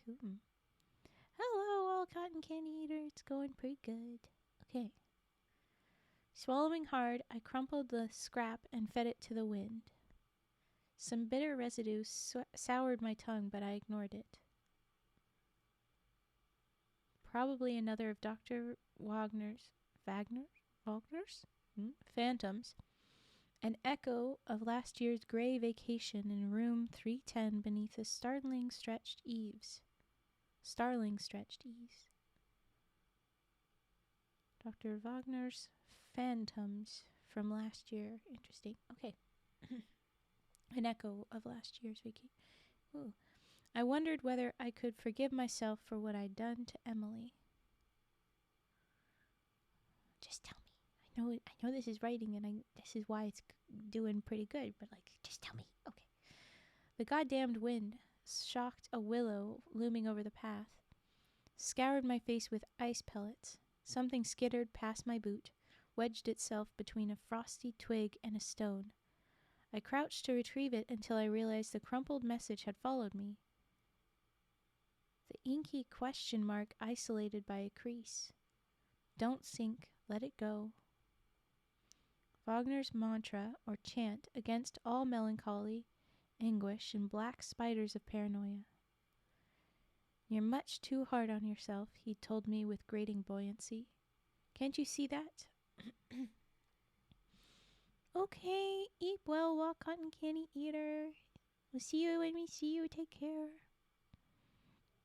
We'll be back tomorrow. Yeah, but with SCPs. Can you see that? You're out of the clinic, but still tormenting yourself for something we both know never happened. Ooh. Oh, yes, it did. I was there, saw her terror, her pretty face in that lightless place. Don't sink, I yelled. Fuck. Hope no one heard that. Get me sent back to the house of despair. I would not cry either. Her name surged through me. Cold, creeping horror, as if the trees had eyes. Quickening my step helped silence the urge to rhyme. Face, place, space. And I headed for... and I headed for Drake's neon Heineken sign, glowing green through the branches, clawing empty air. My boot crunched ice and slid left. I toppled, thrusting out a hand to break the fall. The impact sledgehammered my shoulder, palm grinding jagged ice and leaves like parchment. After a few seconds, I sat straight, breath gushing white into the gloom. Nothing broken. Lucky break. Ha fucking ha. I peeled a leaf from my palm and saw I held another paper scrap. Night's gusty invasion webbed the thing in shifting shadow. More snow on the way, hands stinging, I stood and moved on. Finally the path onto the sidewalk. Pausing, I brushed pine needles and dirty snow from my jeans and jacket, lumbered toward a streetlight arcing over the bus stop. I must have looked like some tweaking twit trying to decipher a grocery list. You deserved it. You deserve it. I tossed the message and it drifted along the sidewalk. Nothing. It was nothing. Time for a drink. For Emily. Part 2.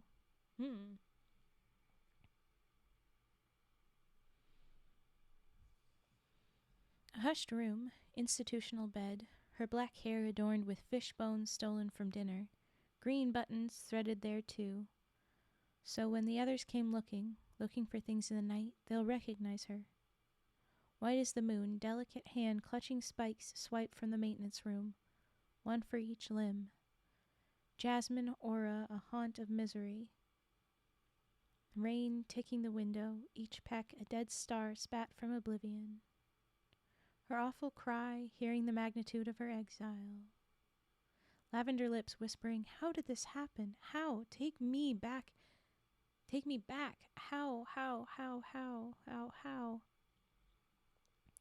She doesn't know where she is. Doctor, why don't you believe that? You're a very sick man. These sessions aren't helping the obsessive behavior. Don't sink, let it go. Torturing yourself, you deserve better. No. She ran out of her room. She's in the attic right now. Talk to her. Enough, just go back to your room. Try to sleep. Back and forth.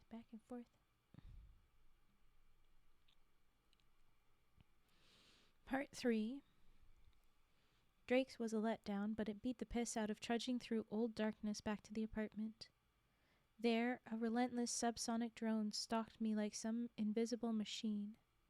Ever since, well, worse, every time I ran water, its hissing rush carried Emily's voice. When I wanted to hear Electopia or World Cafe on the radio, I must be vigilant as hell to squelch any intruding... Oh my gosh, hold on. Sorry. Must be vigilant as hell to squelch any intruding static, for white noise, too, is a carrier. Jesus Christ, the stuff I heard whispered, things in the night keep looking, things, my luminous, music in trees, and black snow and bones of home. That's what it sounds like to me, as if something tapping Emily's dreams or nightmares. I write down everything I hear. It's real. Fuck what Dr. Wagner says. It's real. As real as my love for Emily. She'll start saying the right things and tell me our love is infinite. I just know it. As soon as I find the proper frequency or some other way to communicate. She has that kind of mind, churning with energy. A sender, in quotes, sender. I learned a lot at Duke, working with Hansen. When I find out where Wagner, and then in brackets here, we have former, in quotes, CIA mind control monster. Okay, spooky. And his pals in defense intelligence stashed her. When I find out where Wagner and his spooky pals in defense intelligence stashed her. Ooh, okay. I will rain unholy hell onto them. A real ego freak, that Wagner. When I was locked up in the House of Despair, Willow Acres to all you stark raving sane types, I boosted someone's laptop from the employee lounge and spent all of 10 minutes finding the shit on Herr Wagner. Oh. Uh-oh. Lurk away, turtle boy. Youngest German genius, slicing brains and freezing alive old and young alike at ye old Dachu, I don't know that this is definitely German, I don't know. Dachu in, I don't know. Pushing 90 now and barely a limp.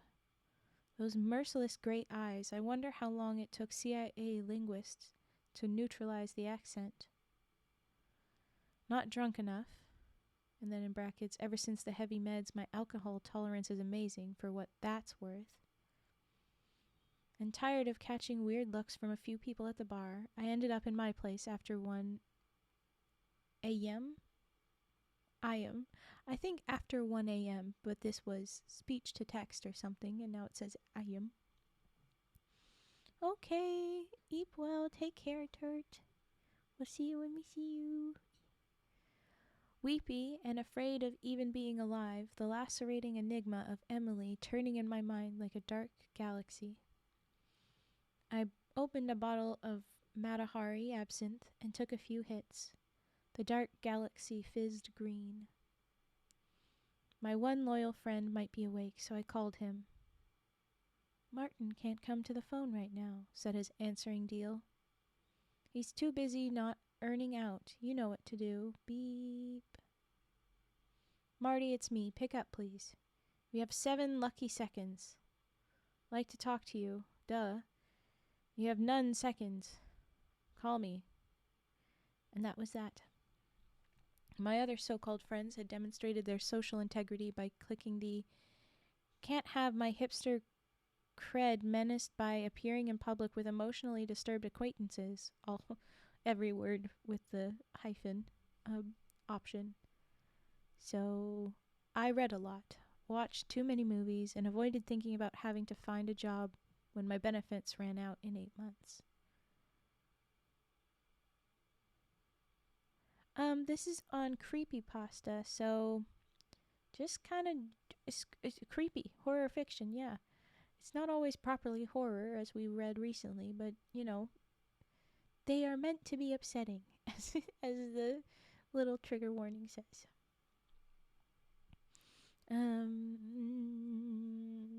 Alright, the benefits will run out in 8 months. I snatched an old Cure cassette, pornography, from my rack and slotted it into the deck. I think that we are properly old. It's not just that this person is old, being aware of a cassette. I think we are back in time, because they were also saying that the young German genius, only 90, and the former, in quotes, CIA person, that all feels like this is a little bit more closer to World War II than we are right now, but I don't know. Okay, so the cassette, slotted it in. The cassette slid only part way, and when I yanked it out, a yellowed scrap of paper followed, fitting to the carpet like a jaundiced butterfly. The fuck? I said, probably. So we don't even know what we said. Rising dread chilled me, and I immediately forced myself to read the thing. Found a way back in. 10:10, 11:11, 12:12, 1:11, 2:22, 3:33, 4:44, 5:55. Times to watch. Others might have followed. So all of that I'm reading as times 10:10, 11:11. So there you go.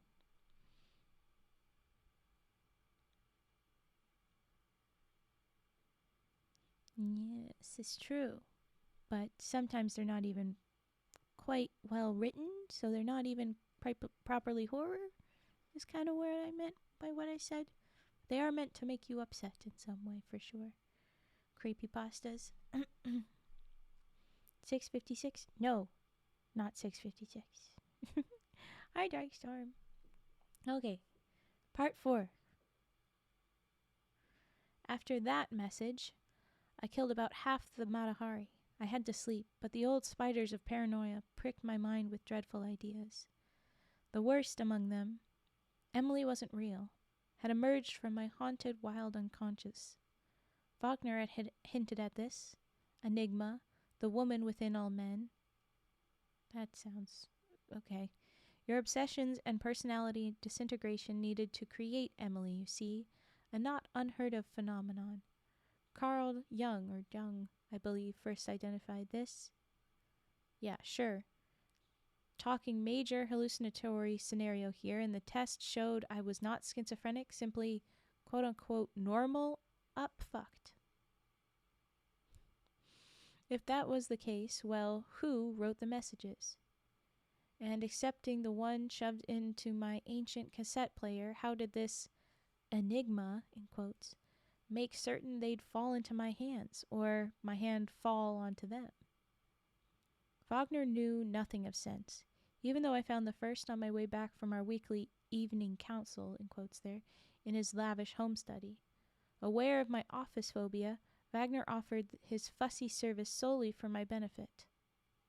No, that was intentional. Fine with me, but I'd wager he's recording the sessions in pursuit of some arcane agenda.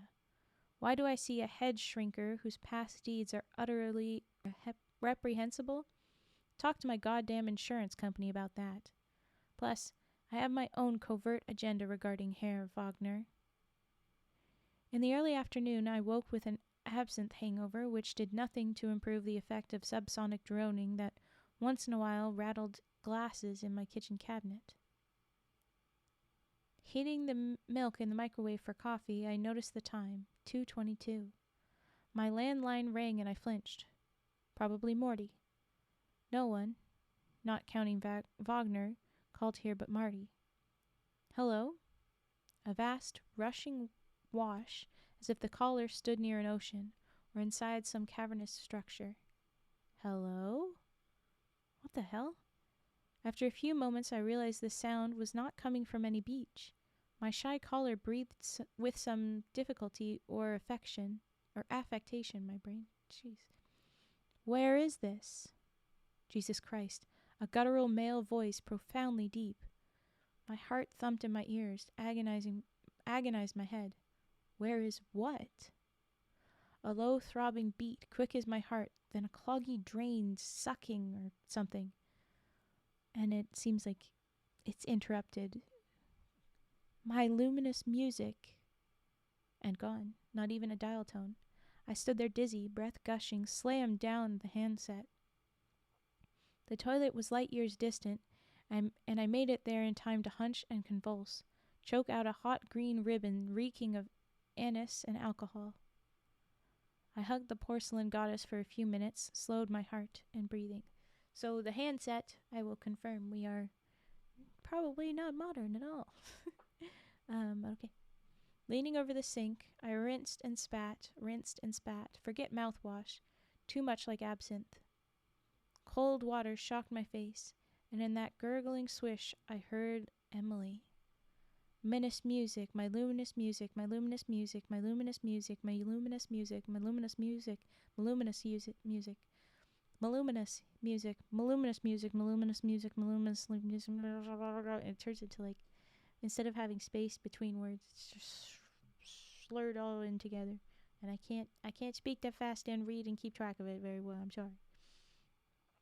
Emily. I twisted the tap, gazed blankly, while 7 grudging drips christened the scarred, drained flange, which some past renter had brutalized with a screwdriver or a knife. Stigmata of rage and futility. Fright tangled my hungover nerves, and I cleansed my lips and hands with gel sanitizer. No way would I run water again. Coffee saturated the kitchen air, such as it was. Pouring a cup, I could feel the subsonic tone in my heels. Muted behind the cabinet door, glasses vibrated against each other. You shifted your streams as what do you mean? I'm sorry, Darstorm.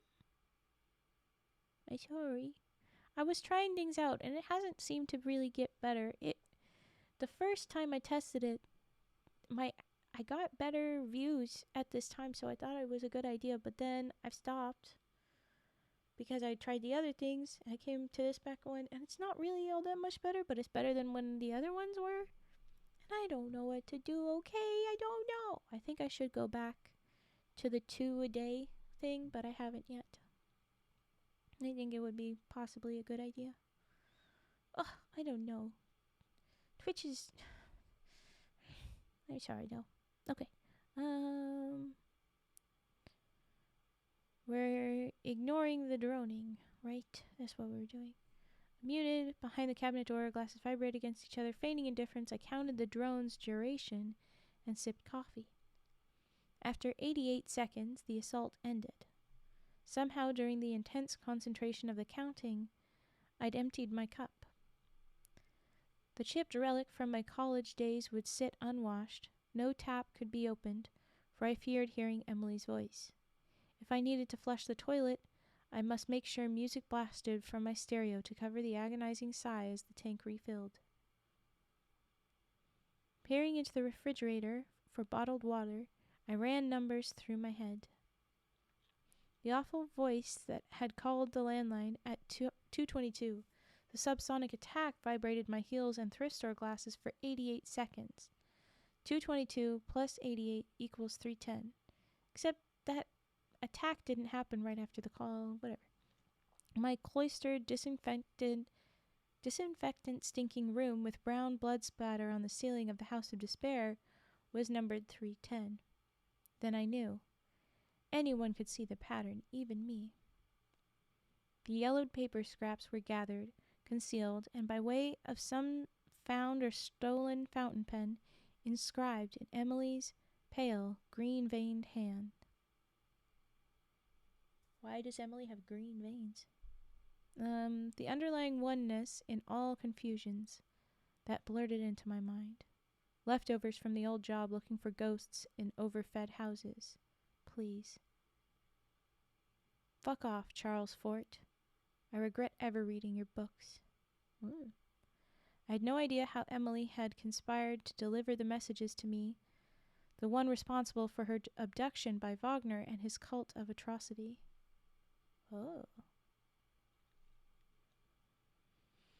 I'm getting lost, but we're finally getting the pieces back together, I think.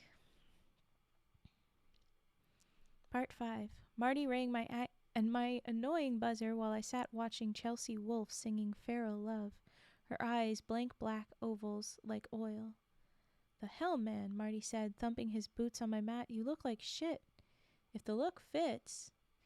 He dropped a brown paper grocery bag on the kitchen counter. What's up? Interest you in a Youngling beer product? Yeah. His green army jacket emanated fried food. How's biz at Flying Saucers? I asked as he shoved cans into the fridge. Moody still ogling that Russian woman who makes the killer pizza? Marty snapped one open, sipped and nodded. Ha! You know it. Can't blame him. Cat's hot. I know. More legs than a bucket of chicken. Woo! We both laughed and stepped into the living room. God damn, Marty said, staring at the TV. Who's she? Chelsea Wolfe. New to me, but I can't stop looking at her. Weird, like alien DNA or something. Wow. Can someone Google who this is? Is this a real thing? Anyway. He slumped onto the couch. I felt strange, him seeing my sort of Emily projection, so I killed the video and slotted a Bad Religion DVD. Oh. Well, for one, this is DVD, so it's not as far back as I thought. But two, Chelsea Wolfe being the projection of Emily and her being kind of alien DNA. That's interesting. So is Emily an alien? I don't know. Okay. Marty stood, removed his reeking coat, and slung it across the couch back. So how's it going with Herr Wagner? I sipped my beer, my stomach rebelling, liquid Valium. Same Nazi, different day. I think he's secretly recording our sessions. Really? Is that not cool? Don't they all? Oh yeah, is that not cool? Don't they all? I regretted the admission. I don't know. If he is, I'm not crazy about it. Well, hell with him. How are you? I took a good hit, clunked my beer onto the coffee table. Better than last month, but going outside is still a problem.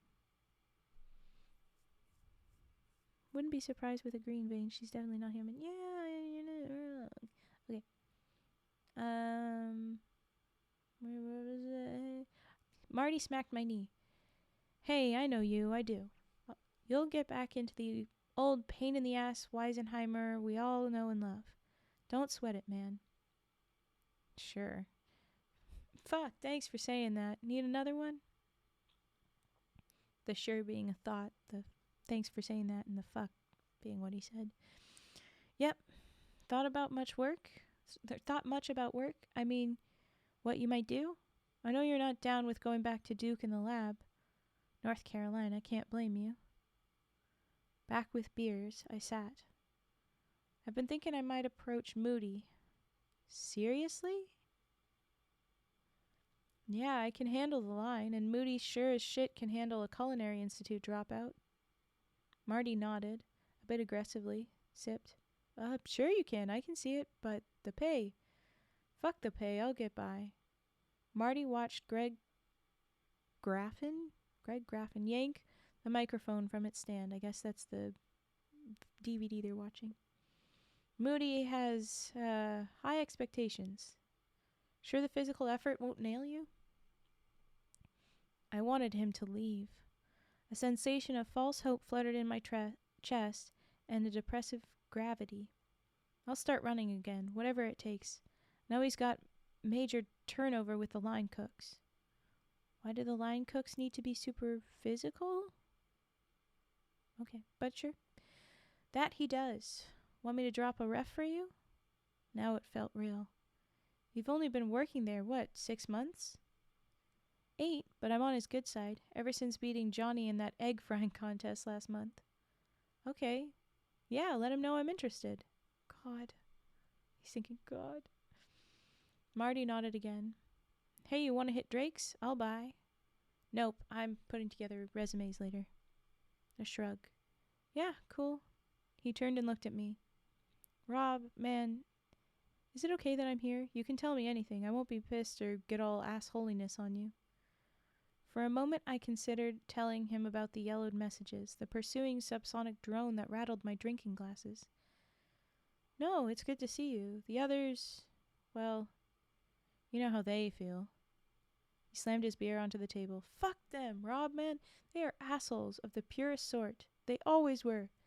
They come into saucers and look at me like I'm a third-class loser. And then we interrupt. Okay, you're right. They suck. I don't miss them.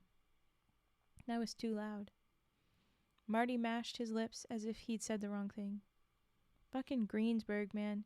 You're in or you're out with a new cool. Fucking hate it. You've got a mind. I just think you might be wasting it sweating over Moody's grill.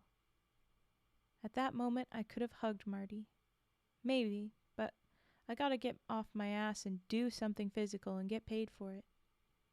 See? I hear the old defiant dude there and I like it. The physical shit will help. That I know. You need to get out of this bunker. Get used to the outdoors. Nothing out there can hurt you. My turn to nod, however falsely. We drank a few more, and around midnight Marty stood. Gotta be back for breakfast service in the old good golden morning. Keep the yingies, man. Yingies? Oh, right. They'll help with the resume writing. I stood. They always do. Thanks for hanging out. Marty pulled on his jacket. You got it. I'm already thinking how fun it'll be if Moody schedules us together. Think of it. Bad jokes, rude comments about Billy McKee's body odor. We'll rock. We climbed the salt, crunchy steps and stood in snowy night by Marty's dented Camry. Freezing air blessed my burning face. Rob, hey, you're gonna be fine. He dug jingling keys from a pocket, poked one into the door. I got the faith, my brother. He says my brother. But also, sounds like you are drunk driving. I don't like that. He pulled open the door and climbed in. Thanks for the Brushinskis, I said. Brushinskis. Okay. I've heard of Brewskis, but Brushinskis? Okay. He grinned, fired up the engine. No problem. Hey, think about going to Clem's for ribs sometime soon, huh? That'd be great. Later. Okay. And that was that. Thank you, Andy. Thank you. Part 6. Easy for me to say, I guess. And that was that. Now I was getting tempted. In Marty's exit, to start the OCD rhyming shit. A sure indicator of a troubling night, assuring me with casual ease how far away I remained from normal. What do you mean? Where was the rhyming thing? Okay. This alone is an example of just how quickly you can slip from sane, in quotes, into the chattering gears of neurosis. Make no mistake, the passage is deceptively smooth and mercilessly definite. An hour ago you were fearful, yet quote-unquote fine. Now left alone, you feel insects creep along. Yeah. You feel insects creep across vibrating neuronic plates, plugging holes between old mania and new stability. Uninvited guests rifling your brain box cooler for final drinks, something to devour. You give in, and the motherfucker will own you.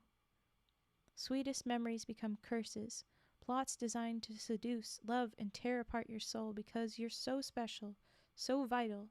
Even a stranger's smile is there to escalate your ruin. You know it. You know. Part 7. Oh God, oh God, oh God. I think I just decided to quit sleeping forever. Woke thrashing for breath, damp with rank sweat and heart thumping out nightmare venom. Worse, for some reason I'd crashed fully clothed on the couch, not my usual method of approaching rest. Why was the clapped out carpet marked with a wet spot? No fucking way. I rolled off the couch and sniffed the floor. Good news, only the haunting aroma of beers past, no piss or puke. Only water, peppered with dirt specks.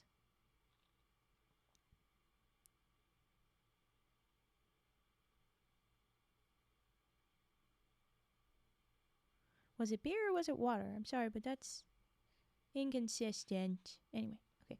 Struggling to my feet, I padded over to the workstation where I'd left my camo chucks. Hey! Dropped into the chair's chronic squeak and pulled on my sopping shoes. What the hell? The canvas was thoroughly soaked, as though I'd bathed in my Converse or worn them outside, which I never do in winter.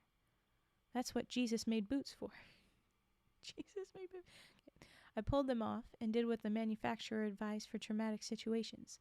Stuffed my shoes with newspaper. This method, I had found after a camping trip, worked better than anything. Extracted moisture as if designed for that purpose. The news always sucked anyway. Thank you. For the first time in my life, I craved a fresh out of bed beer. Anything to obliterate the dreadful fucking images lingering in my mind. Dull my ringing ears. I'd have murdered for a couple Valium. The more I turned it over, the less I felt. Had it been a nightmare? I'd found myself lost and cold and afraid, plodding through dense evergreens dusted with snow. An iron sky menaced the day with rushing dark clouds, and a profound sense of threat surged through me. No distance traffic could be heard, and I knew I must be deep within this alien forest. Which way to go? So far as I could tell, nothing existed but trees, sky, wind, and immense silence. A shriek, god-awful, tore the air, echoed for a few seconds.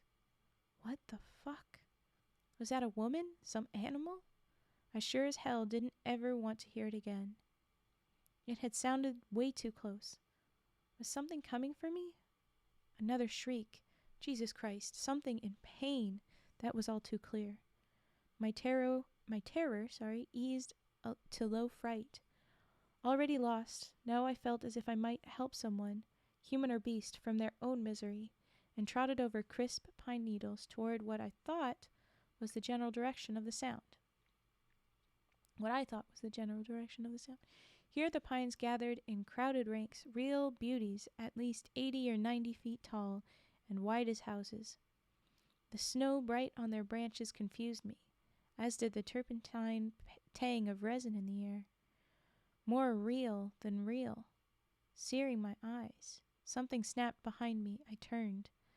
A rustling, chaotic, with multiple snaps like twigs, came from behind one tree cloaked in white. This sounded like 2 or more animals struggling. I'd better be careful. Slowing to avoid crunchy footfalls, I hunched and edged around the fat evergreen.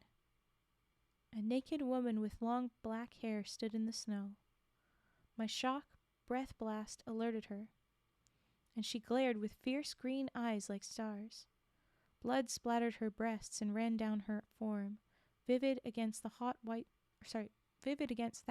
flesh, the delta of her furred muff. God, that's a sentence. Far, far worse than blood was at its source. The woman gripped the neck of a plump white swan, One wing wrenched off and discarded. Its splintered nub bled, streamed in the snow. My heart raced so I could hear it. I backed away. She grinned, revealing perfect white teeth stained red. The swan twitched as she tore off its remaining wing with a wet crack. "Emily," I managed. A blare from a horn the size of a city shattered the sky, and I woke. Okay, part 8. Nearing the end. This is wild. Okay. Spent the day trying to exorcise the nightmare by cleaning the apartment, putting on a pot of chili incorporating the Trinidad scorpion peppers Marty had given me a week ago, insanely hot like floury embers, and watching Basil Grakowski's The Empty Place, a 1962 black and white film about a crazy painter obsessed with a mysterious woman he sees wherever he goes. It's the most incredibly eerie movie I've ever seen, and I hate watching it, but I can't stop. I wonder why. Probably watched it over 100 times, and know it's every black, gray sky, wind-haunted trees, cafe cellar, shadows, and brush stroke of the doomed artist. A dead ringer for Peter Murphy in his Bauhaus days. He never gets a clear view of the woman's face, so fills the vacuum with a series of anguished paintings, which become more disturbing the closer he gets to completion, actually encountering the woman and cosmic insanity. The huge encyclopedia of Euro films on my paltry shelf tells me that Grakowski, after a September 1963 arrest for assaulting a woman in Tripoli, died of poisoning. On November 22, 1963, date of the JFK assassination, he drank a tin of mineral spirits in the studio of abstract impressionist Ulrich Thorson, aspirated and choked on his vomit, rumored to be composed of partially digestive photos of the woman he'd assaulted. Ugh. My big book also claims Grakowski's home editing studio was found to be stacked with film cans labeled Juan, or W-A-H-N, whatever that is. Juan. More than 700 hours of footage the director's long-suffering wife refused to release to authorities. I burned it all, every moment of empty black obscenity. 1 month later, she vanished and was never heard from again. Gosh, that is just terrifying, all of this. Turns out Juan is a German word meaning mania or delirium. There were no cans of mineral spirits available in my newly ordered place. At 7 p.m. precisely, my kitchen floor started vibrating. The tall glasses in my well-arranged cabinet rattled. 7 o'clock can be noted in numerals as 700. Okay, the hours of Grakowski's unseen Juan footage, forever lost because of a melancholic wife, herself assigned to oblivion. Shouldn't that count for something? I'm close to giving up, getting that job on Moody's Sizzling Grill. This is just chaos. I want to know what's happening, but likely I don't know we ever will. Okay, part 9. Just back from seeing Herr Wagner. Pills. I'm a liar. Emily is a ghost. Lost hope of my life. I will pay attention now. I will obey. I will obey the black surge of time, the lies of my soul, the empty promise of Tuesdays and shadows at noon. Kneel before the altar of nothingness, the only reality. Emily was never real, you see. How could she be? It isn't allowed. Such fierce life is forbidden, met only in dreams of sad, corrosive souls, in minds seething with insanity and dread and futility. I will have my say. No one controls me. No one has the right. But I see now. I see. Marty is a phantom, a telephone number to nowhere and nothing. A friend in my anguished craving for friends, too good to exist. Wagner proved it, even with the police standing there in my private home. They could not hear Emily's luminous music, her taunting whisper, nor decipher the notes she wrote only from my eyes. Grocery store receipts and nothing more. I was out of my mind. The professionals know this. But they hadn't seen Emily dance through flurries of black snow, nor heard the droning approach of her sentinels and their terrible forms, their slaughtering touch, the impossible code of their numbers, and no Marty in the phone book. They made me look. What happened? What did I love? Where is she? I am the only one, the only. I would not give her back, but it was impossible to stop the green wave, the sweeping black hurt of her sweet voice. All I ever wanted, just to matter, just to be, to kiss the sweet mouth of the unknown, come for me. I smelled her, tasted her, heard the forbidden diaries of a world beyond rationality and all that is bearable. In my room, when we were together during free time, she showed me the way. I held her sweet, soft hand, God damn it, heard the tales from another place without war and death and uncertainty, where nothing ever changed, and colossal structures webbed with emotions plucked from worlds with seas and suns. Fuck them. I despaired, shoved her back into it. At the end of that dark hall, Emily opened a door I had never seen. You deserve this, she said, and opened that door. Whether the black, spidery forms waiting, clothed in stars, were gods or not, I can't say, but they wanted me too, and I couldn't bear the sight of them. Is it because of my love, my obsession, that Wagner was found in a scatter of shredded dead meat? Huh?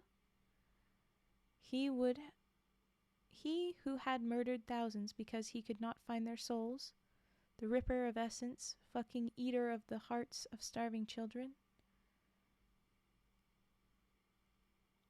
They took her back because I could not long bear her presence, a being beyond good and evil, beyond God-fuckers and their soulless search, my true love, too real to exist. And then we've got a little line of stars, an interruption, and we've got the last little bit of text. Welcome back, said Dr. Smith, my tense watcher. A new room, but this one has cameras. They're looking for something. But what? A visit from Marty? Conspirators in Wagner's slaughter? I don't know. But I will always remember, especially when it rains, to stand at my caged window and watch for the luminous music, the black snow, to keep it together. Because there must be a meaning to life, right? Someday I will find it. The end.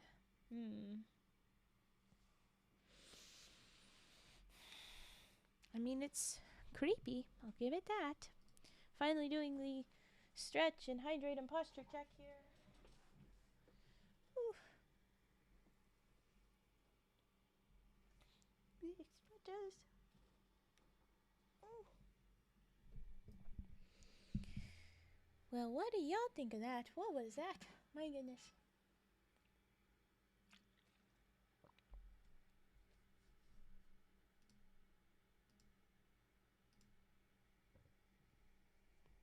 Okay, so scattered. I think the meaning to life being the last sentence and it also being the callback, or the second to last sentence and the last one just being the title, I think is just supposed to be the point that this whole thing, we're looking for meaning and we don't find it. I don't know. Twisty. I'm not sure what to think of that one.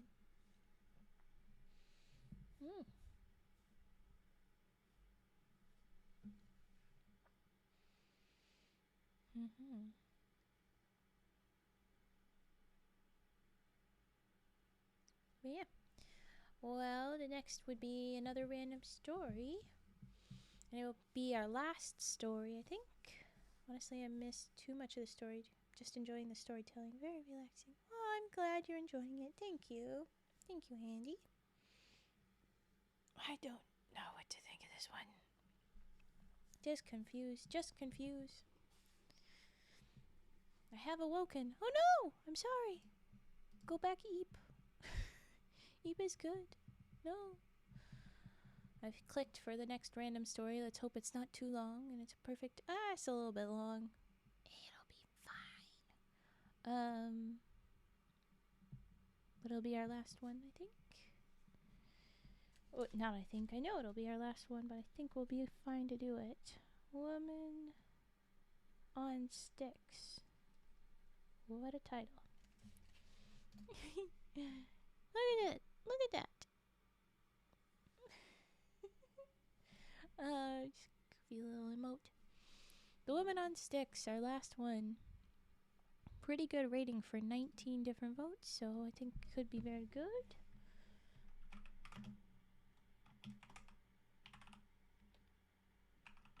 Ah! Thank you for the follow, sweet siren. Let's drop some dance emotes. Will you be reading tomorrow? Yes, I'll be doing SCPs tomorrow, but I will be reading. Roughly the same time. Let's get some dance emotes. Little wiggle wiggle. Here we go. Nice. But with the eyebrows all inky. Okay. Ooh. Ooh, look at you to dance too. Nice. Thank you. Well, welcome in the sweet siren. Sorry, the sweet siren. Because that part's all caps. Okay. Last story. Focus up, Raven. Ooh, here we go. Part 1. And then we have a little poem before we get into it. How happy we are today, the feeling will only escape no matter who we blame it on. When the thrill is gone, it's gone, it's gone. Ooh. After this, you'll go back to sleep? Okay, sound good. Go back, Eep. It will be good. Okay, and it's a little poem from Triphonic, it says. And then here we go. Warren Biggs thundered into the radio station that sat at the edge of town. The town itself sat at the edge of an expanse of cornfields mingled with 6 acres of woodland. This was not his day. He arrived with his hands full, as usual, and cool weather had made the studio door lock uncooperative. First, it wouldn't take his key. Then it took it, but wouldn't let it go. He had made it inside with only seconds to spare, fumbling his donuts against his paunch where the souls of many devoured donuts already languished. What a way to describe your gut. He caught his foot on the leg of a rolling chair that had been left out in the walkway 4 inches too many. Laws of physics determined that this would result in some spillage from his coffee, but just a few drops. He sat down in front of the control board with a seismic thunk. Grabbing his headset caused the wire attached to it to pull his coffee into his lap, where it spilled much more than a few drops in a place where there were much more than a few nerve endings. Oh no. It was a howl that rattled the glass, but it was too early for anyone to be around to hear. He switched on the obsolete equipment and gave it the obligatory waiting period that it needed to warm up. Oh, that's so cute, mask. Okay, sorry, I distracted. Okay, copy and paste that. Use that again. Stucco's cack. You'll have to deal with that. Okay, sorry. He's waiting for the thing to warm up. He shook his head, hoping that his boss wasn't doing a station performance audit. His boss wasn't. So Warren's morning DJ show hit the airwaves at 5:15 a.m. instead of the official 5 a.m., an anomaly that wasn't terribly uncommon. I feel you, bud. With tears in his eyes from the spill of lava-hot Java on his "Oh Mama," he hit the ground in form when the on-air light went green. I'm sorry, that's so cute. I'm liking this. This is a fun one. Good morning from the sticks of Stocksville. Pour the Joe and rock and roll. All you lovely dreamers and doers riding that early worm into the sunrise.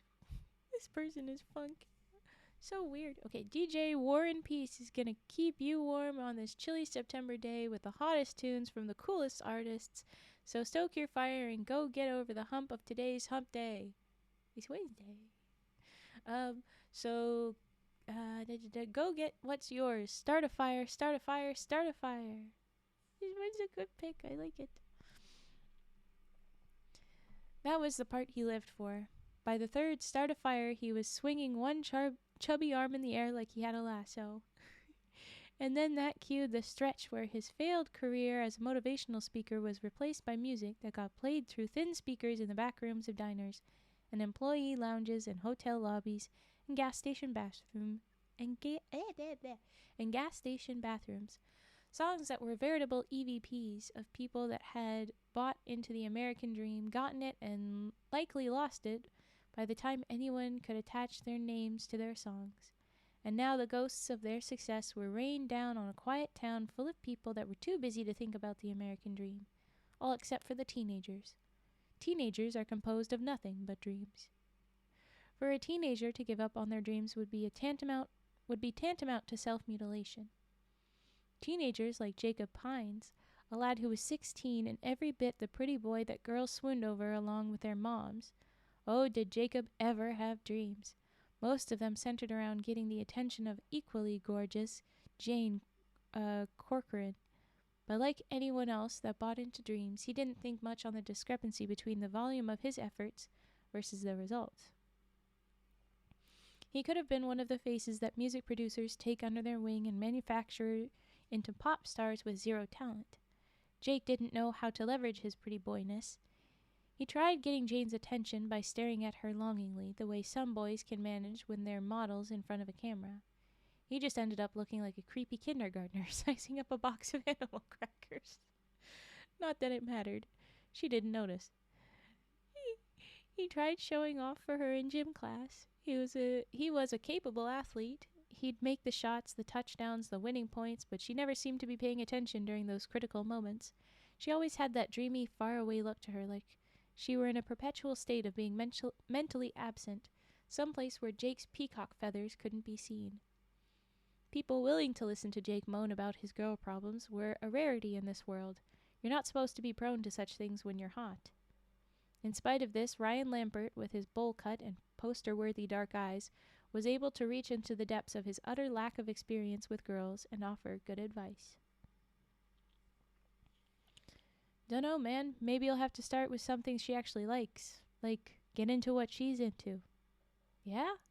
What's she into? Ryan shrugged hard enough to pull his head into his Jersey turtle fashion. I don't know nothing about her. And nobody did, really. Jake discovered this with his attempts at overhearing anything Jane might say about herself. The only time she ever talked was to answer the teacher's questions to the class. Desperation drove Jake to his boldest move yet. The PE teacher's shrill whistle pealed throughout the gym, signaling everyone to come out of the locker rooms. One pool of boys and one pool of girls, both groups in the gray shirts and blue shorts that marked them as being the property of Stocksville Middle School. One of those groups was missing a member, Jacob Pines, who hung back in the boys' locker room. He slipped into the girls' lockers when everyone was doing laps outside. Oh no. He knew what her binder looked like, pink flowers against a darker pink background. He went through the lockers whose combo locks had been carelessly left open, hanging like hooks. He prayed that one of them was hers. One of them was. There were her clothes and her binder. He was so proud of himself. There had to be something about her, something, anything inside that binder.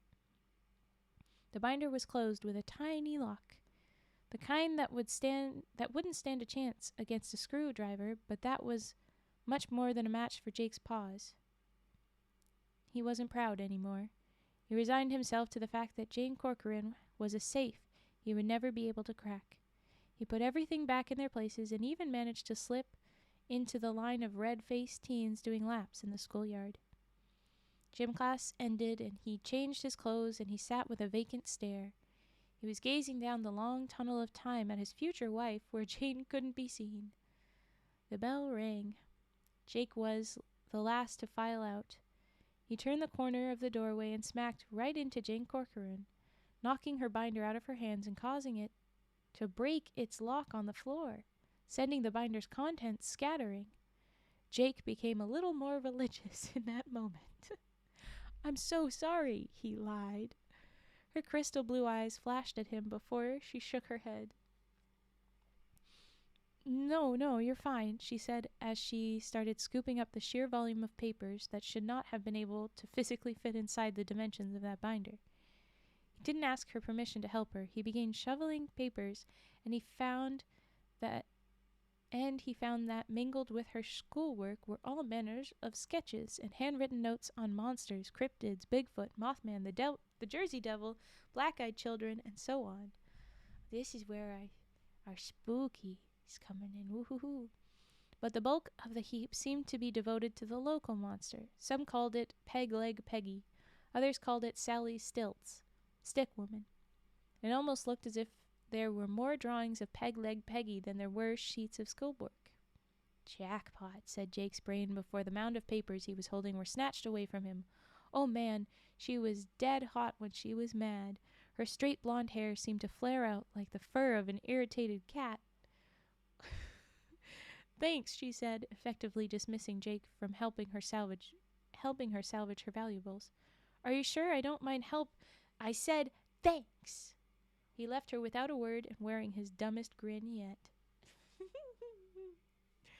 Oh boy. Part 2. And our little opener thing is here again. So tell me what you're part of. No, don't you understand? From Lori Morgan. Mildly confusing with that. Calling someone hot, then comparing them to a cat is a bad look. Yeah, it's not great. I was gonna say. Why is this way? Like, no? Okay. Jacob was disappointed to find... Why don't we go back to Warren? He was silly. Okay. Jacob was disappointed to find that there just wasn't much information about Peg Leg Peggy on the internet. He could count on one hand how many pages there were in a Google search that contained scanned information, and none of them had any real artwork or pictures to speak of. He was wanting to draw Jane a picture of her favorite monster, but it looked like he was going to have to go off a simple crayon drawing that was uploaded by one author's child and whatever he could remember from the papers he saw in her binder. He guessed that most of those had been drawn by her, a true fangirl.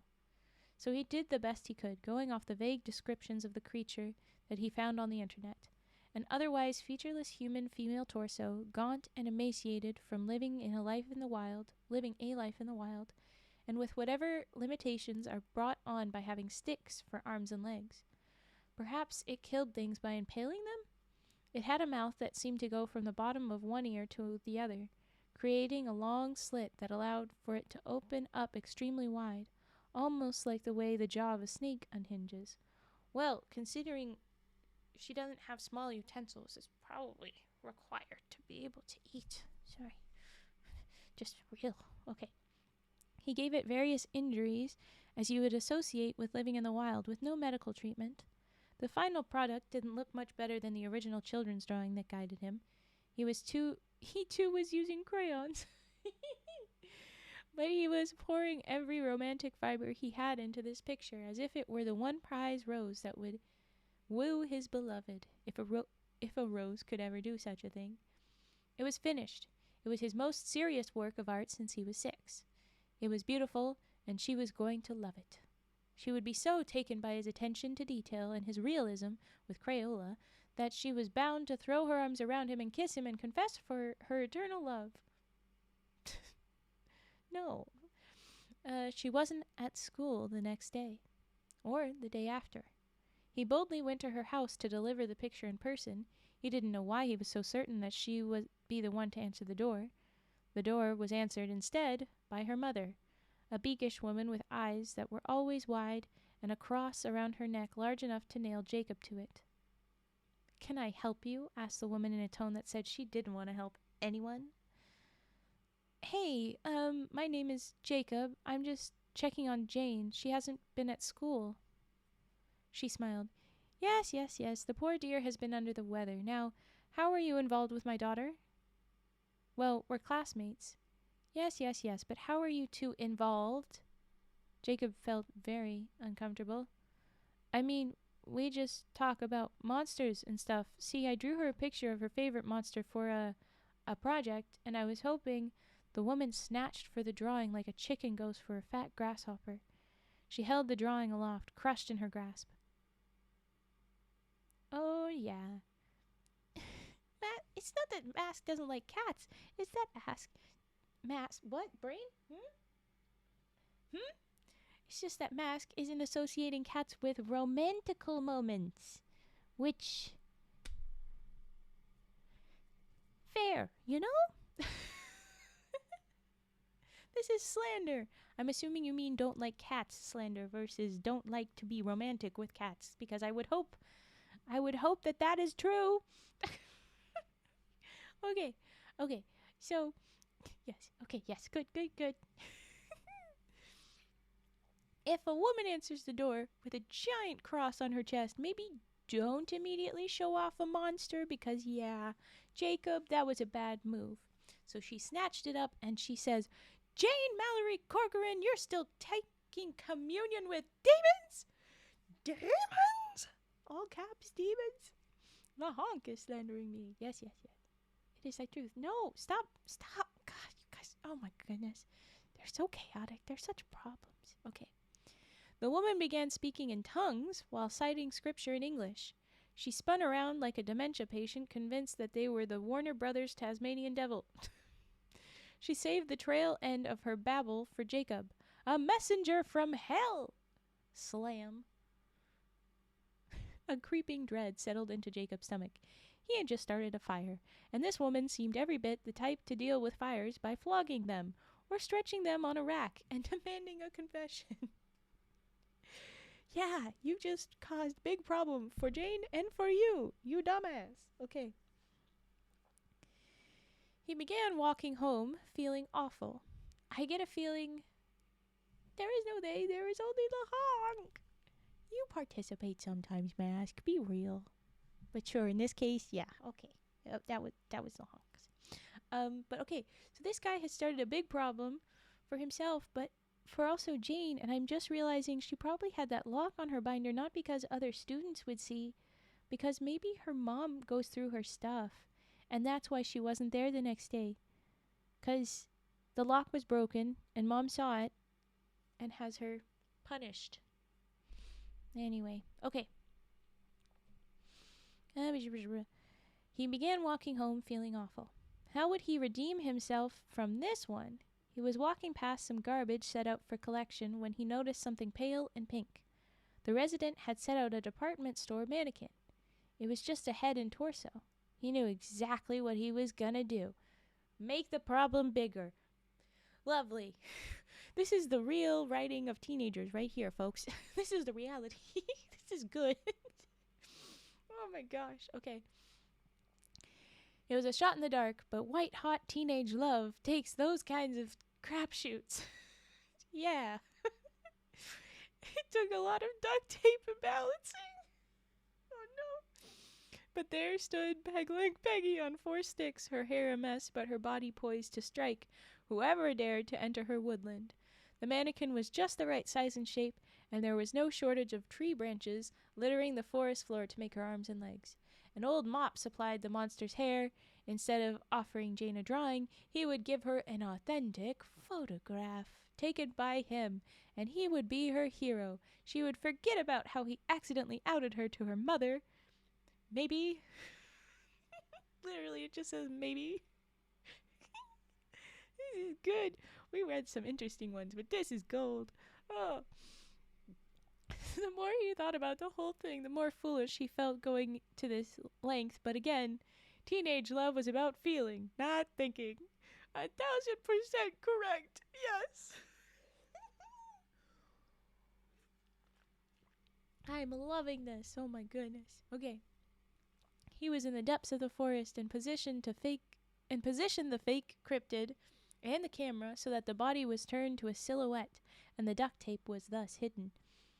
He knew just enough about photography that he wanted to take at least a dozen or more shots, and choose the best ones. He was also lazy and shot most of them from the same spot. This had an unexpected result. He spent the evening poring over the mostly identical pictures, deciding which ones to give Jane.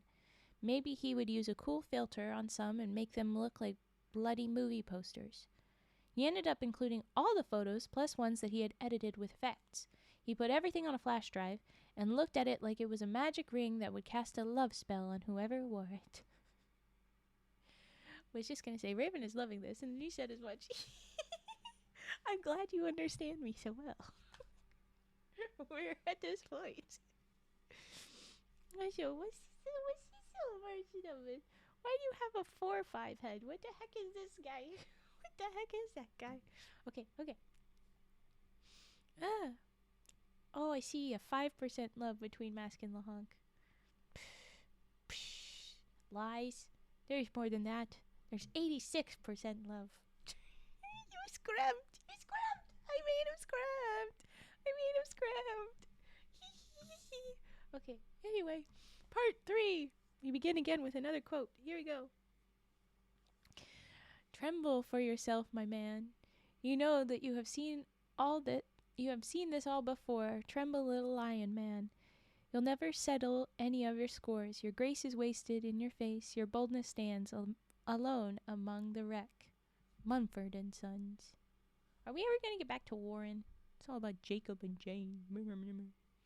Okay. Yeah. Okay. Jane was back in school on Monday, looking nerve-worn and stressed. Jacob felt a pang of guilt when he saw her at her locker.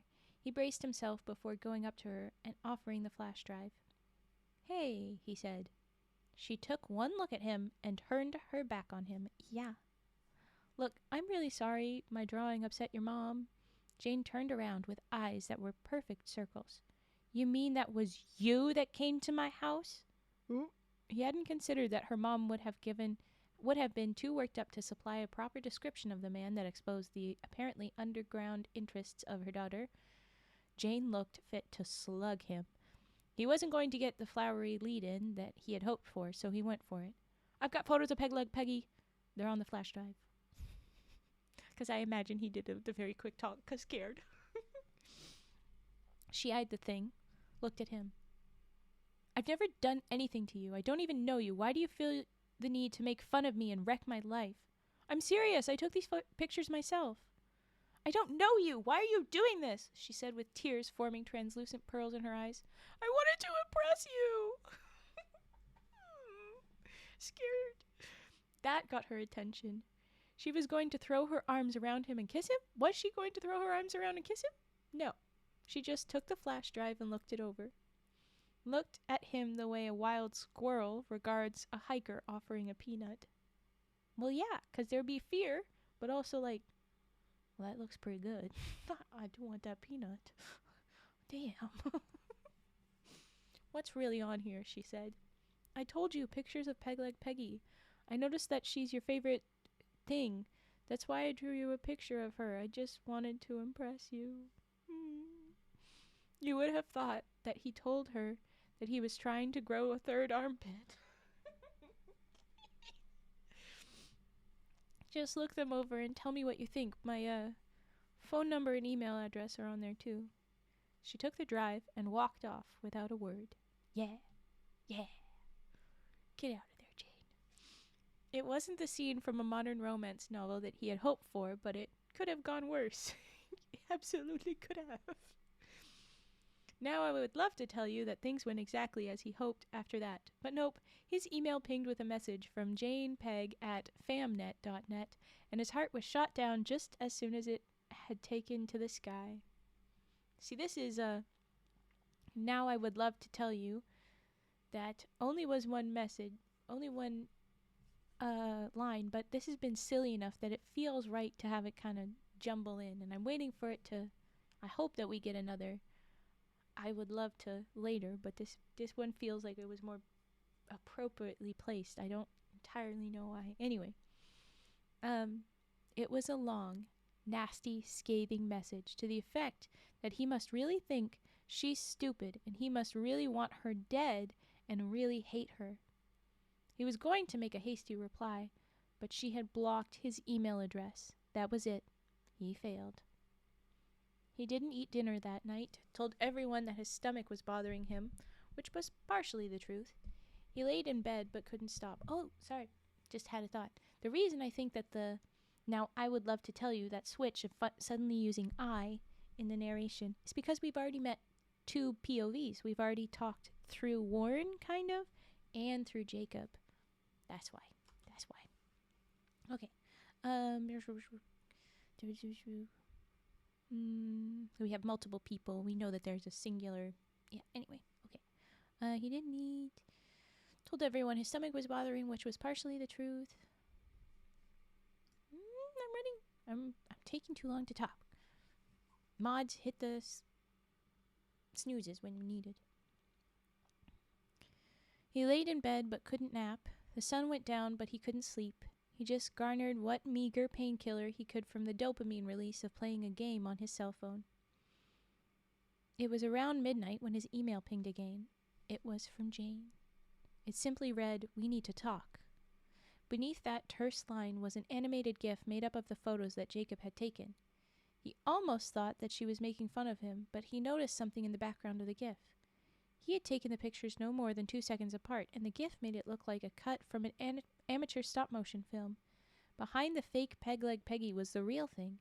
She was nestled in the leaves, mostly holding still except to shift her weight on her sticks and slowly walk away, keeping her eyes on the camera until her neck wouldn't turn. He was beyond belief in that moment. Was it an act of God? Was Jacob really just such a G that he made things work out so well without knowing it? Such a G.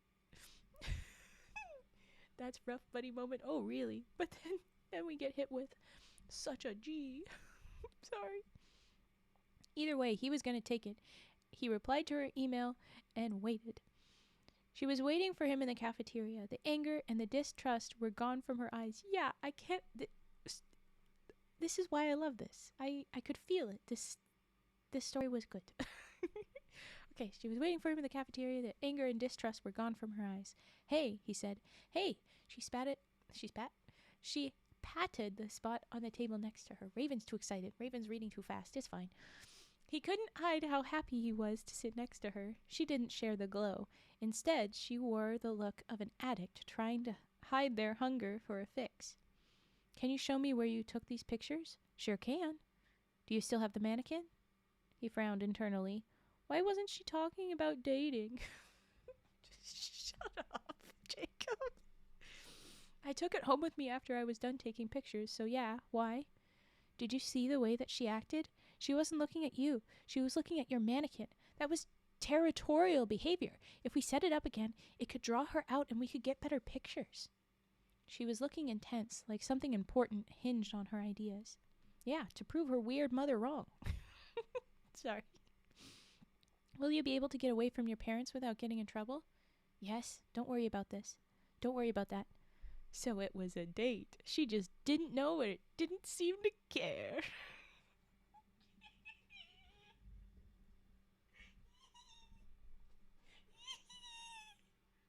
So it was a date. She just didn't know it or didn't seem to care.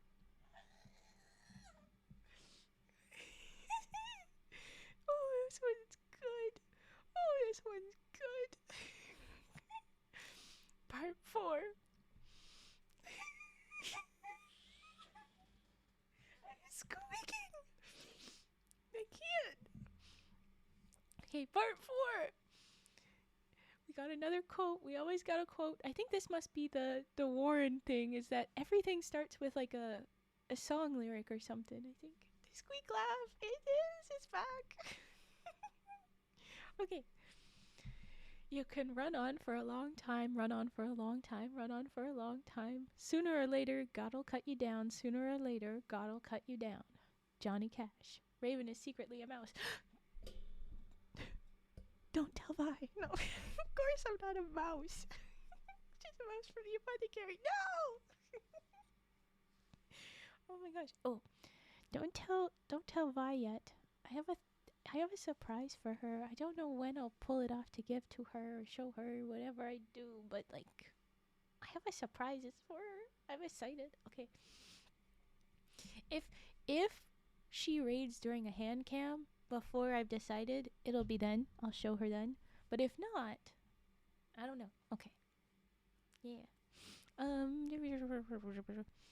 Okay, so Johnny Cash quote, and then Jacob waited in the exact same spot with his prize mannequin cryptid. He was grinning ear to ear and he felt amazing. Yeah, 'cause it's his date. Okay. It all seemed too good to be true. She was going to be here with him alone in the woods. He brought snacks and drinks. Well, it's good because they're going to have to wait, so it might take a minute. Anyway, they were going to photograph a local legend, and he was going to win her heart in the process. Perfect. So perfect. He tried to suppress his anxiety when she took her time to show up. Part of him wondered if she had stood him up to get revenge. But there she came at long last, wearing nothing remarkable, but looking stunning to him all the same. Aww. Is he a serial killer? No. He's just thinking in the very classic make out or look out. What was, being alone, because nobody else is here. They can be teenagers. That's his thoughts. That's all. Wearing nothing remarkable, but looking stunning to him all the same. Her golden hair looked at home among the leaves that were changing colors into the hues of autumn. Love and fall, falling in love, he mused. He's a dork. I love it. He grinned at her like an idiot. Yay! Hey, she greeted without making eye contact. Is the decoy set up yet? In about 10 minutes, they were ready. Faux Peggy was where she was the first time she succeeded.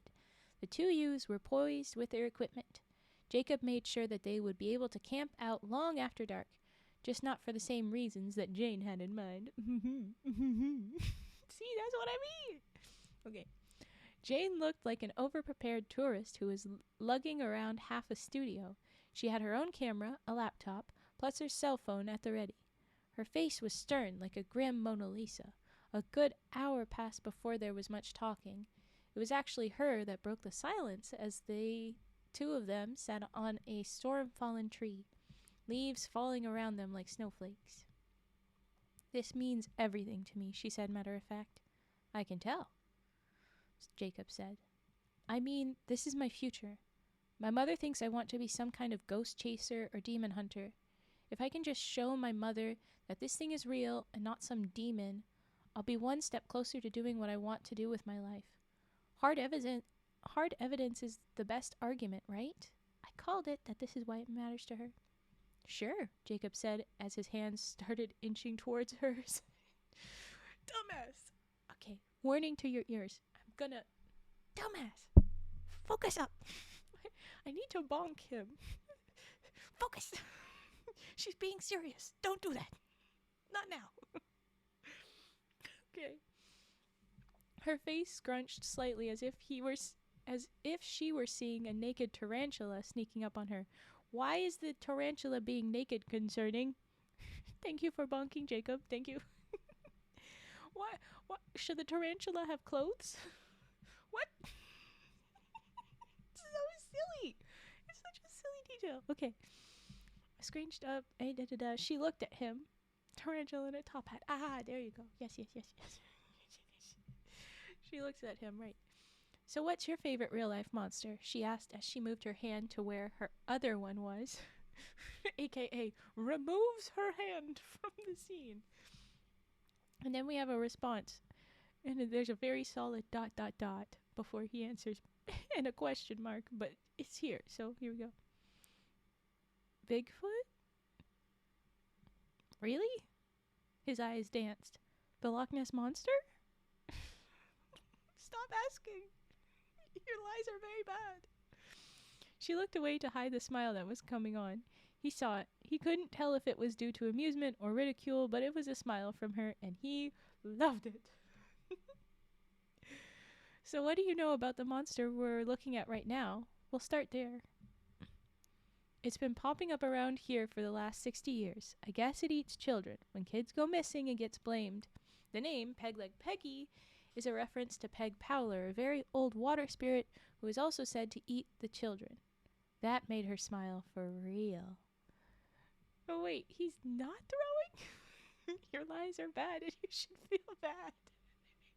So apparently it was a good moment, She could see that he was bullshitting it, and she thought that was cute, I guess. But now he actually gave her info because he really did study this to amuse her. And so now she smiled for real. You've done some research. Yeah, just for this monster. Just for me. He nodded. Yeah, just for you. Was he dreaming, or did she finally look like she could actually tolerate his presence and possibly enjoy it? I think it's real. There's too much story left. We're probably going to have to interrupt with ads, so I gotta focus. I can't. It's too cute. Oh my gosh. He's got this. Let's go. Okay. For me, there's more to this than just leaving my mark in paranormal research. This monster speaks to me on some level. Somewhere in there, she's human, but she's altered. You'd think her chance of survival would be nada, but here she's been a legend for decades. She's surviving despite her odds. She hasn't felt the need to ask for help. She's obviously misunderstood, and I really, really identify with that, ... And so the cork popped, and Jane's backlog of self-expression came spilling out. Woohoo! The hours wore on, and the two teens talked for most of it, sometimes forgetting what they were there to do. It got dark, it got cold. They didn't really notice. Jake woke up to the pitch black of the night, the sky retaining just enough twilight to contrast slightly with the canopy of leaves. He fumbled for the oil lantern with heavy, sleep-drugged hands. He lit it. Jane appeared next to him, passed out and snoring. He thought it was absolutely adorable. Movement at the very edge of the lantern's halo caught his attention. His heart nearly stopped beating. Jane, Jane, he hissed, shaking her with one hand. She awoke with a start. What's happening? She said, and then she saw it half a second later. Just past the fake peg-leg Peggy was the real one.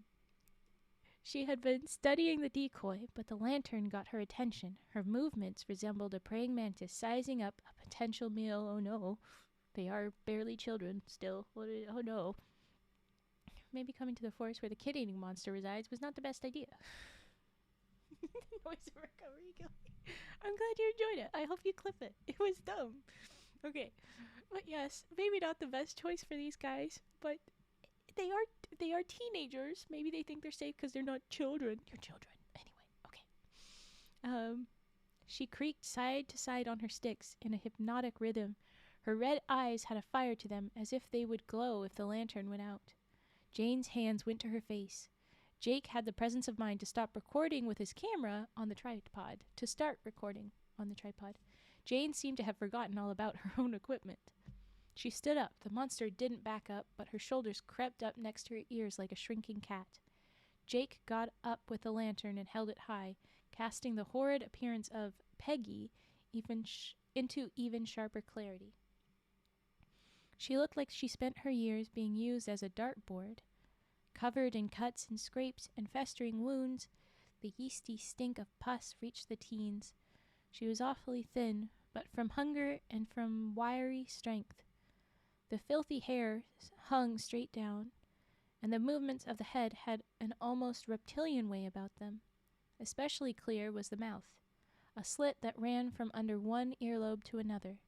If it truly indicated her capacity for opening her jaws, then the idea of her devouring small children wasn't far-fetched. She could probably engulf rabbits and squirrels whole. Jane took a few steps forward, and Peggy bristled with warning, but the mouth stayed shut. "It's okay, I won't hurt you. Can you understand me?" Jane said. Peggy tilted her head like a dog, eliciting a smile from Jane. "We want to learn about you. We want to get to know you. People tell stories about you. We want to know what your story really is." Peggy tilted her head to the other side. "Can you talk at all?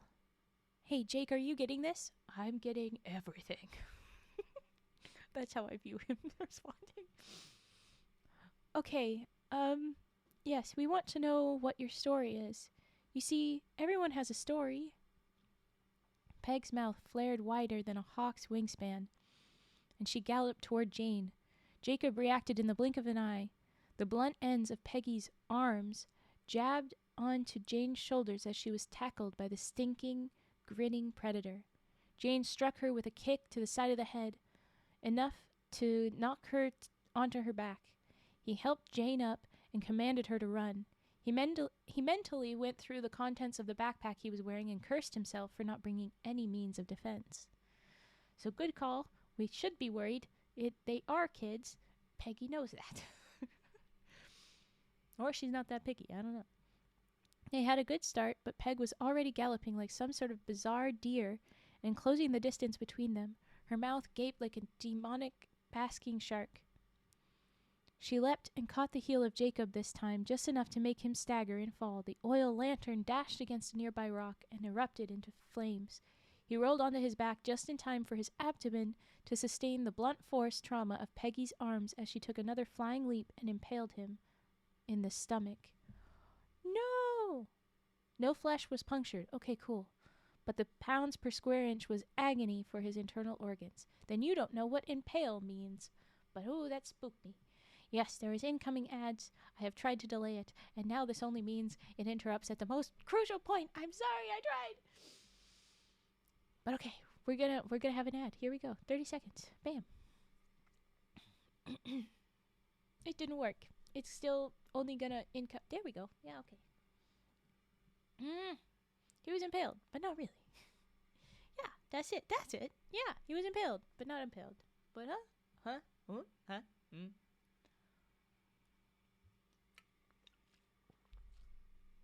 Oh boy. Oh boy.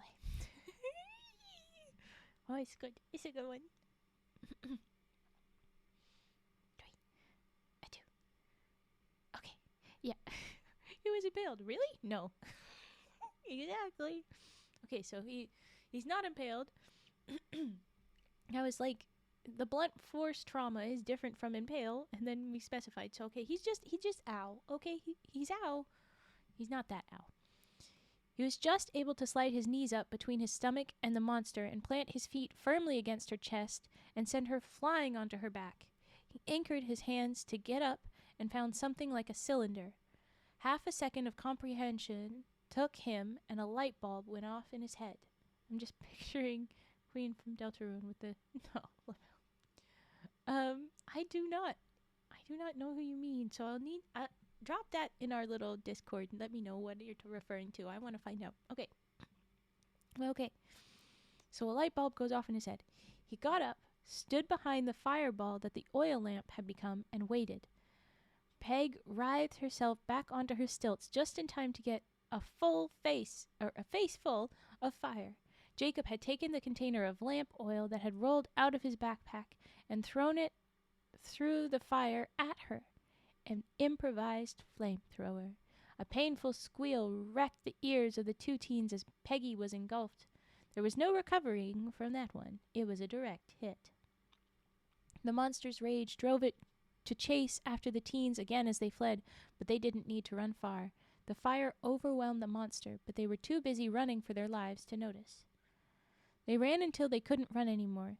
They could see the street lights of civilization again. They looked back at where they had come from, looked at each other. The camera, they said between gasps. We can go back and get it later. I'm sorry for having to attack her. Jane didn't reply. They agreed to go back early in the morning tomorrow, Sunday, and retrieve the camera. If she couldn't get past her parents, he would do it by himself. Good.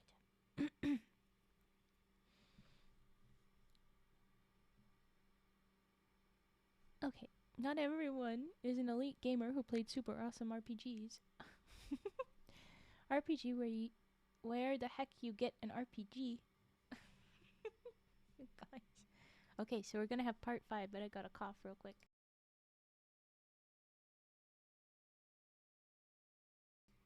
The Woman on Sticks. I'm officially hearting this one. This is a good one.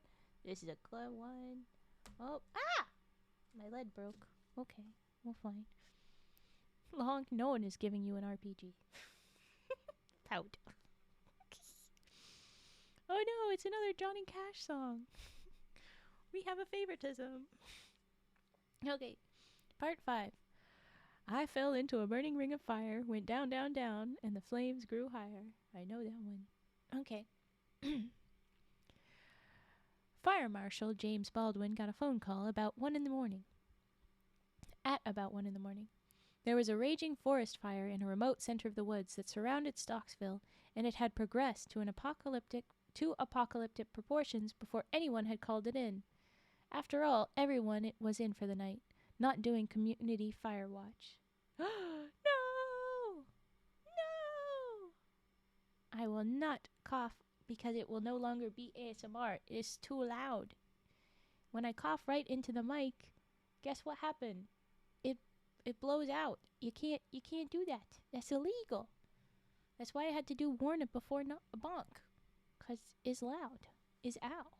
I don't want to make ow. No. Yeah. But this is reading and writing. Giggle, giggle. Yeah, Mask. You know what you're saying. Okay, I need to focus. We have a third point of view. James! Fire Marshal James Baldwin. And there's a freaking forest fire. Very bad. The children did a bad. I understand why they did not tell nobody, but it's bad. Very bad. Now the night sky was a hellish orange, and eye-watering smoke was omnipresent. The local fire department was woefully inadequate, so the firefighters from neighboring counties were called out in the dead of night. I went deep guttural cough, the ones that sound like you're gonna launch a fireball.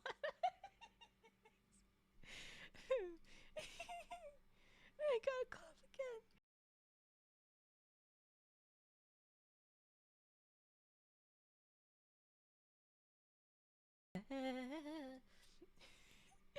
They're not wrong. That is sus. But I'm going to move on.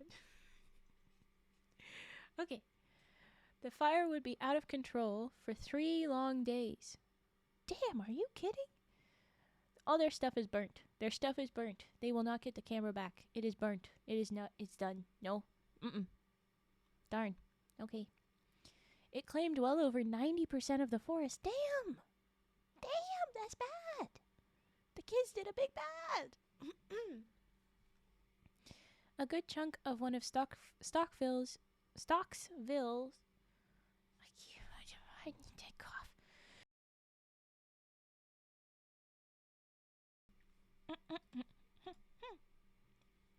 I'm back. Okay. A good chunk of one of Stocksville's upper class neighborhoods, revealing how shoddy those expensive homes really were due to how quickly they went up in flames, and rendered a church unfit for the use of foreseeable future. So no more church, no more rich people houses, and no more most of forest.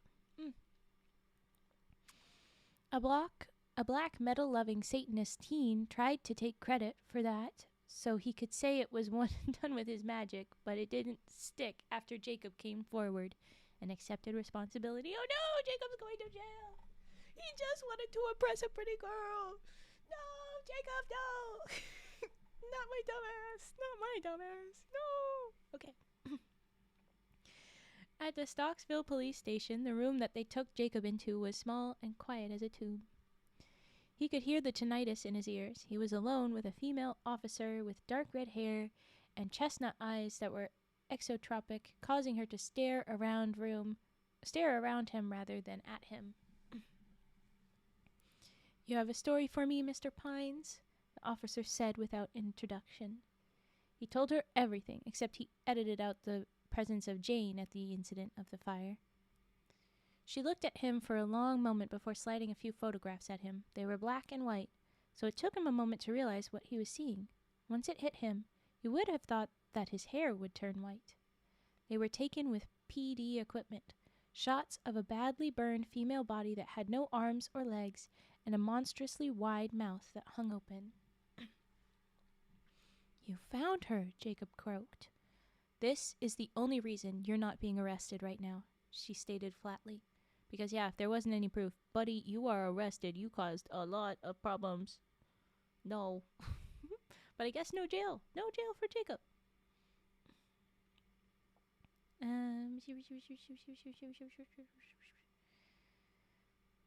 Jacob breathed a sigh of relief. He would find out that it was premature. Ugh. The local media converged on Jacob. Oh no, not Warren. Sorry, because he's our radio man. Jacob breathed a sigh of relief. He would find out that it was premature. Yes, the local media converged on Jacob. They were as interested in his account of the monster as they were about the price on his head from locals. For weeks to come, there would be reporters saying the same thing over and over, with the scarred town in the background, Jacob's face appearing in a small square of the corner of the screen. A teenager from Stockville is making history in more ways than one. He has accepted responsibility for starting what is considered the town's worst disaster in decades. But it was all in self-defense, from an attack that has led to the first truly solid evidence of stranger things that walk this earth. He was handling the cocktail of fame and notoriety rather well, better than Jane would have. They kept in touch via email, and he promised that he wouldn't hog all the glory. She'd get involved when it was safe. It was the biggest bouquet of flowers he could ever offer her, and that was the highlight of the whole thing. Someone else was going to be famous. He just didn't know it yet. Harold Redshore, the mortician that would examine and prepare the monster's remains for long-term storage. He slid it out of the freezer and furrowed his brow under his pocked moon of a forehead. He would almost think it was fake if it weren't for the wounds. It was so human, and yet so devoid of typical human female features. It had to have been the last of its kind. It couldn't procreate, as it had no visible reproductive system, nor did it have a means of nursing young. Apparently, a new species was born with it, and a new species died with it. He picked up a scalpel just before Peggy lurched upwards and wrapped her mouth around Harold's head. No! Completely taking it in and clamping down hard. No more kids for Peggy. She's grown up. She twisted her neck, and the muffled pop of Harold's vertebrae sounded in her throat. Her limbs grew new wood out of their burned stubs. Her hair would grow back eventually. First things first. Her wide-eyed head bobbed around like a mutant chicken until she saw the stairwell. She ran up them and knocked the screen out of an open window and ran into the cool night. The end. Dun, dun, dun, dun. We are over time, but I felt that story was absolutely fucking worth it. Anyone else? Oh, and by the way, that was our 150th stream. Yay! Sequel hook, I hope. Let's see. There are 2 more from this author. We have Parts, and we have The Skin Collector. I feel like these are required readings for next time. Yeah, that was 150. Isn't that nice? We'll have to read those at some point. There's 2 more stories, but I don't think that they're related. I doubt they're related to the same thing. But it was good. That was good. All right. So we're gonna wrap up for the night. Raven is hungry. Raven needs to go. But this was very good. After it was very, very bad. Never again. Never again, Angel. No.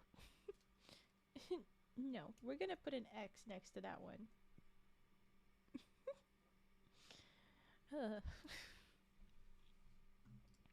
So 19 more streams till 169. Well, how can you be a lab rat for a sec? I gotta test something. I feel like you will do it whether LaHonk gives consent or not. What are we going to see? What's about to happen? Sus. Very sus. Very sus. Also, that's a good point. Only 19 more streams. I hope that doesn't fall still within spooky. Mask timed out LaHonk for 13 seconds. Reason, lab rat. It works. What do you mean? Also, how do you know? This is you. Hi, Forest Cabin Reads. I'm sorry we are wrapping up, but this was a very fun last bit. So the VOD will be up by tomorrow. It'll be very great. Can I share some of my favorite SCPs for tomorrow? I at least want to show you my fave. You can join the Discord and drop them in. There's a bit of a backlog. There's always more stories to read than I have read. So I've got different ones. I didn't want another 600 seconds incident. Aw, okay. But yeah, so the story sharing channel is where I recommend you drop them. If they have any triggers, please add those in the forefront so that we know and we can warn people. Because I would prefer to be able to do that if I can. But I do still have my little trigger warning sign up generally. I know, I'm sorry, don't leave just yet. We'll be back tomorrow with SCPs. I do have the list. I have other ones to go first. Just because I go in order to make it fair for people.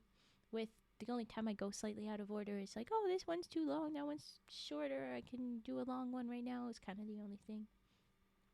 And the people that have recommended full books, I have not done those yet because that is many things. What do you call Raven when she ends the stream? What do you call me? Obsidian Raids. Ah ha ha. Ah ha ha. Yes, there you go. I don't know why I didn't think about that. Nice to still win, in my opinion. If you don't read it tomorrow, maybe another time. Exactly. I will be reading it eventually. It's just about when. I just won't read it tomorrow. But we're doing specifically creepypastas and SCPs for the rest of Spooktober. So, might make it. I think we could get there if there's not too many long stories before you. But there might be kind of a lot of long stories. I don't know. But yeah, okay. So, let's get raiding. Do. Do we have a raid suggestion from Fet? If Fet is still here? If Fet is not here, Cage? Mask? No, Nayabun. Of course, let's go. Let's get those raid messages. Let's get Froggy. Let's get Froggy. Yeah, there it is. There's my frogs. Stop moving. Stop moving. There you go. Okay, I'm good. I'm ready. Copied. Done. Let's go see Nayabun. Yeah. Whoop. Everything's slow. Come on. Why are you so slow? Why? Not Nayabun. Thank you. My goodness. Jeez.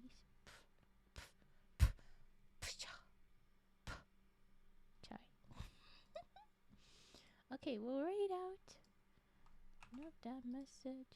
And I'll do a quick transition. So thank you for watching. I hope everybody eats well. Take care. We'll see you tomorrow if you want to join us tomorrow. If not, that's fine. I don't keep attendance. Eat well or whatever time zone. Happy time zone. But let's go. There we go. Now my frog raid messages are at the ready. It's all being very slow, but it's gonna go.